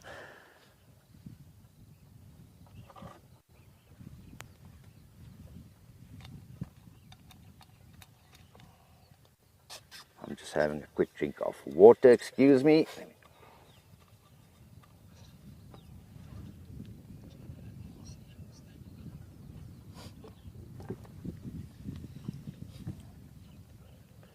Most animals stand napping up. If it's just like a let's call it a quick, just a quick nap, they will normally remain standing. Like a little power nap, that's the word I was looking for, Todd. Yeah, power nap. Most of them will remain standing.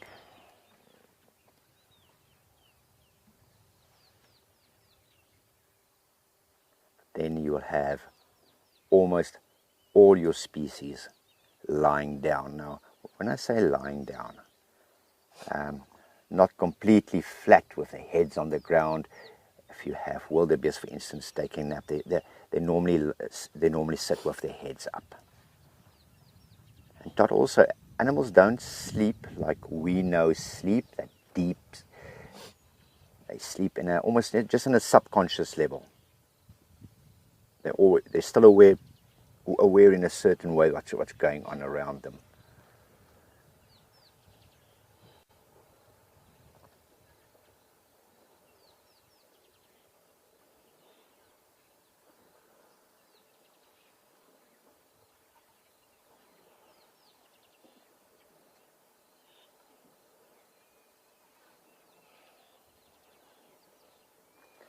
Todd, and then elephants will very often, when they're having a day nap, power nap, they will stand in the shade of a tree, and they will very often rest their foreheads on the tree trunk, in the middle of the tree trunk.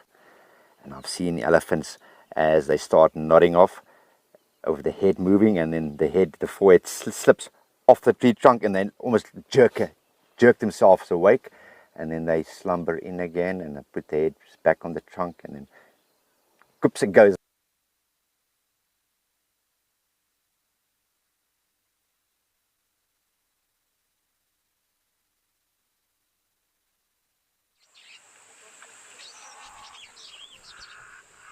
Sorry about that, folks. We'll try to get Kevin back as soon as we can. As always, I'm just still monitoring all of our different water holes and having a look-see to see what birds and animals and everything we can find. So I do have a next bird call for us, and we have had this bird on camera today already. So to keep the challenge going, what bird makes this beautiful call?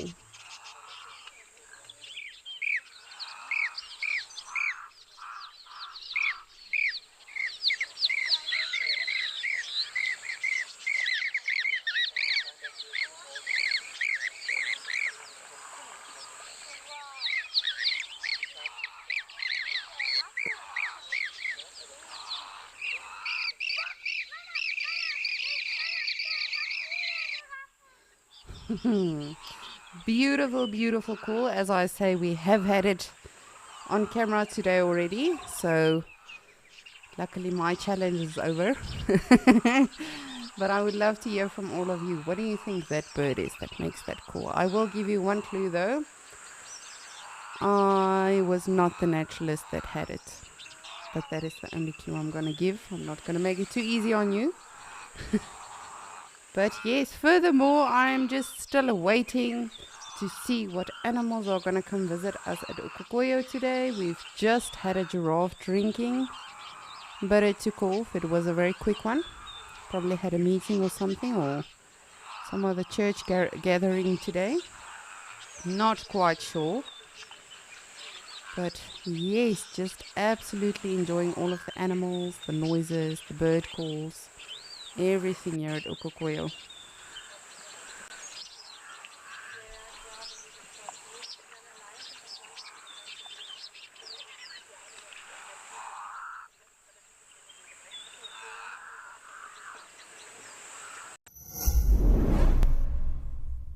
Amakhala, a wonderland of natural beauty. Now you can experience it for yourself at the Amakhala Safari Lodge, the perfect safari getaway, where luxury meets nature seamlessly.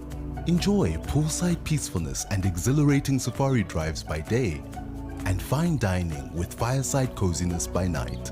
Sign up to be an explorer, and you could stand a chance to win a 3-night stay for 2 at the Amakhala Safari Lodge.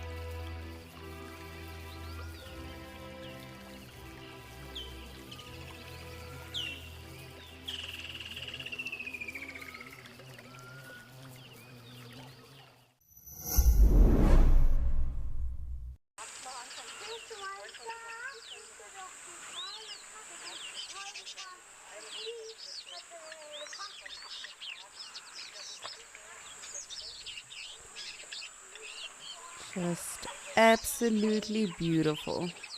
And again, if you are only now joining us, we have been doing a bird call challenge today with me giving the bird call, you identifying it, and then me trying to find it. However, this bird we have seen today already. So what bird makes this call?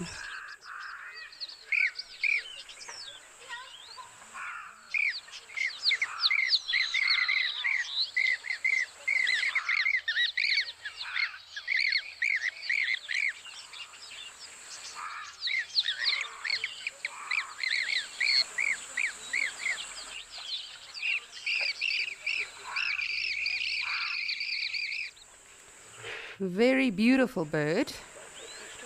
And as I say, we have seen them today.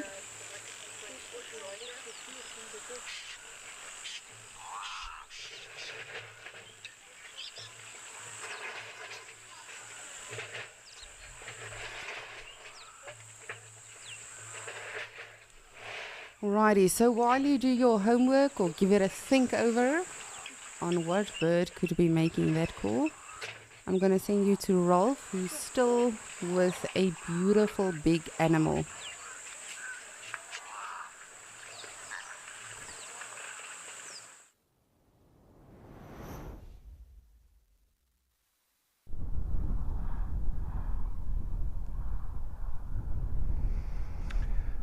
So I've managed to catch up with one of the bigger bulls, mature bulls of the Kariega Game Reserve, and it's nice just to illustrate the difference in size in comparison to the ones that we saw a little bit earlier. This is a proper big bull, fully mature, and it seems he's actually in must. You can really smell it. If you were here, it's a really, it almost goes in along with the name musk.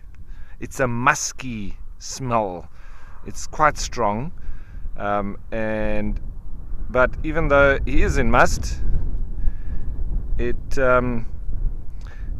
doesn't really affect these Eastern Cape elephants as you would expect. That is the one thing that I find very surprising, and it's actually that they're almost different to all the other elephants that I've come across. When they go into must, they're aggressive. You don't want to approach them. You don't want to be near them.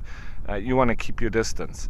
But he walked right up to me a few minutes ago on the back of the pickup here, and I did not feel in any way intimidated. He just literally looked at me, smelt me, and walked off. So it's almost like they don't have the drive to be aggressive in these parts. Now, I don't want to jinx it and suddenly he charges me and flips my vehicle over, which is also possible, but the chances of him doing that is very, very low.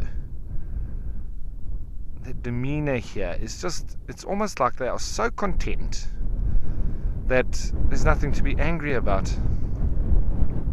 And you see there, he's actually broken off one of his tusks. I'm not exactly sure how. I'll have to just check in with Wayne Howarth, the head ranger here. I'm sure he'll be able to tell me what happened to this particular one's tusk. I'm just starting to get to know all the individuals. I only know a couple of them, but I haven't met this one before. Now that we're nice and close to it, actually, as he swings his ears, we may just be able to get in and see there that lovely system of veins, etc. behind the ear. That's where the true radiator is. Okay, well, he's heading off a little bit. There is another one here, however. Let's go back to him, and you'll see he's slightly smaller.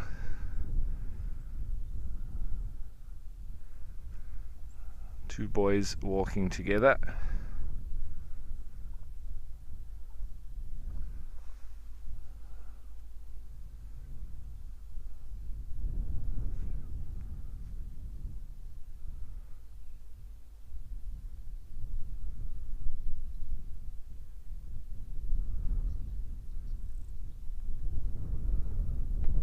So Tom, now that he's got one tusk, sometimes it doesn't really hamper them much at all. It depends on if he was right or left tusked. Now he's lost the left tusk, and you'll very often find, I don't know if we can see it here, if he stands still for long enough, and I can get a bit of a focus, you can sometimes see that one tusk is worn more than the other, and then you'll realize which tusk he uses more, and they very often do favor one tusk, so they'll either be left or right tusked. And if he's lost the tusk that he didn't use, then he would be fine. There wouldn't be any problems. But he still would use the remaining tusk. It would just would obviously not be as easy for him, and eventually he'd learn how. But yeah.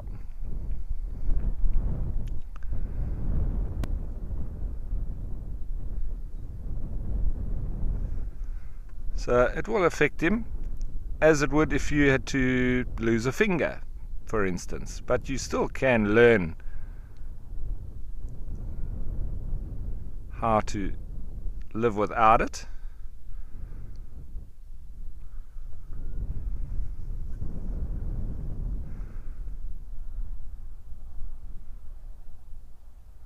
They do have radio collars on, these two. The other ones didn't have on earlier.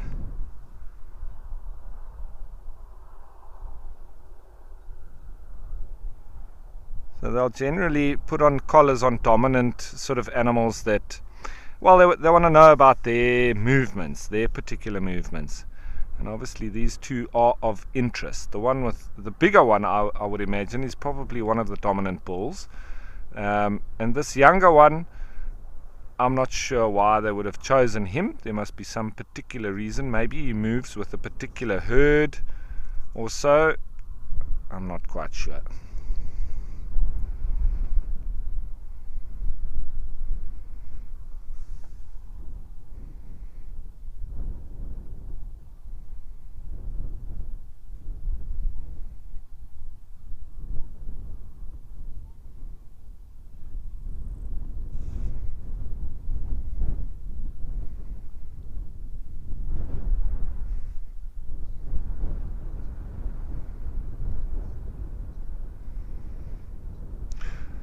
So Jackson, it's about a week to 10 days that they stay in must. It can be shorter, but it obviously just drives them to go looking for the females and mate with them.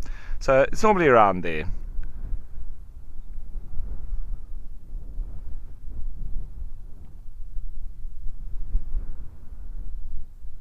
If it wasn't for the bulls going into must, you would probably lose the species, because it's the only reason why they go looking for the females.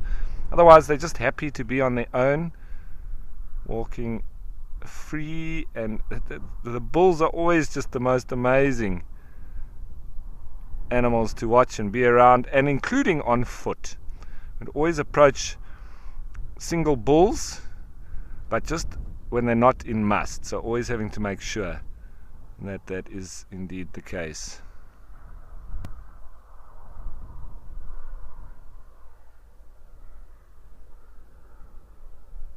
I'm just going to leave him. Let's go back to the other bigger bull.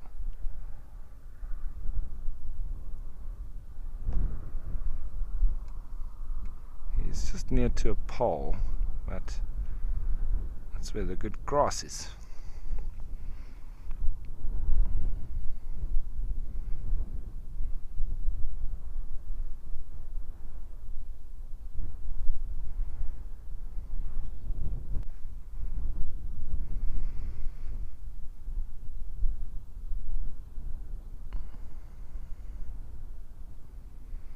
So there, I actually wanted to go in as close as possible onto his ears and just have a look at the back behind his ears.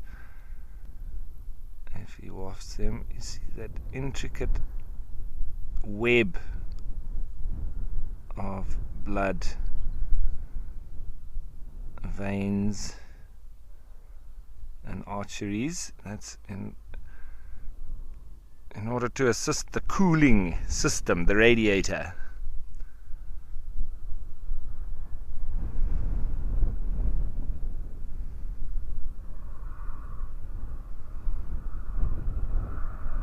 Is he leaning against that pole? I think he might be. Using it to relax against. Looks like it to me.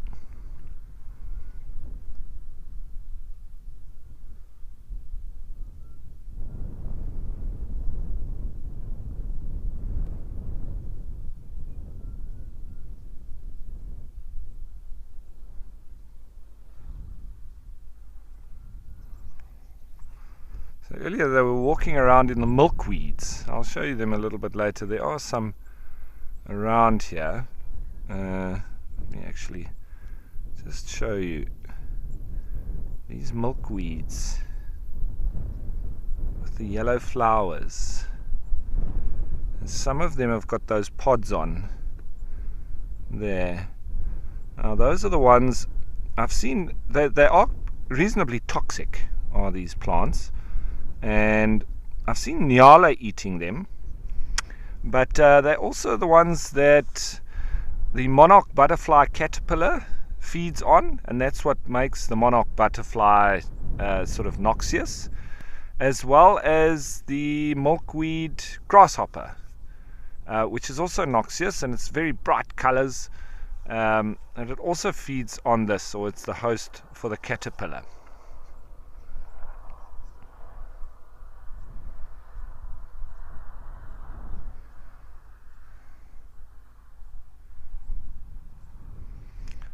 So that is the white milkweed. Not many animals sort of would feed on it, but the ones that do take on a poisonous, it's not massively poisonous, but the milkweed grasshopper as well as the African monarch butterfly use it as the larval host. So it's quite interesting. Now, looks like our elephants stopped using that pole as a resting point, but he's just carrying on feeding there a little bit.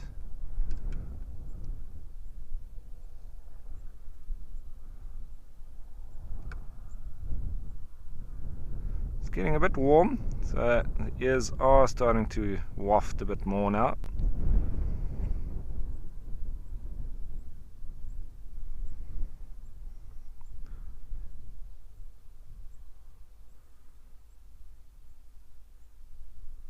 Come on, move away from the pole. It's spoiling my shot.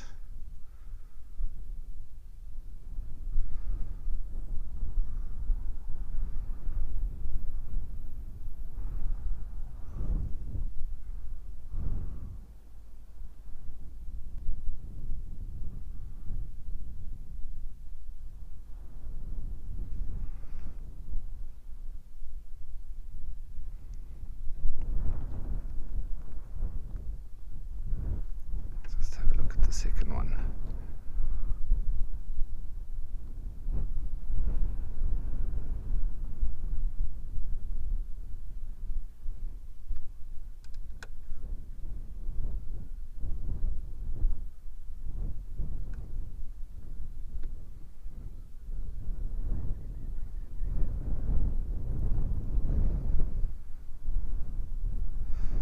So this is near to a fence line, you can see there, but I mean, this is on a 10,000 hectare open reserve. So they're just near to the boundary though, but it is a massive enclosure here. This is over 10,000 hectares.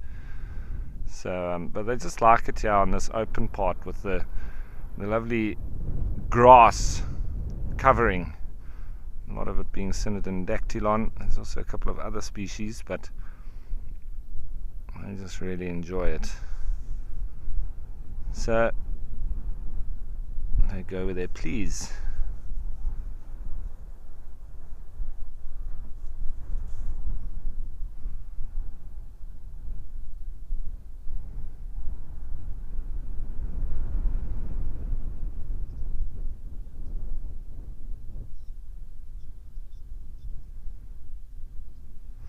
So Kate,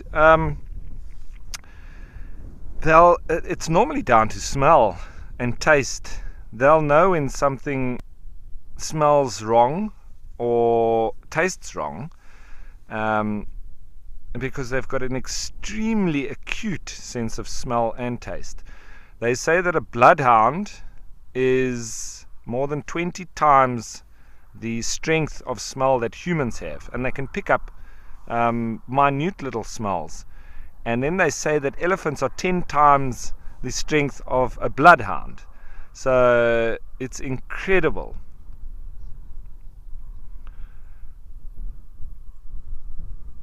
I'm just going to bring us over here to the other bull.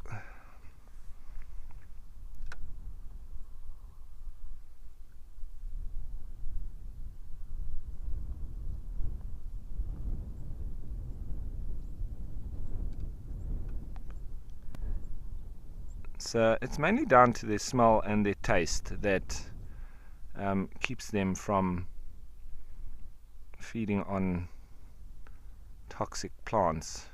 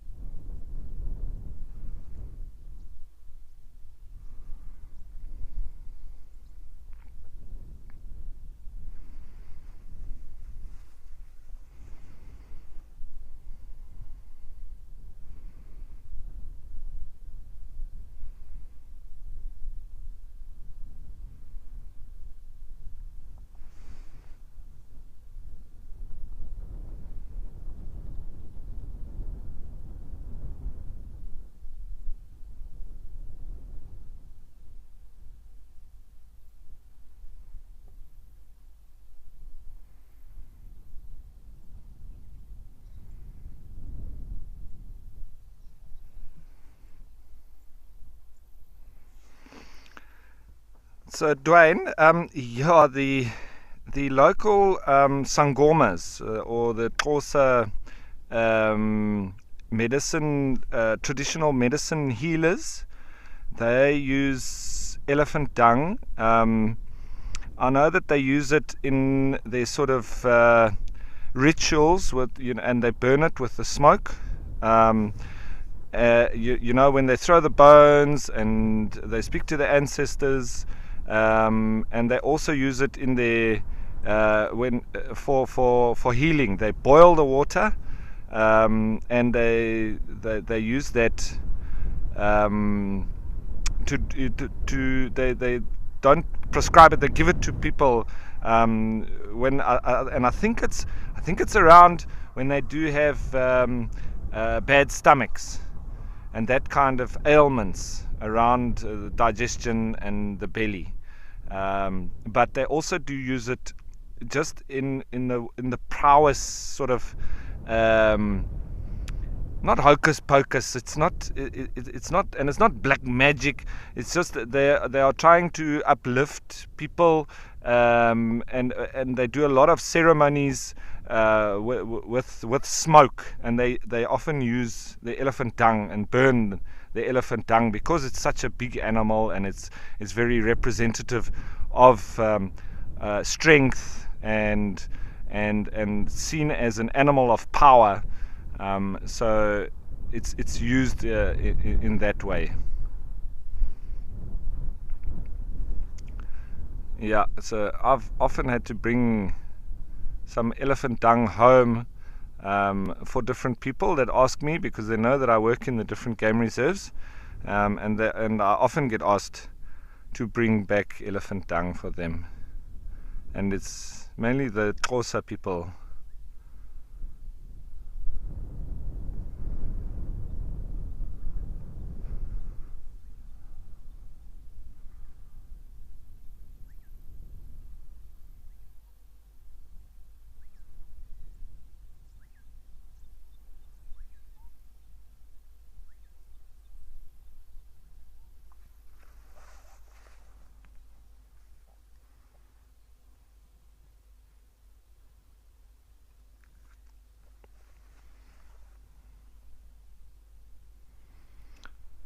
always find bull elephants just happy-go-lucky, just loving life.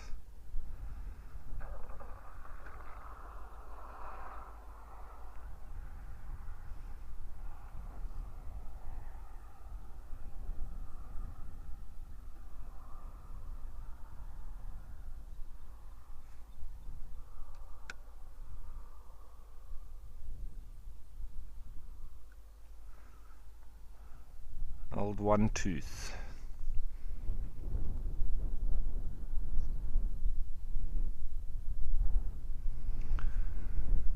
So I think I'm going to maybe leave these two bulls and make my way on down. Maybe I can catch up with the rhino, maybe even the buffalo. I haven't seen them in a few days, so it would be nice to find them, hopefully down in the wallow. While you give me a chance to head on down and see what is waiting on the other side, I'm going to send you on the other side to Djuma.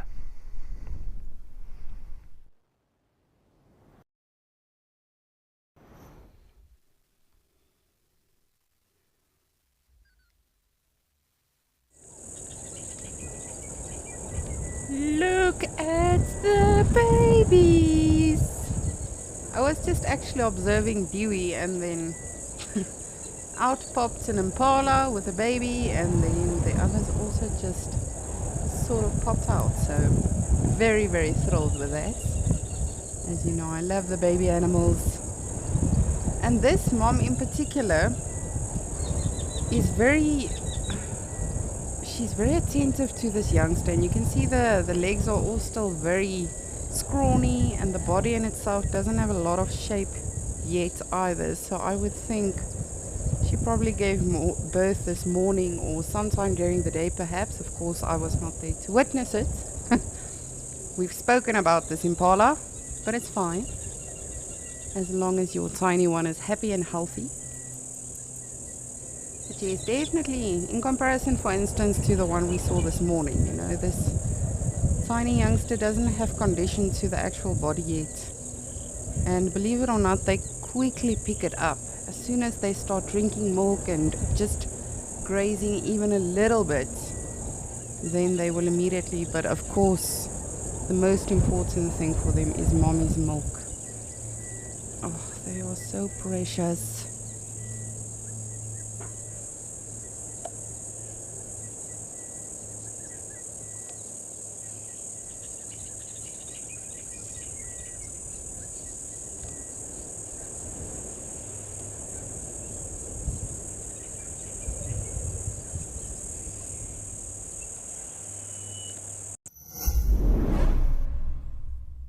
A battle of the ages has begun. Now one guide reigns victorious. The rest covet his crown. Now, backed by popular demand, it's Animal Bingo. It's time for a shot at redemption to become the safari king or queen. Scores will be kept on a leaderboard, and the ultimate winner will be crowned on Christmas Day. Catch the chaos and contention on every Saturday Sunset Safari. Bingo Saturdays.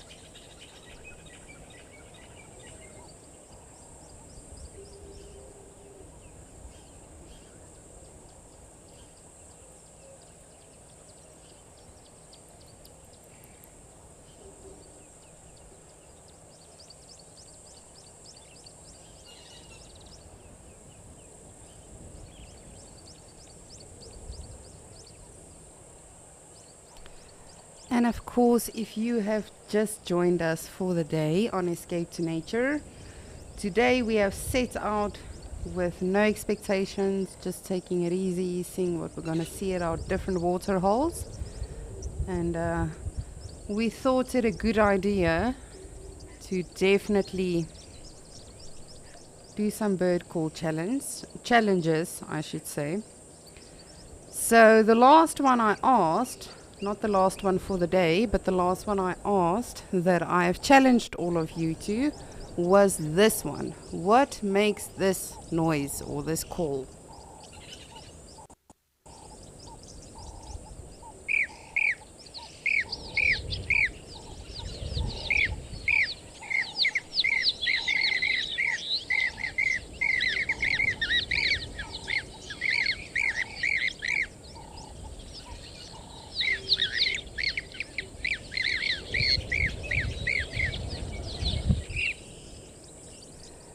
And it is a bird that we've seen today on Escape to Nature.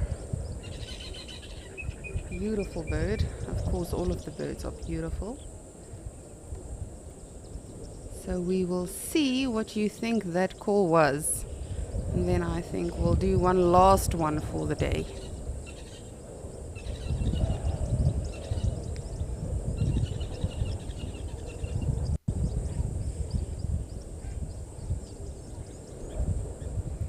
Ray J, you are saying that you think it is a lilac roller.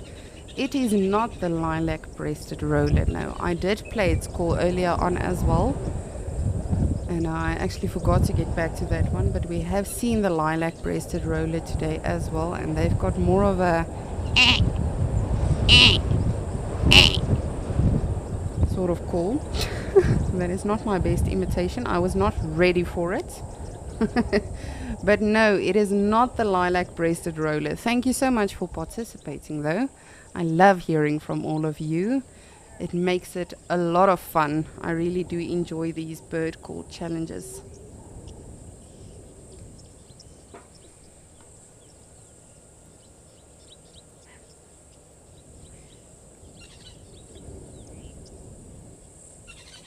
Ooh, Bob Champion, you are saying that you think it is a rosy-faced lovebird.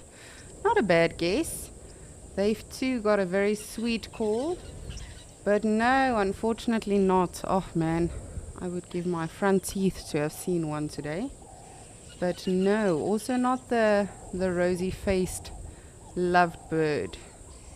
Just want to see, these impalas seem to have now gotten a little bit cautious with their little ones.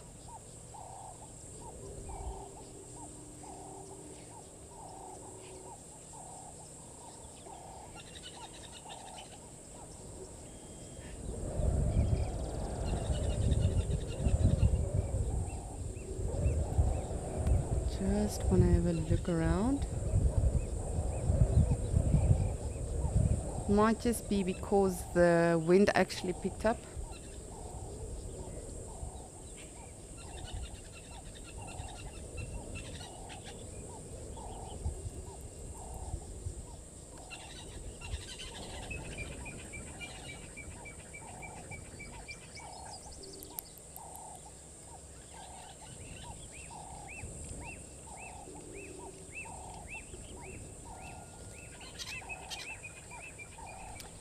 Woohoo! We got the correct answer. And it is from Baobab Girl. You are saying that call was from a blue-cheeked bee-eater. Indeed it was. Well done. Thank you so much for playing with me, all of you. I really do appreciate it a lot. But as I say, fun's not over yet. We will try to do a last call for the day. I'm going to make it very tricky on all of you. But yes, I did not see the blue-cheeked bee-eater today. Kevin saw it in Madikwe. Himself and BK were fortunate enough to frame up on them beautifully. So very, very cool that we saw that. And we've seen quite a few interesting birds today. We were lucky to quickly get a glimpse of a woodlands kingfisher. quickly get a glimpse of a lilac-breasted roller, and then we heard some buffalo weavers. We were able to see some southern ground hornbills. Oh, just look at this tiny one. Mom, if you'll just stand still, I'm just a little thirsty. Oh, yes, in my gut.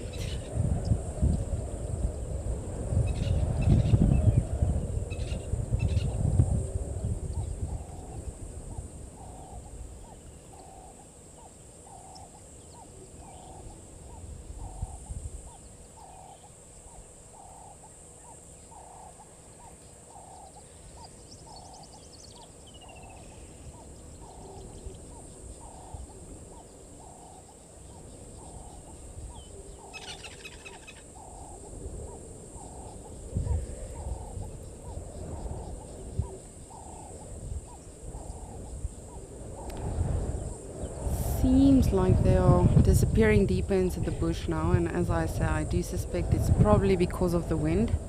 It is picking up a little bit.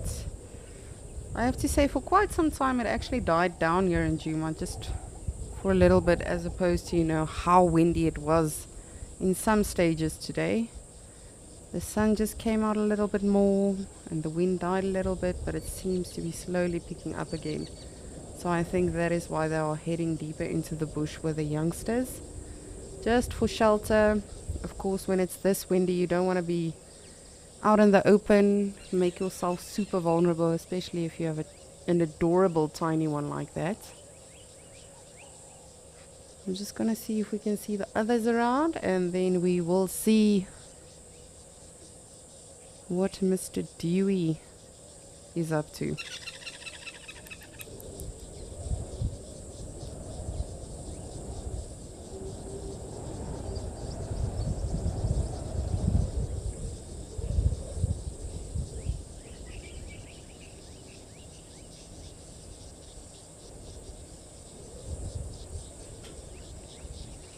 You can see it's a nice and sunny day now in Djuma.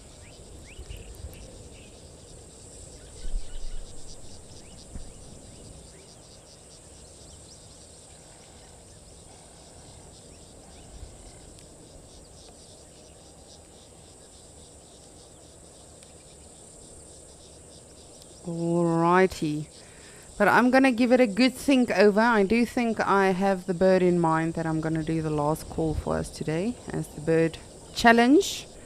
But while I while I get up to my evil plan, I'm gonna send you to Mr. Kevin, who's not so evil, in Madikwe.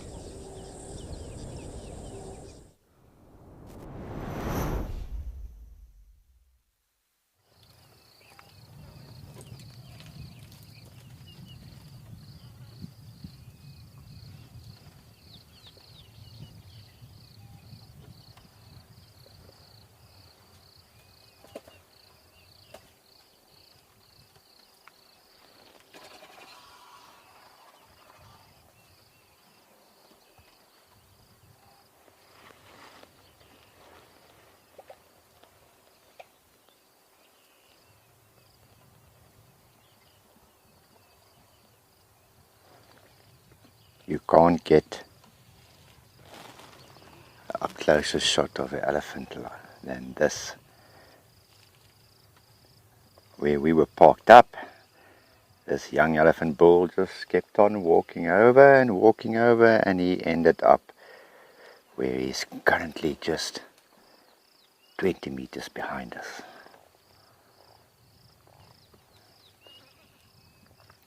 Just clearly shows that he is happy with our presence. We didn't approach him, he approached us.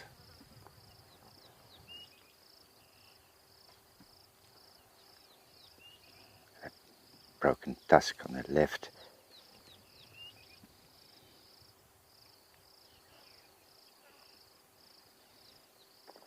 And he is so relaxed.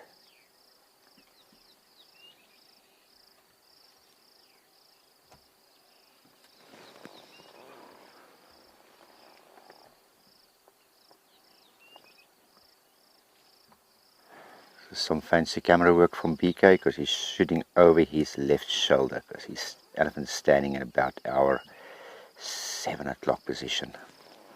I can't even see him. Well, I can see him on our little monitor, but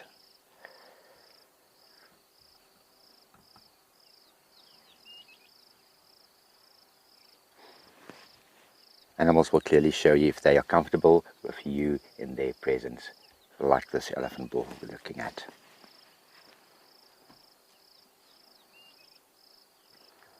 Yeah, you wanted to be on escape to nature. Yes.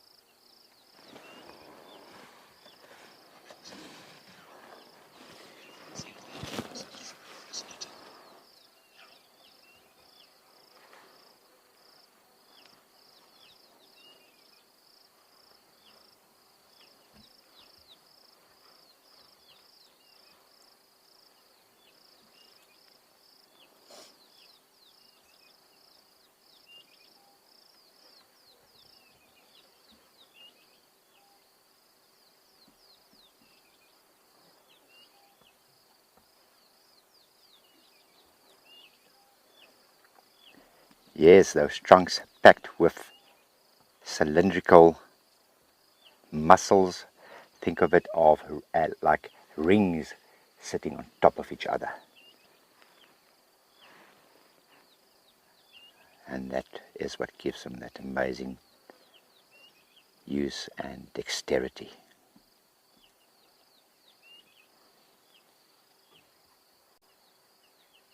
Elephant tusks do continue growing throughout their lifetime, but I think this one is broken so badly that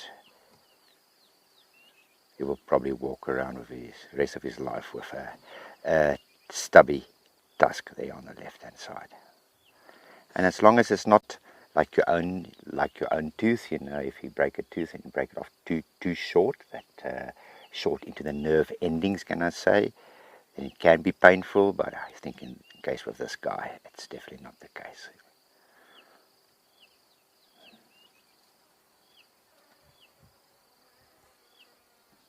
I love those skin behind the ears. There's another one.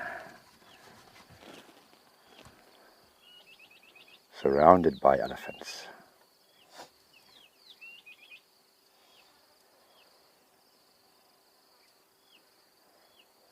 So Carol, yes, for such a big animal to have such control over that trunk, that is truly amazing.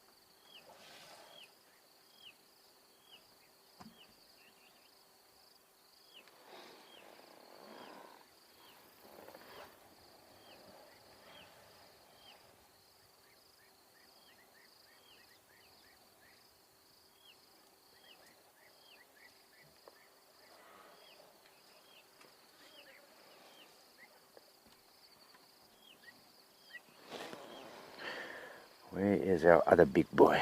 Guys, just excuse me if you do see some movement on the screen. I just want to check. Oh no, he's still leisurely feeding way behind us here. There we go. Just going to sit on the door a bit so I can keep an eye on him.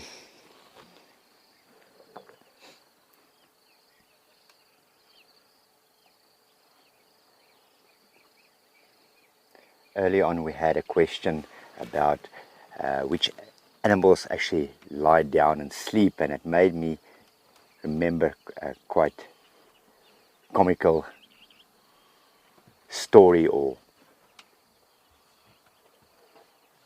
that I experienced while I was a camp in Botswana. It was a tented camp, and it was only me and the lady that looked after the camp. And I woke up early morning and I went to the kitchen tent. It's a tented camp. I went to the kitchen tent to make myself some coffee, and I heard these raucous snoring coming from the tent where the camp manageress stays. And I said, wow, okay. And 2 minutes later, she came walking from the bathroom side, opposite side to where the snoring is coming from. Look at him split.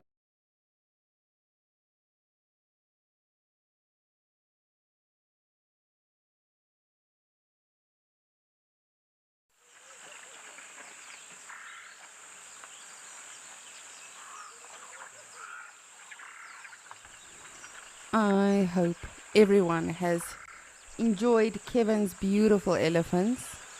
Himself and Rolf are really having an elephant day.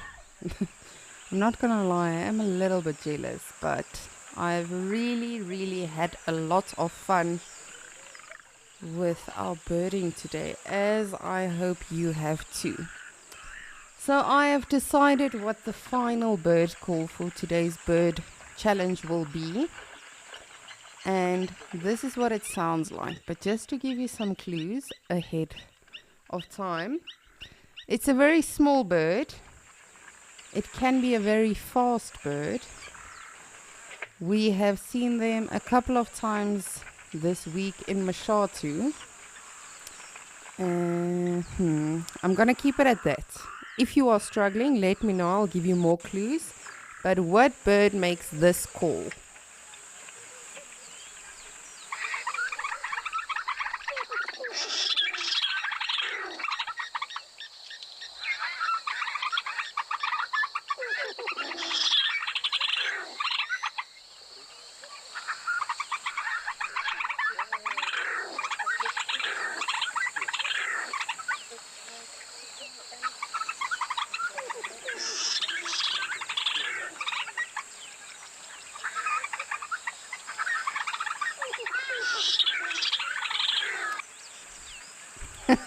Of course, there were hardy-daws in the background as well.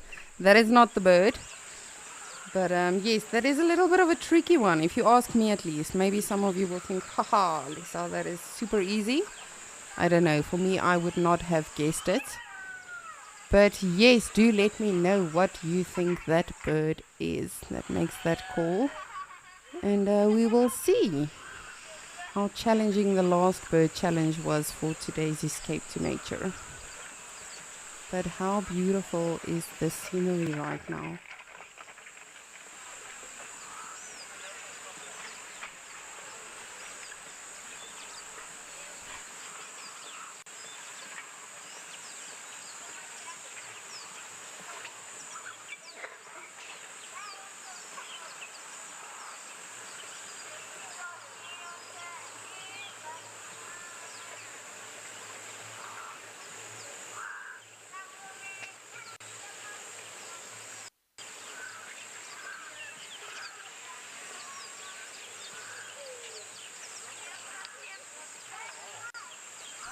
Just want to have a look-see.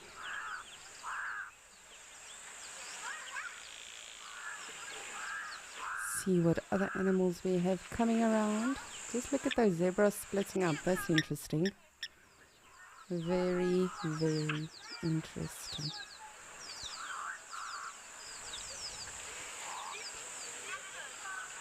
But I think let us go to Djuma and see what is happening over there.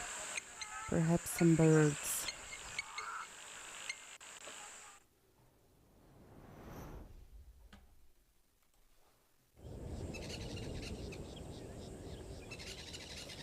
It's a water buck.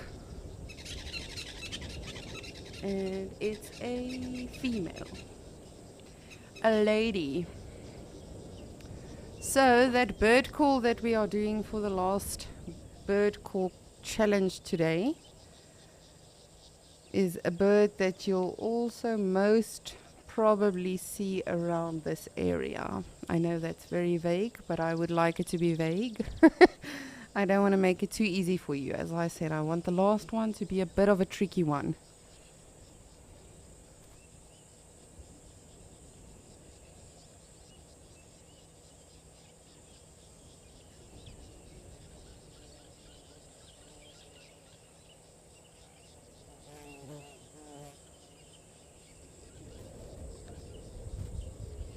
Oh, and I truly do enjoy these antelopes. It really is one of my favorite antelopes.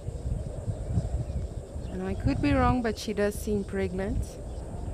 She is rather busty on the sides. So hopefully one of these days, oh, and they really do have the cutest babies. And I know you're probably thinking, yes, Lisa, you say that about everything. No, they really do. They are super fluffy. Almost like the zebras. Oh wow, we just lost a waterbuck. There you are. Just listening. That's a rather funny shot with just the head coming out of the tree. And in just the fork of the tree you can still see our terrapins. Just chilling it out. Of course the sun is now out, so you would expect to see them a little bit more active and out and about right now. But as I say, they have visited Dewey's back a visit as well, so he's also played the part of a taxi today.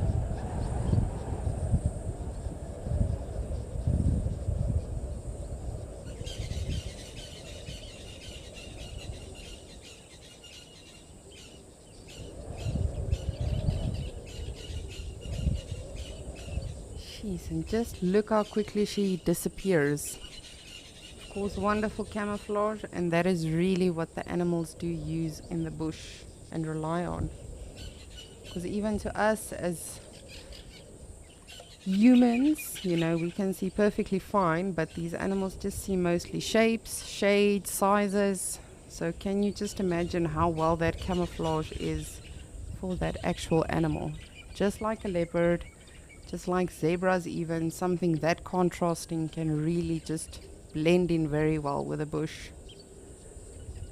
And as always, just very cautious, very vigilant, constantly listening.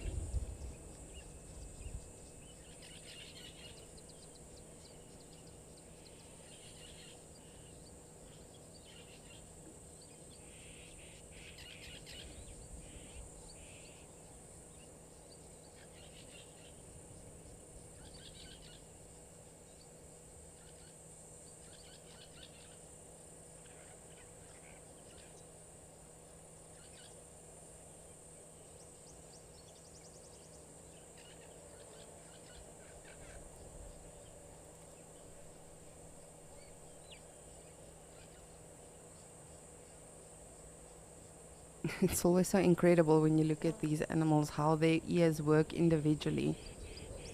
I think it must be rather confusing as well, but of course, you know, they've completely figured it out.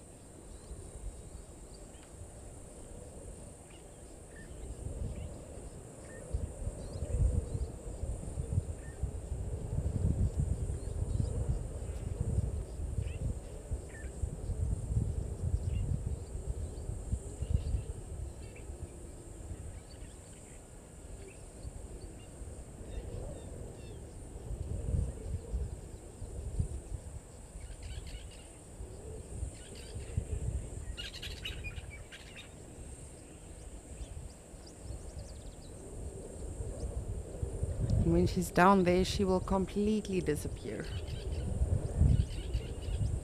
Specifically to other animals as well. As long as she's close to the water. Of course, hence their name waterbuck. Very water dependent, but also use the water as a defense mechanism. Or I should rather say it's not really a defense mechanism, it's more an evasion mechanism, just to sort of get away from predators. Hi, Dewey. You look like a rock.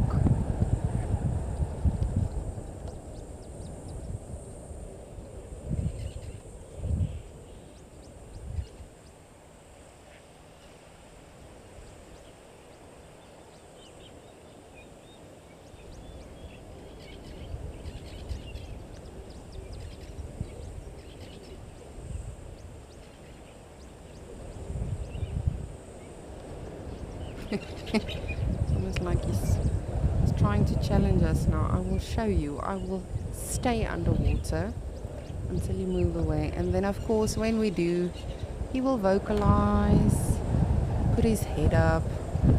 Oh, are you nice? Thanks, Debbie. You're a superstar.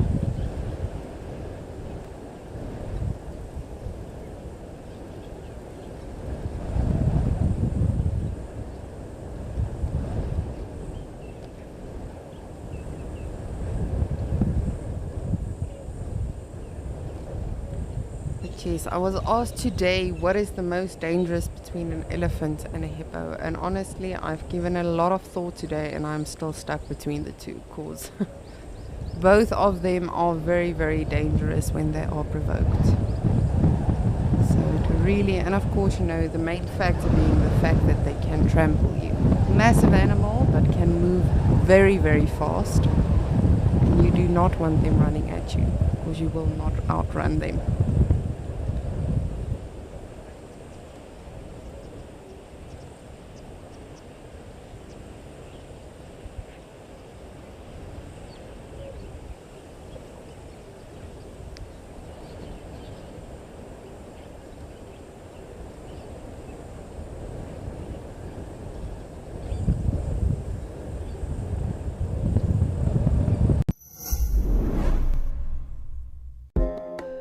Here at Wild Earth, we know it's not always possible to watch your favorite show live. If catching up on safaris is critical to you, then download the Wild Earth app and watch the catch-ups here first. Catch-ups are available on our app before YouTube, and in addition, there are cut-downs of each show for those who only have time to watch the best bits. That was incredibly cute. Download the brand new Wild Earth app today and don't miss out.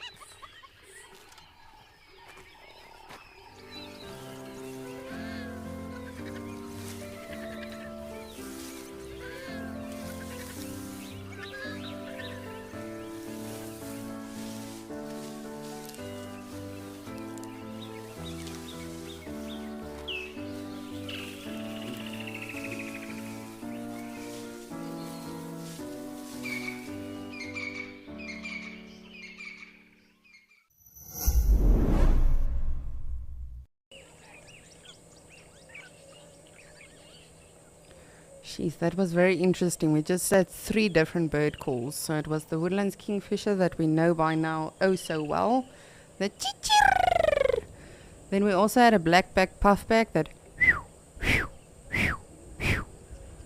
I haven't perfected that one. I'll keep working on it.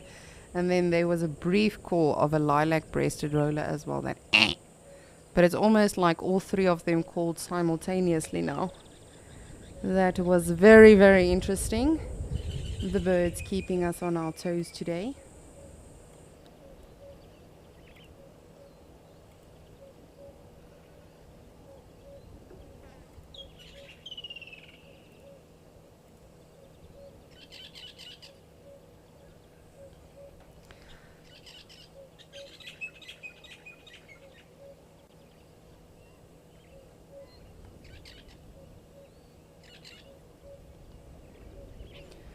Rose, you would like to know if Egyptian geese have a certain display when they are trying to attract different partners. Well, they are monogamous, so they will definitely, just try to attract one. But I think, yes, just like us, I'm sure, many of you know, you are not the same person today as you were on your very first date or the very first time you met your significant other. You put on this pose and you make yourself look extra pretty. And of course, birds do the same. So definitely, there's a lot of displays going on, a lot of vocalizations going on between them.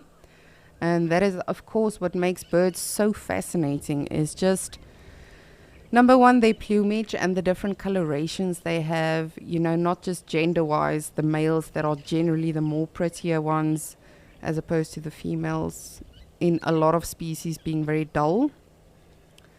But also with regards to, from a juvenile to when they are in breeding plumage. So there's a lot of factors that go into, breeding behavior and everything with different species, not just Egyptian geese. But definitely they've got a certain display where they sort of open the wings, because they've actually got very, very beautiful wings. Oh, it seems like we've got terrapins. But yes, definitely I have a certain display when they are in that time of bow chickie wow wow. So I'm gonna play us our last bird call again for the day, for today's bird challenge on Escape to Nature.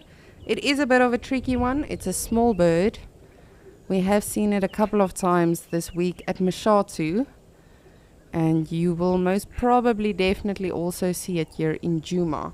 What bird makes this call?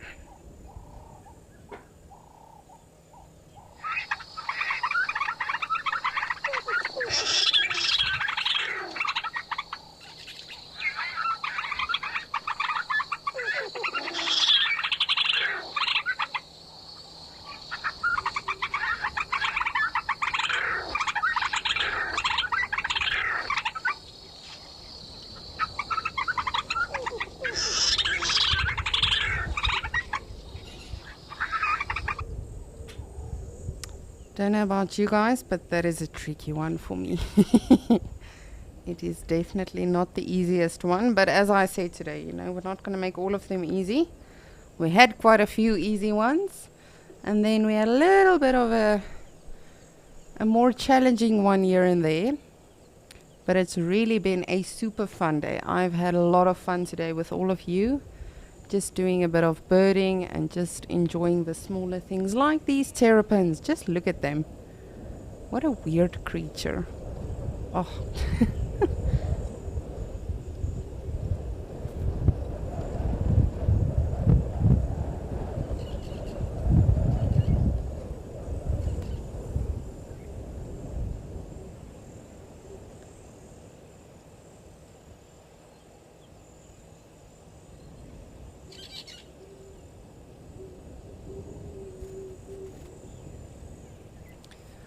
Bob Champion, you are saying that that bird call that I just played is a little swift. That is a negative, unfortunately. It is not a little swift. Keep guessing and keep sending me your answers. But thank you so much for that guess, though. I really do appreciate it. And this is what I love, not just about Escape to Nature and safari in general, but specifically about birding, is you can always learn from someone else. Even if it's, to them, it might be a very simple bird that they've often seen or heard. And for you, it might be the first time.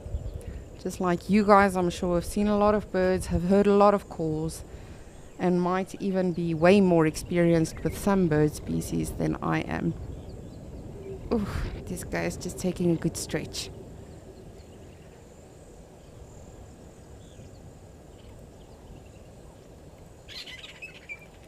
Lenny, thank you for playing along. You are saying it is a quillia. It is not a quillia, no. I mean, I get where you could get to that one. But no, it is not a quillia. This is a bird that you would more see by itself, or perhaps even two of them together. I could be wrong, but for the most sightings that I've had of them, it was a single sighting, if I can call it like that. It wasn't a group of birds.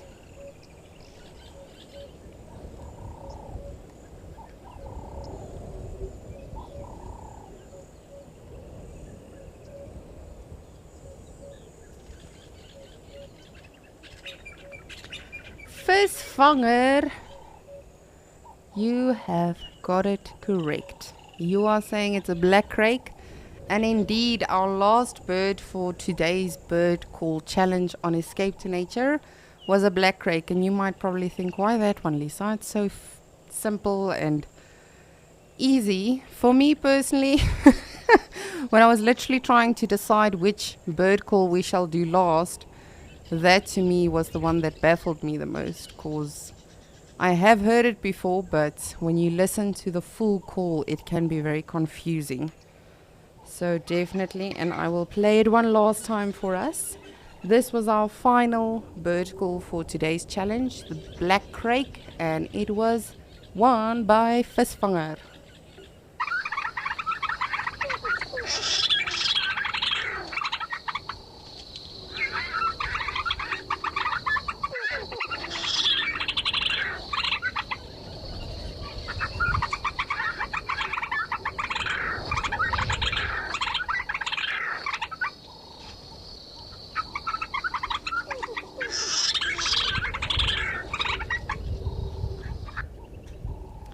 So thank you all so much for playing with me today. That was a wonderful challenge and game. And even, if I didn't get to your answers, and if you got it correct, or even if you just participated, thank you so much. I really do appreciate it.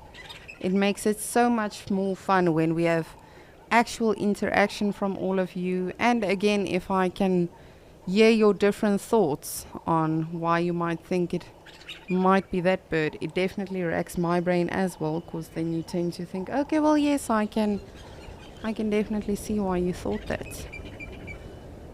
So we are just looking around to see if we are seeing anything here in Djuma apart from our adorable Dewey.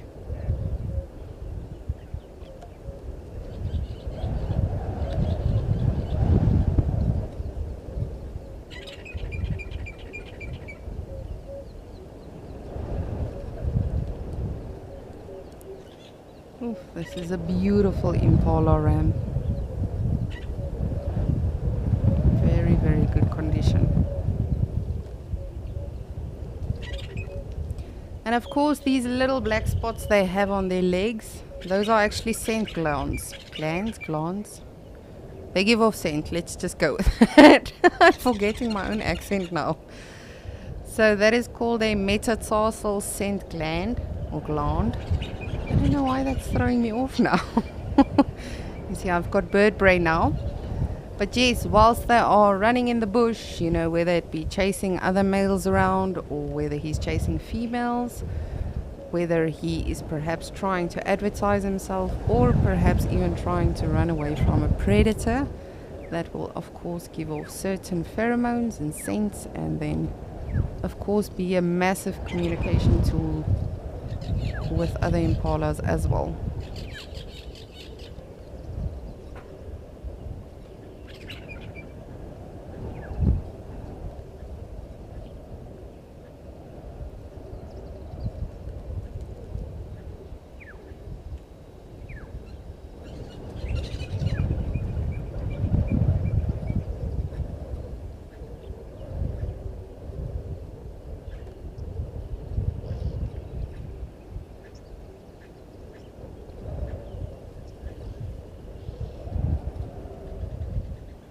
And there is still so much we can hear going on.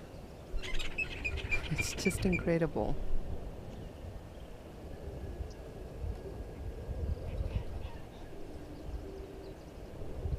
What a peaceful day here in Djuma.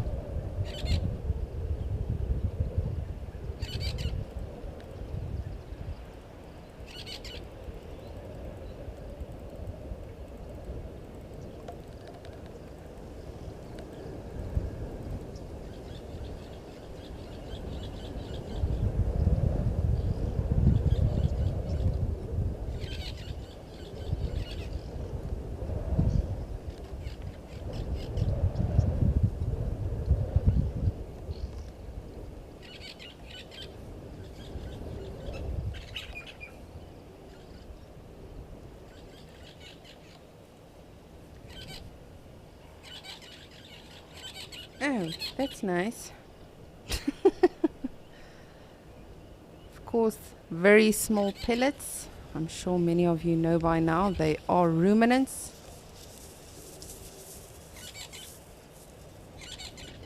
So of course they are able to regurgitate their food. But thank you so much for participating in the bird challenge today. I really do hope all of you have enjoyed it as much as I have.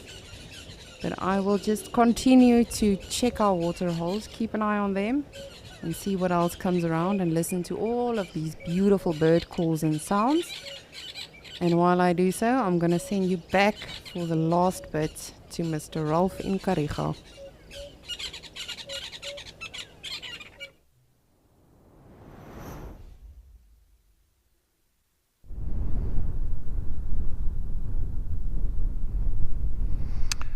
Well, I've managed to catch up with Thandi and her two calves, Sia and Mtetu. There they are. They're not wallowing as I was hoping. They were grazing when I first got here, but now they've decided just to bed down a bit and have a bit of a snooze. So there they are. Zebra in the background. There was an ostrich that just fed near to them now as well. Well, it's been a lovely day out in the bush, but it's that time of day when it gets a little bit warmer, a little bit hotter. The animals generally become a bit lethargic this time of the day, especially with those conditions. Bit of a breeze picking up now. It's getting a bit stronger, so it might cool things off a little bit. But then heading over into the later afternoon, the animals will become a bit more active once more.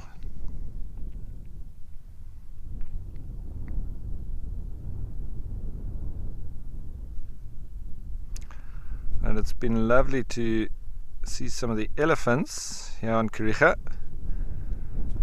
I'm going to try and find the breeding herds as well. There's over 60 elephants here, so a good number of them. I want to see if there's any little babies or what the dynamics are. And having seen the first little baby zebra here too this morning, I'm hoping there'll be more. So that's a new addition, and I'm sure I just came past two very heavily pregnant zebra. I'm sure that they can't be much more than a few days away from giving birth. So it's going to be wonderful to see when the little babies start appearing when I come down.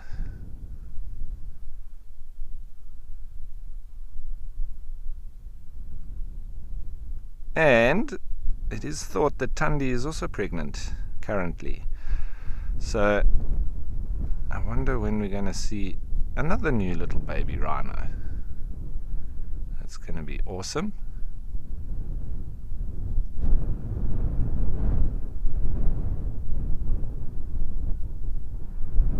She is a wonderful mother, as is evidenced with the two calves that she's got there in perfect condition. So we're starting to slowly head towards the end of the show, everyone, and obviously, as per usual, weather permitting, after this there'll be Penguin Beach, and then we'll head into the Sunset Safari, and then guess what, we get to do it all again tomorrow. So stay tuned for some more action from out there in all the different locations. And we've got to thank all the different locations from being on with us at Escape to Nature. Thank you to all the tech guys, the directors, the producers, and you, the viewers, and of course to all the wildlife for putting on the show that we can present to you. Naturalists, well, goes without saying. You guys rock. And so do you, folks. That's it for now. My name's Ralph Kirsten. Ciao.